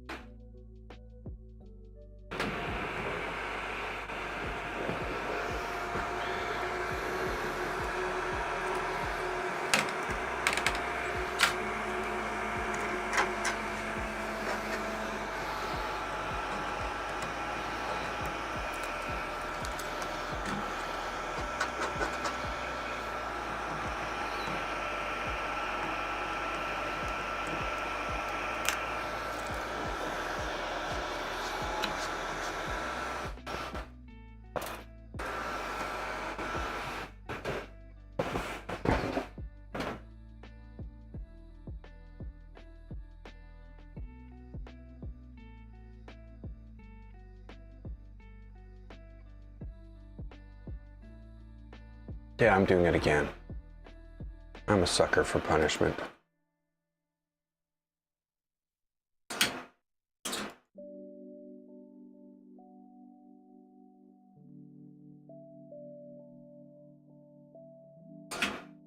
Come on, change the DZ offset already. Thank you.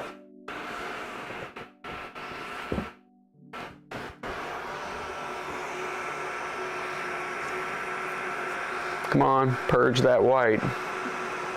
You're gonna have to purge better than that.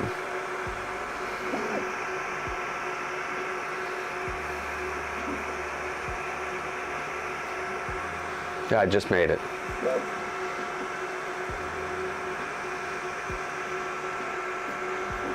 Sort of. Maybe it'll be a little gray.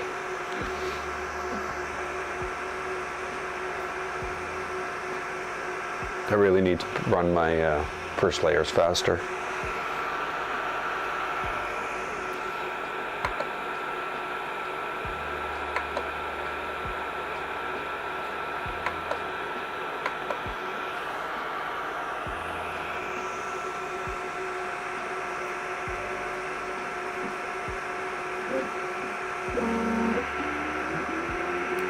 Okay, let's try something here.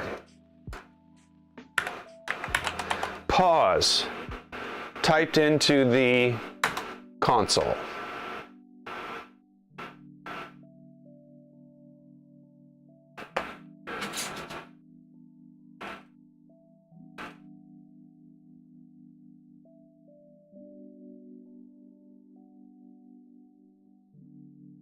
What is it doing?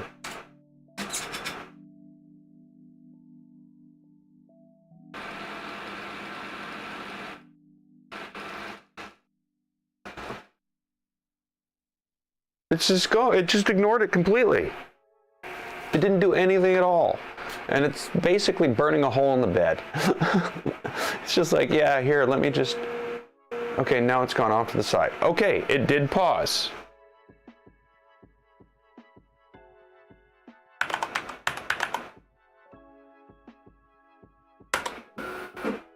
And it is resuming.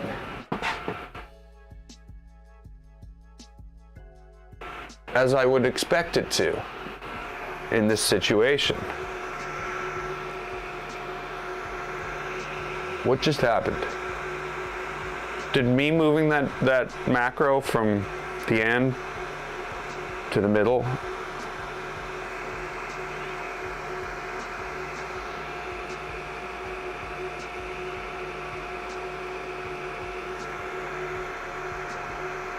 What was that?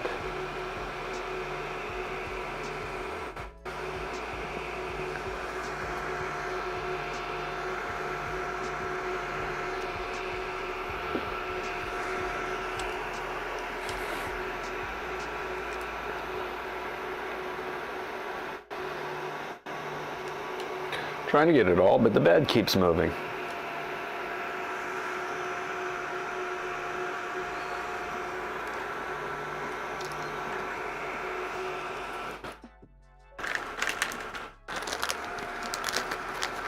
I still can't believe that's like the second metal servo. I bought 4 of them the other week for the clickies on switch wires, and I thought, oh yeah, I'll have 2 extras, awesome. Well, no, we're down to 1 already. And the one that came with it is already dead. And this is the second one that killed. It's gonna be a graveyard of servos.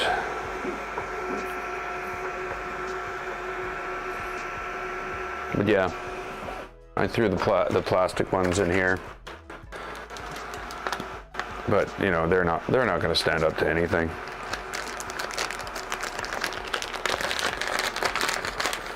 Okay, let's see here.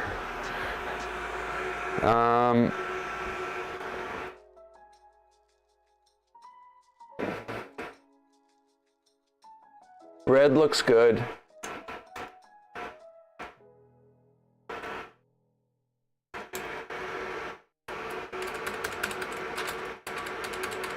It seems okay.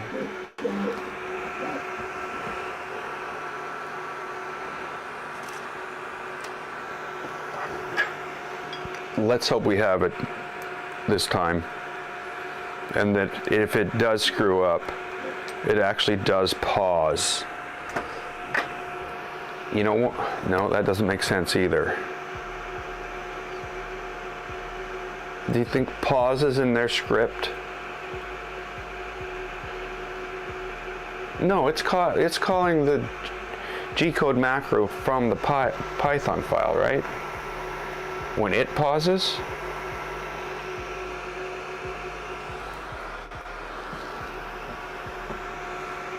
Well, we're about to find out. Well, no, that's assuming it screws up. Let's assume it isn't going to screw up. Why is it dumping out filament now? Seems wasteful. Why you need to dump out filament now? You're changing from white to another color, but yet we're purging filament. That's the slicer, that's not the Enraged rabbit carrot feeder. But I don't know, I don't understand that. Maybe it's a setting I can look at and change.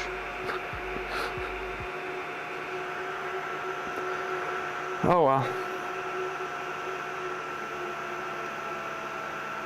Now it's gonna sit there for a bit.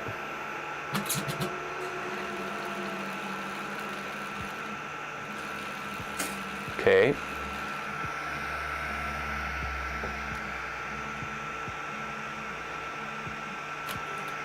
And number 2.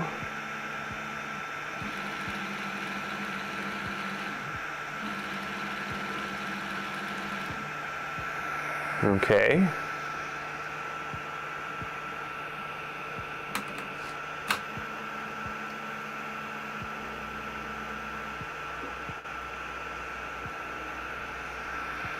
Sorry.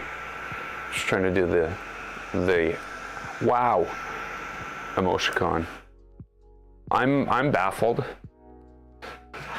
I have no understanding of why it didn't work and why having that macro file listed last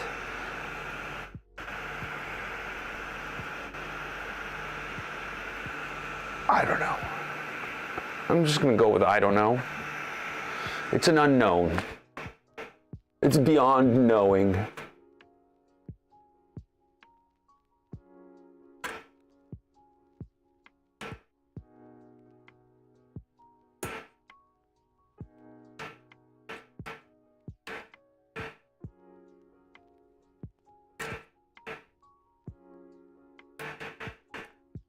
Okay.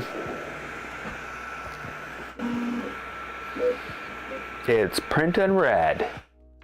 What does this thing actually look like? I can't remember. Is there 2 reds? Yeah, there's 2 reds.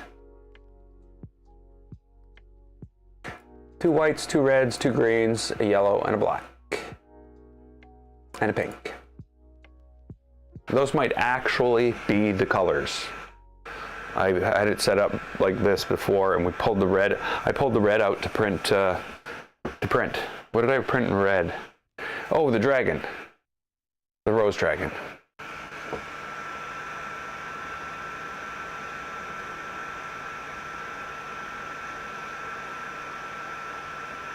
Of course, this whole sensorless mode is just a much better idea, in my opinion. I guess I should have had a look to see if there was any weird, wacky numbers in the config from the other colors. But yeah, it just seems that filament sensor was so buggy and caused so much problems.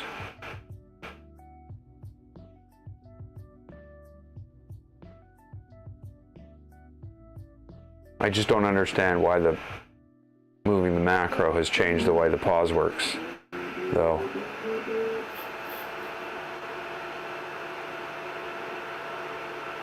Okay, so what it's doing here, I think, is forming the tip?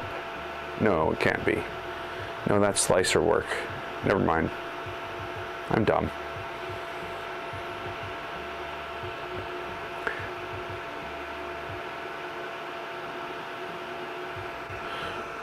So we will be switching to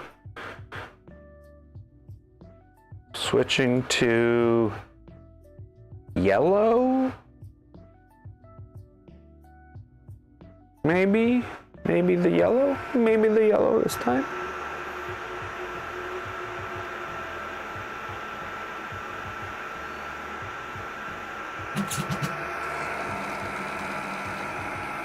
Oh no.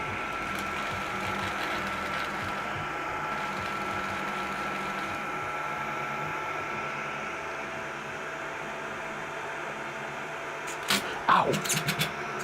That's fucked it up. We're done. Oh, unless it pauses properly. Will you pause properly? Error loading filament. Okay, it paused. It paused. Really? Okay. ERCF home.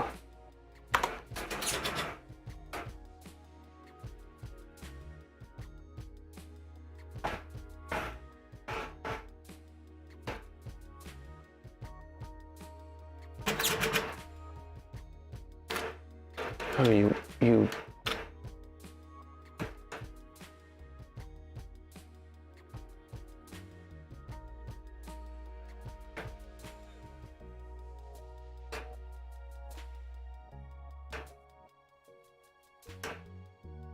So T3?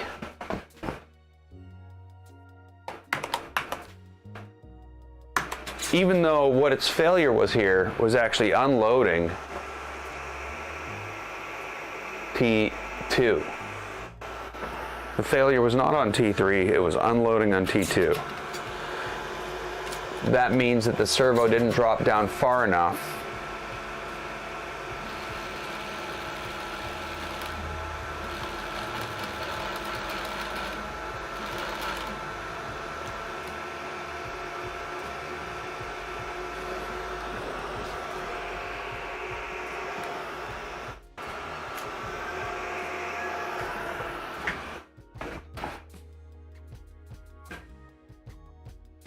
It's paused again. Oh, it was still paused. Okay, resume.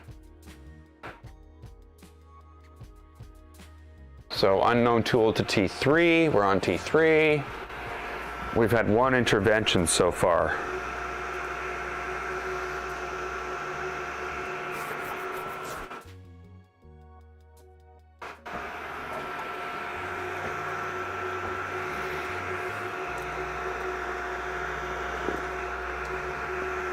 Oh, cool. Nice orange. It went from red to yellow, and in between, it looks like it's sort of like a sunset. Not really, but no.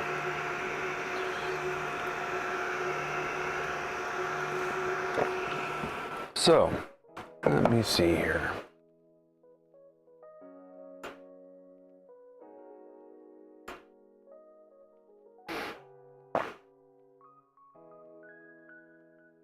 Okay. We've got yellow going down. I definitely need to do a new bed mesh. I can tell it thinks the front is lower. Something's been knocked. No other printers I have can be knocked and have variation like that. Like that would never happen on the 2.4 or the Trident. Obviously, because they fix that stuff before every print. But I almost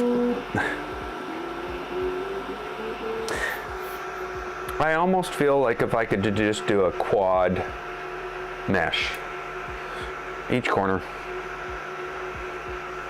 and build a mesh based on that, just whatever, print based on that, we'd all be good.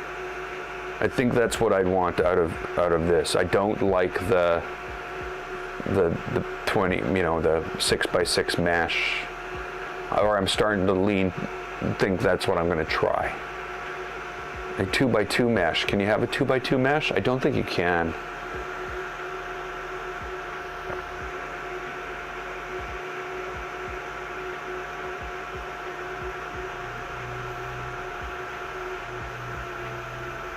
Okay, so we're gonna unload 3 and we're gonna load 4.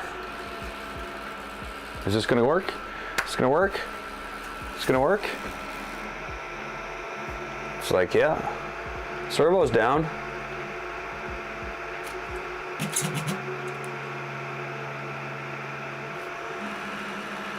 You want some green? Here's some green. Cache? No, not cache. Filament.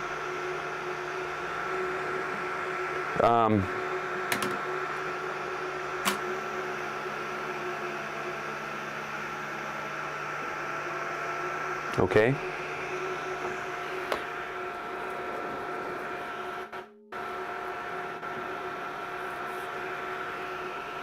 And it's off, doing it again. We got green.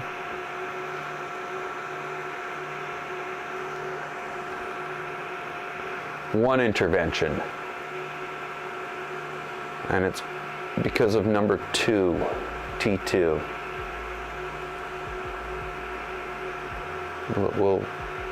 We'll see what we can do about that.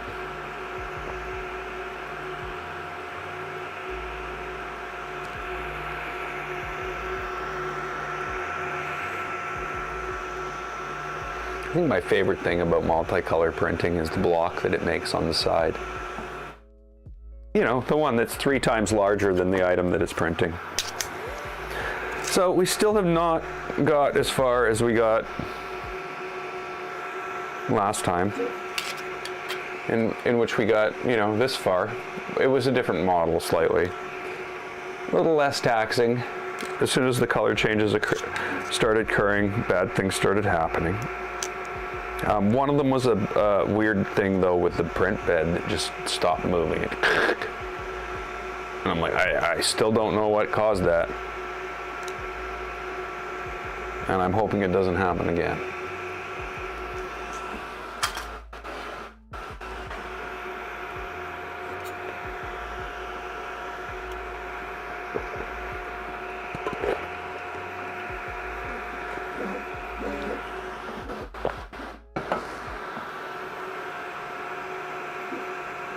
I see there's some bad stuff going on with the yellow, but again, that's the whole closer to the front of the bed. I don't think it's as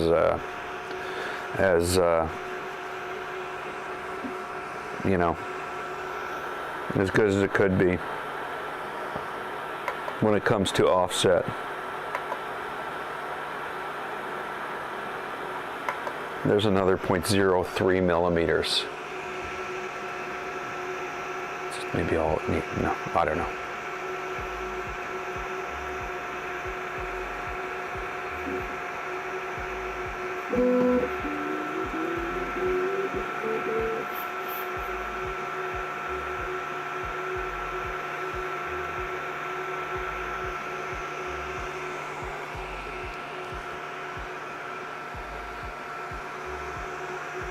So what's next? Pink? Pink.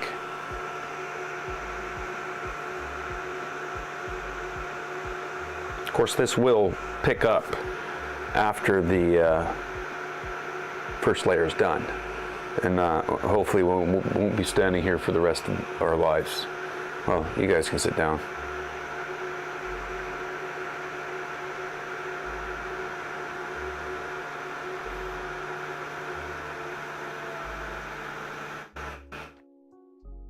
Oh well, you know what though? Let's see what it does. I'm looking and going, oh, it's 6:40. I've been here for 4.5 hours.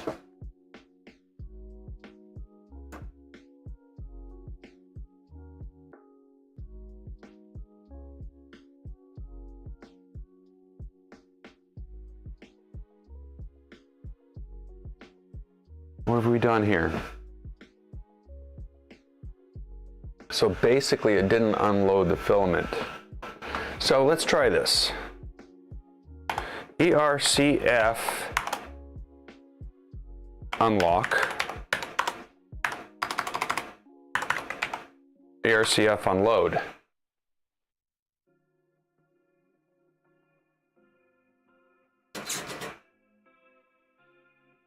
So we've got some weirdness going on with the servo that doesn't necessarily hit its mark when it needs to. So we were going to T5, right?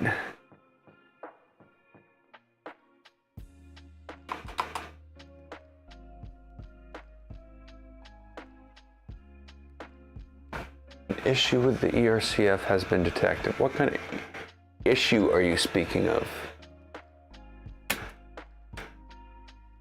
The issue that you completely unloaded the filament from the machine when you didn't need to? Let's just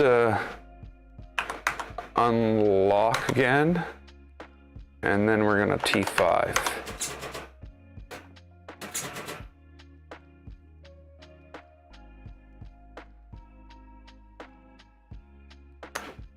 Well, that's about to fail.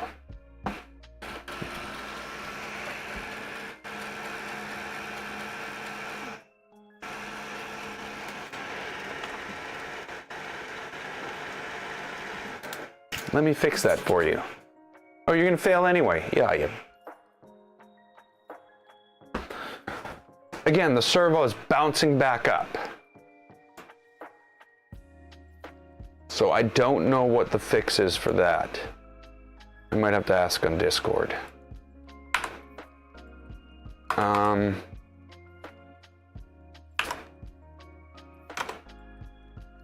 That's not a command. Unlock. Unload. Unlock. Unload. Can we unload? No, I'm waiting for...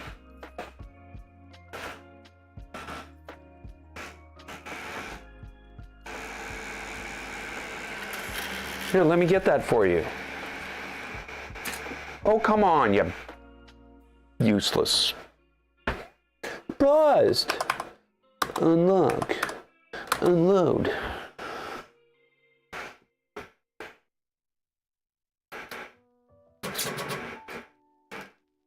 And there, I pushed it down far enough. And now it's rolled it completely out of the machine, just in case you ever want to print with that color, and again, it's going to go, nope. We can't have you printing with that color. So now I'm going to go ERCF home to get it out of the way. Out of the way. It's like, no, I know got it out of the way. I'm looking at your pressure advanced settings.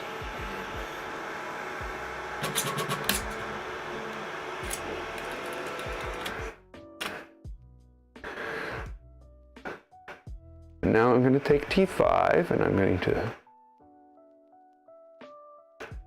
load it back in.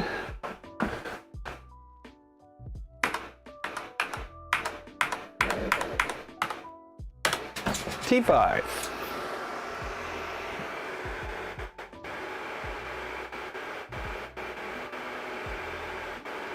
I don't know what's doing.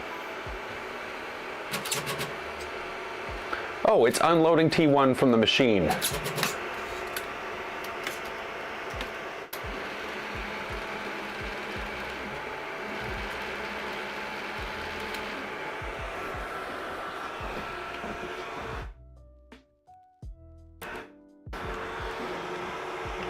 Unloaded T1. T0, sorry. It's got quite the stringy on it.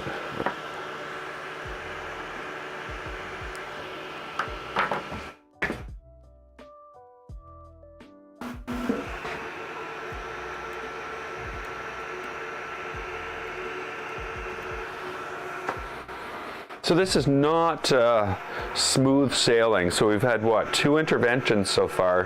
One of them was a long one. This little thing we just had to do here. Yeah, it just, it's a physical intervention. I've had to actually press the servo back down because it's going up and then bouncing back. I don't know if that's because the hat on 7 is, or on 5 is too high, or the hat's too low, and it's not enough to hold it into the notch. maybe it's not going to the right angle. Maybe it's going too far. Maybe it only needs to go 138 instead of 140. I'm not really sure.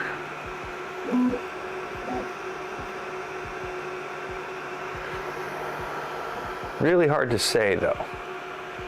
Like there's no consistency to the errors. Well, actually, maybe there is a bit of a consistency here. Maybe there is.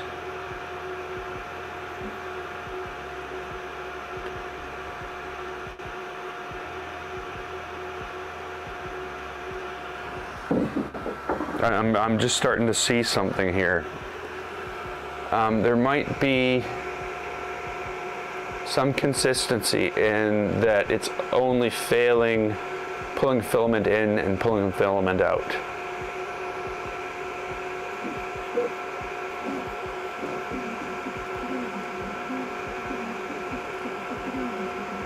Yay, layer 2.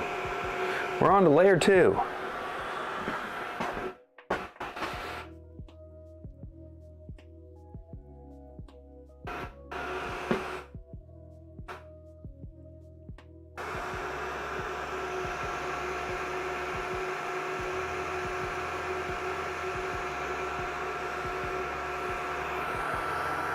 Doesn't really look pink with the blue light on it. It looks white.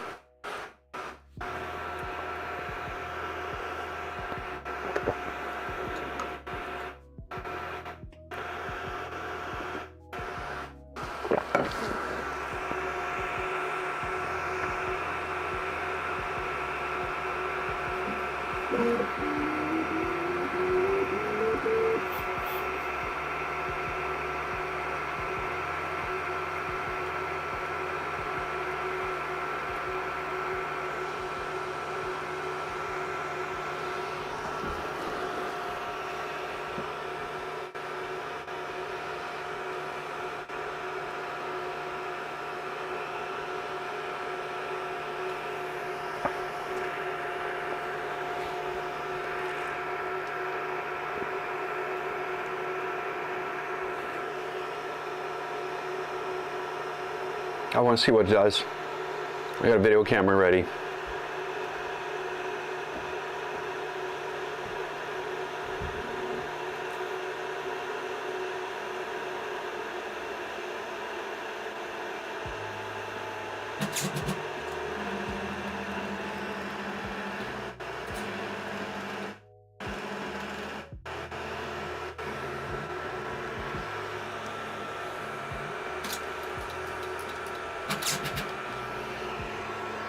Okay, whatever. If you're going to do exactly what you're supposed to do, why do you need me?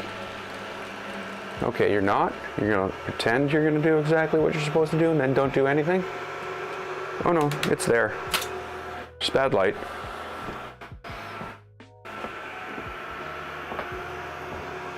It worked. Who knows why it does what it does? Really, is anyone to say why it does what it does? Just say that it does.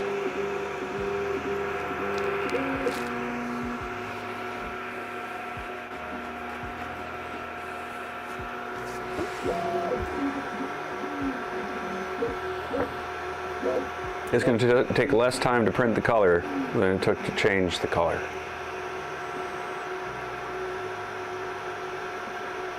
So I'm going to say it's working better now than when the last time. Like, I've got it to that point. It's working better now. Like and subscribe. So let's first check, because there was like a certain level of madness going on here earlier.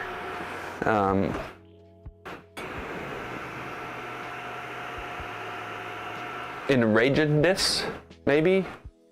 But let's just quickly look in here to see if it says anything about where to place the macro file.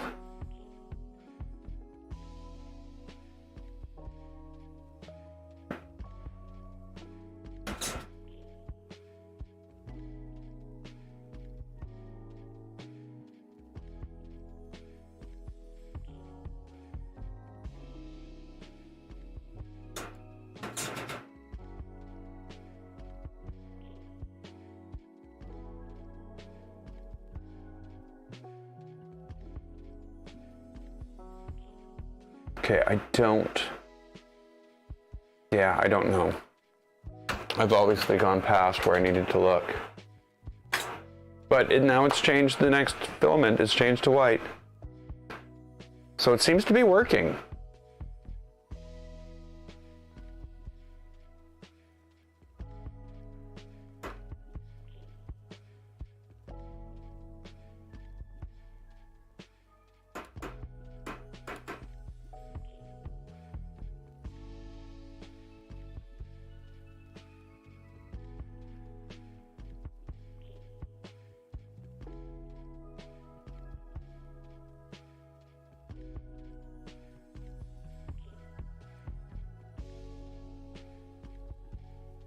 I just don't see it anywhere.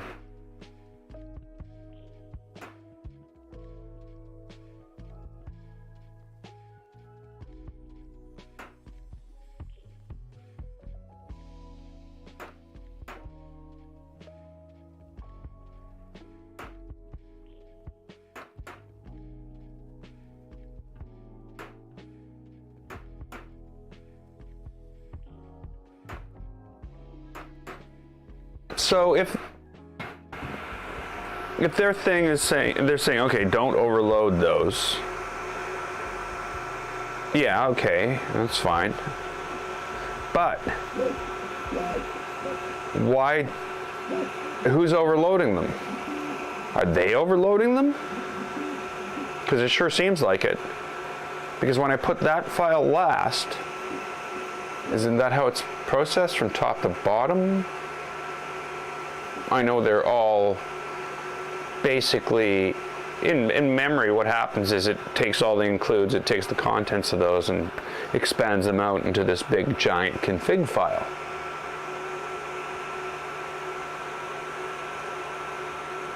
But where does precedence occur? If I define something up top and define it further down, you know what I mean?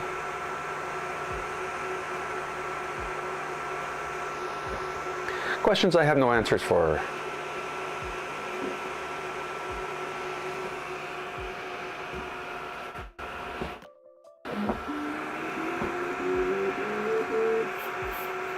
It's got that stupid unknown command, M900. I'm gonna have to go dig that out and find out where that's coming from. Obviously, slicer.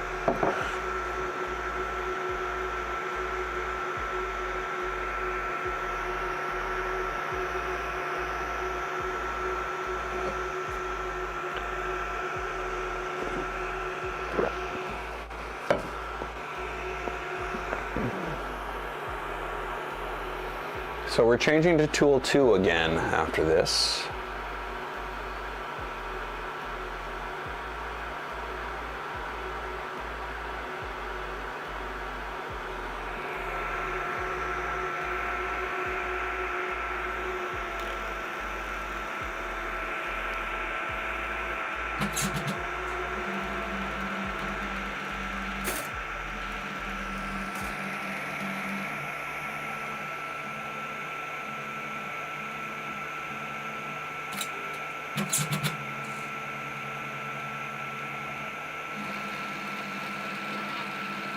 Nope.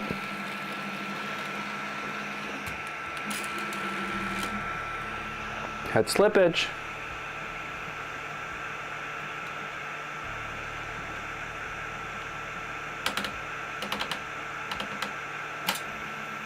So, I still don't know why. Oops.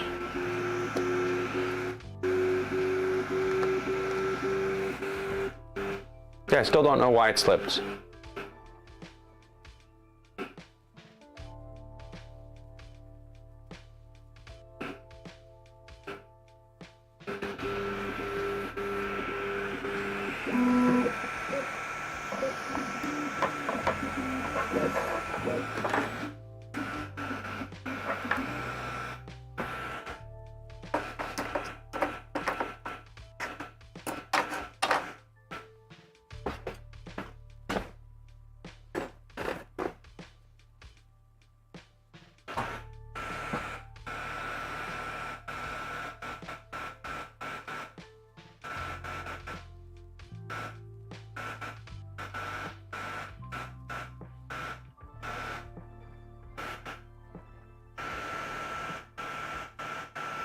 Oh, there's 2 red pieces.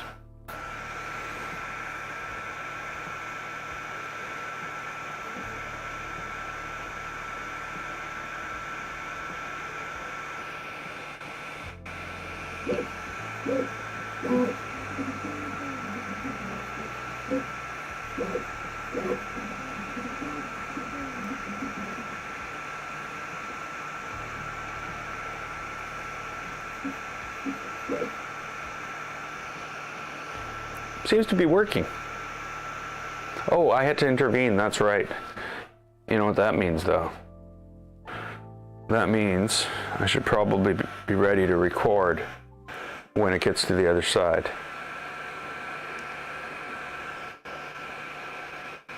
I want to see if it fails, and I want to see why.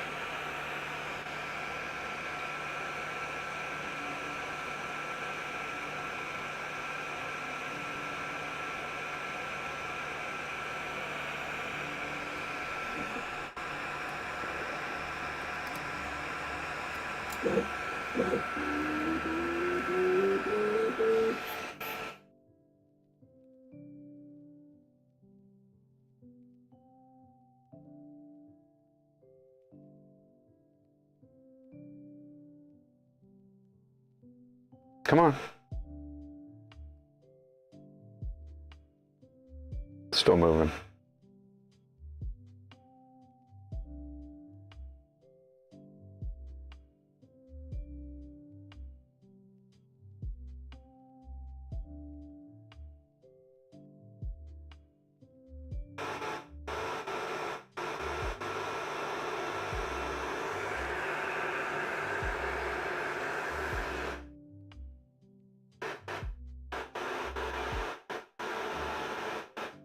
Here it comes. Yeah.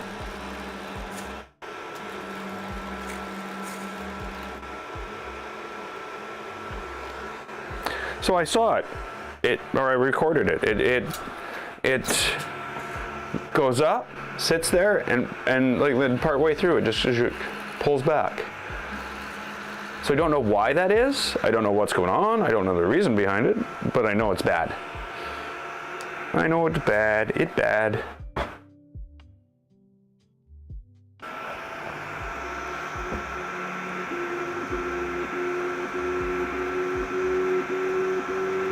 But more and more, it's looking like it's time for mango chicken. Sorry. That's what I'm eating for supper.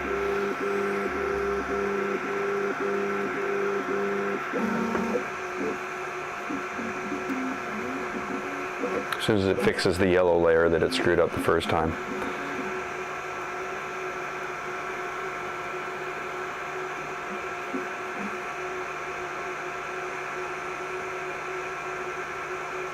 But yeah, I'm kind of concerned with the servo.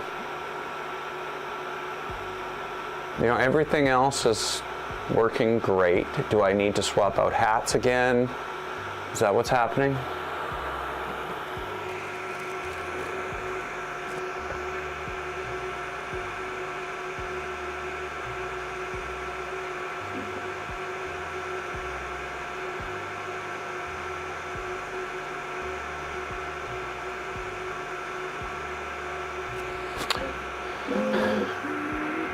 And here we go.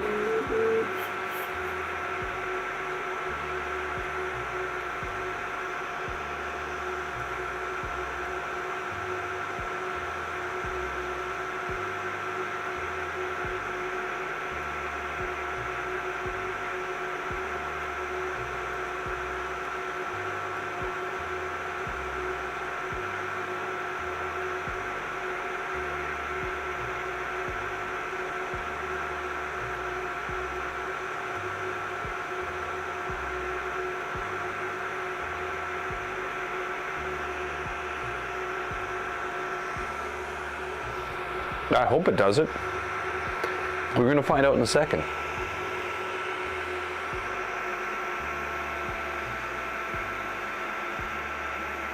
Tip forming. Yep, pressed it down and then pop back up. Yeah, it popped back up. It didn't work 100%. That's fine. It's working just perfect there.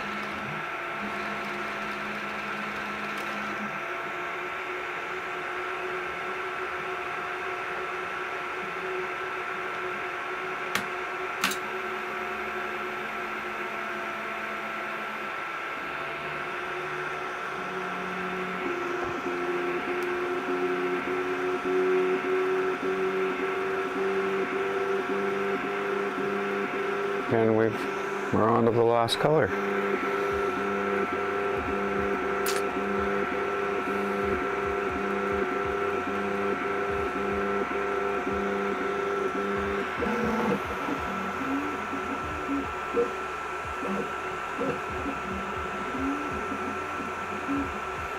What will it do? I guess it'll go on to pink. And yeah, I don't know.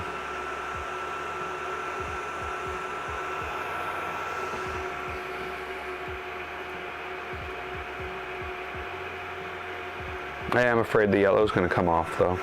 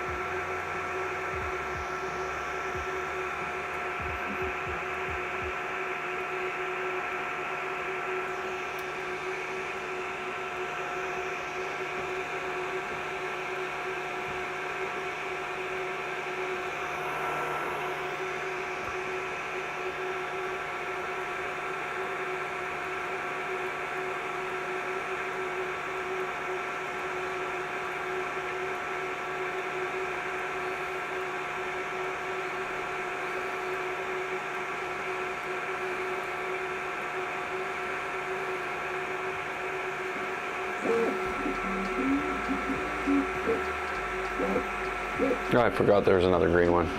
But there it goes.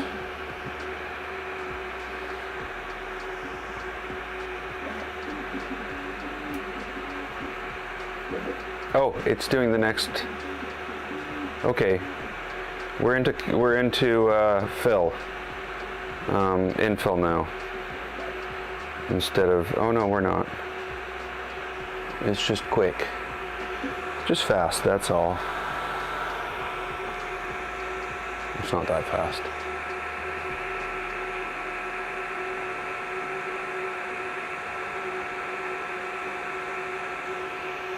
It's actually kind of slow. But yeah, you know, a lot of the stuff that's going on, there's no way it was because that macro was behind the other one, or the include was last instead of before everything. That just doesn't make any sense to me at all. It's not like you. Well, I guess it depends on the. Yeah, it's not like that should make any difference at all. Unless somewhere further in their software there was overrides against those same macros. The other problem we're having where it just insists on unloading filament right out of the machine. I don't know what to do about that. That is literally the most infuriating thing in this whole thing. That it just unloads filament. There's no rhyme or reason behind it. It's like, okay, yeah. Don't need black anymore.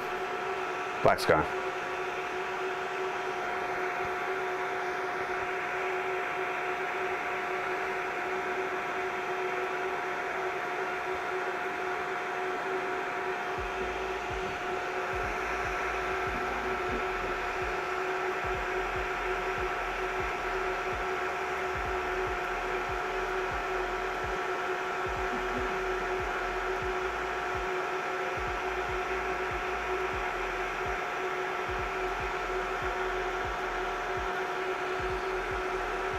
I don't know why it takes a whole minute to take the filament out.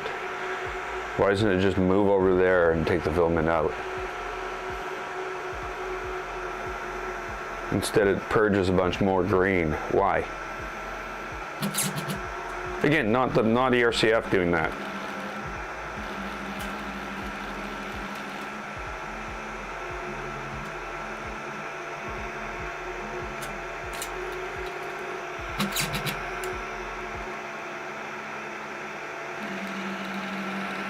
I can't see what the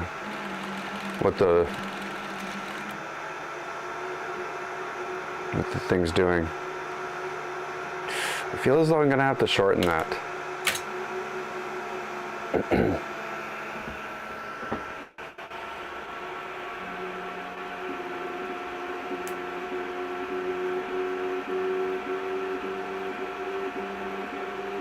So yeah, basically the big thing here is it's not doing things the same way. It's just pushing filament up against the extruder and letting the extruder take it from there. A lot of the timer too short or something like that errors we were getting had to do with that whole coordination between those two pieces, and that coordination just doesn't need to exist anymore as far as I can tell, to that level, sorry, for it to do everything. There's no filament sensor, it just rams it into there and rolls that forward 72 millimeters or 73 millimeters in my case, and that's it. It's done.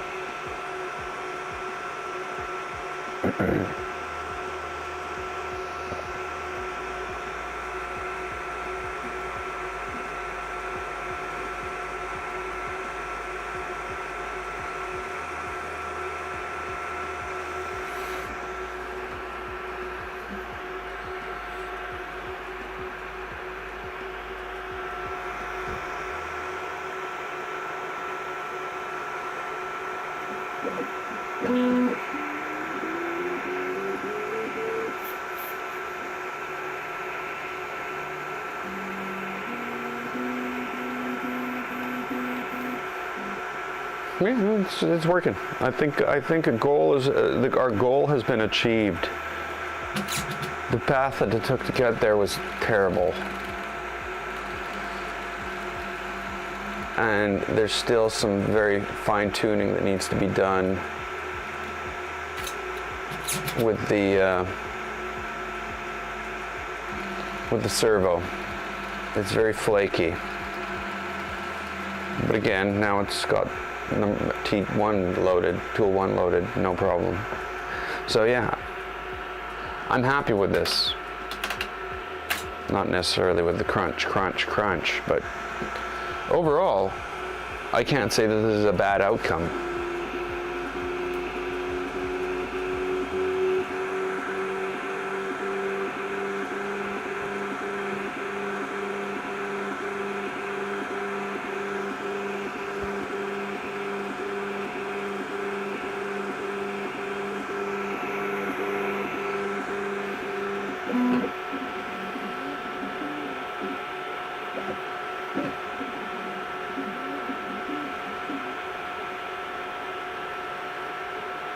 Though we haven't quite got to this thickness yet, and I think that's what I'm actually waiting to happen. Once we get into the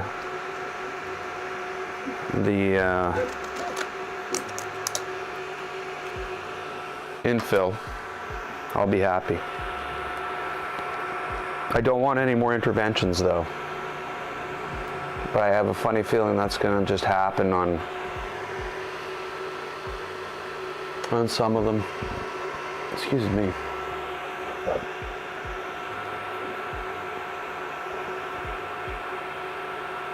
I have a full set from what is it, 1 through 10, 1 through 9, whatever, of the hats.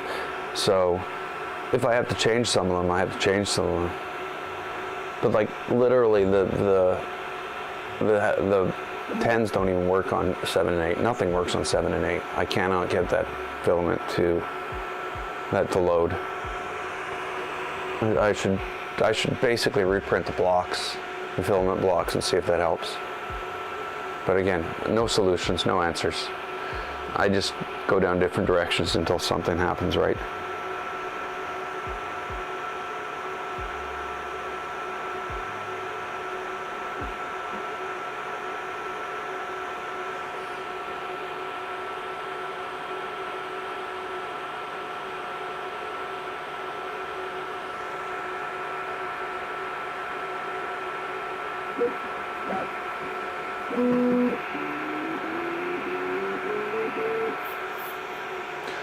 Okay, so we're going on to T2 after this. This is the white that's done. And troublesome red.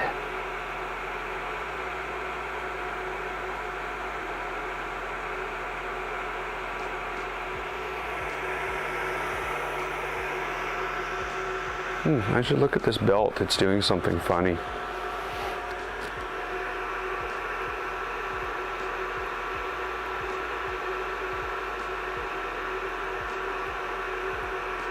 I think my pulley needs to be out further.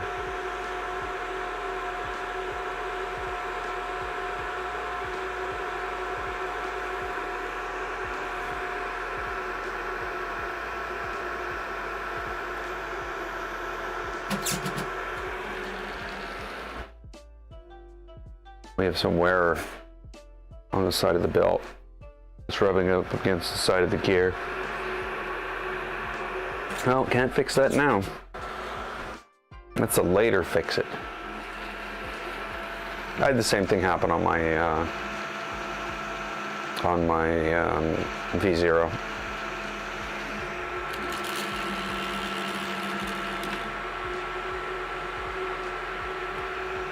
Almost missed that.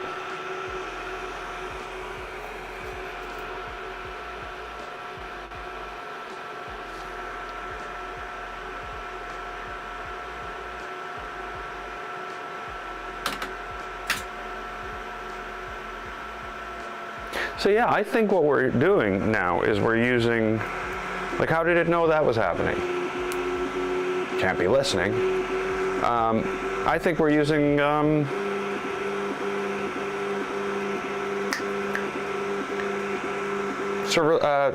switchless homing functionality, or you know what I mean?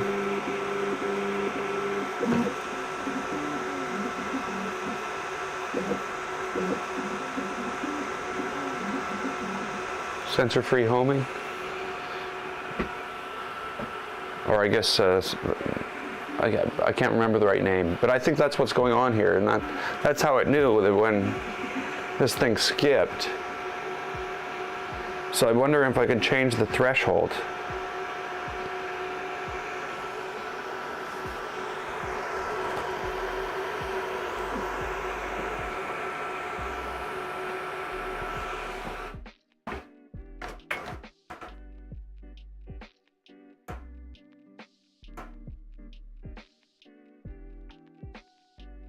Okay, well, Nero's streaming, so, you know, I'm basically done. Everybody's over there, as I should be. So I think I'm going to leave this go. You know, it's obviously messing up now and then. I'm going to have to come back and I'm going to have to babysit it.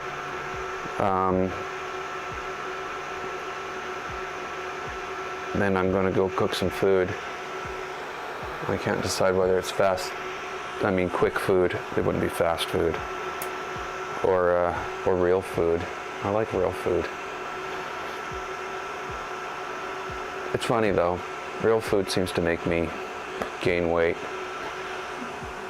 The crappy frozen food doesn't make me gain weight. When I make real food, I guess there's no control over portion sizes. When I make a frozen pizza, there's just a frozen pizza.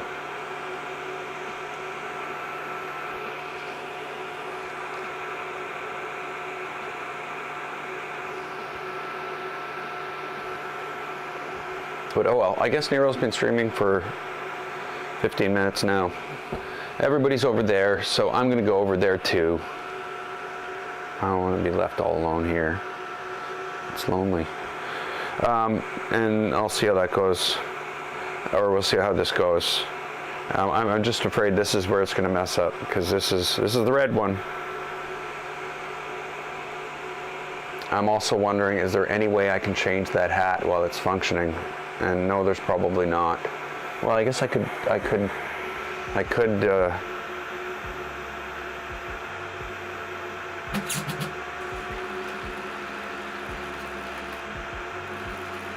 home it, or pause it, home it. It's already screwed it up.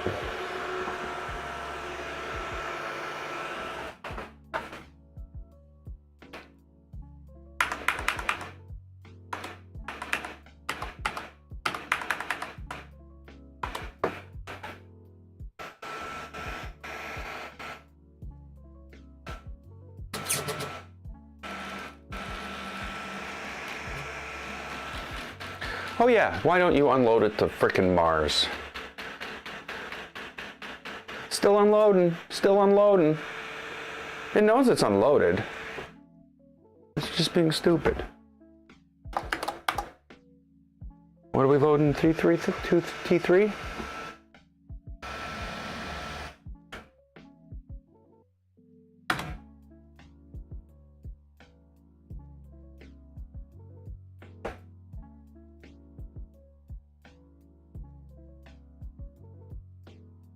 It paused it.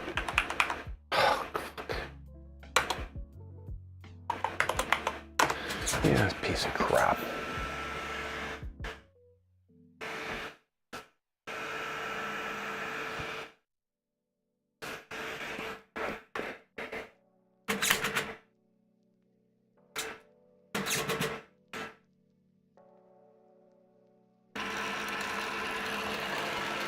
Yeah, that's fine.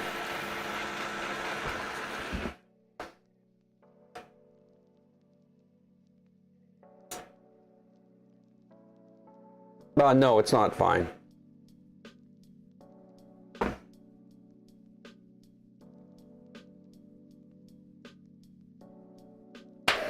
Okay, I give up. This is the end of the stream.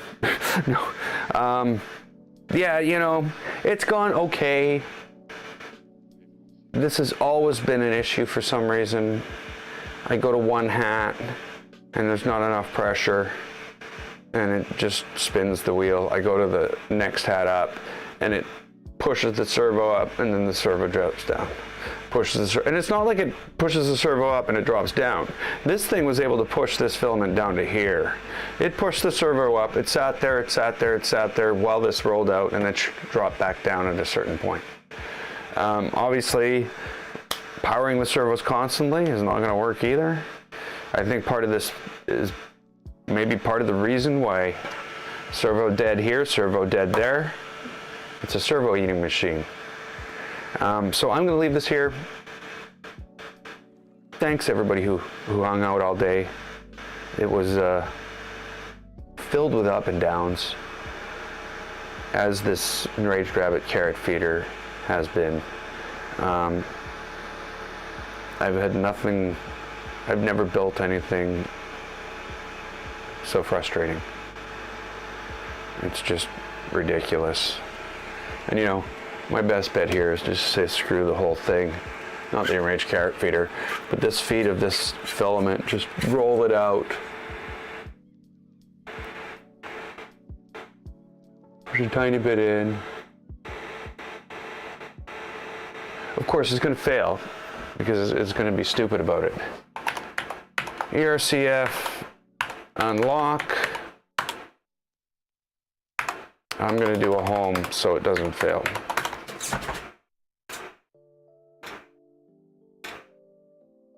And then we'll do the T5 again, T3, sorry. And we'll leave this here.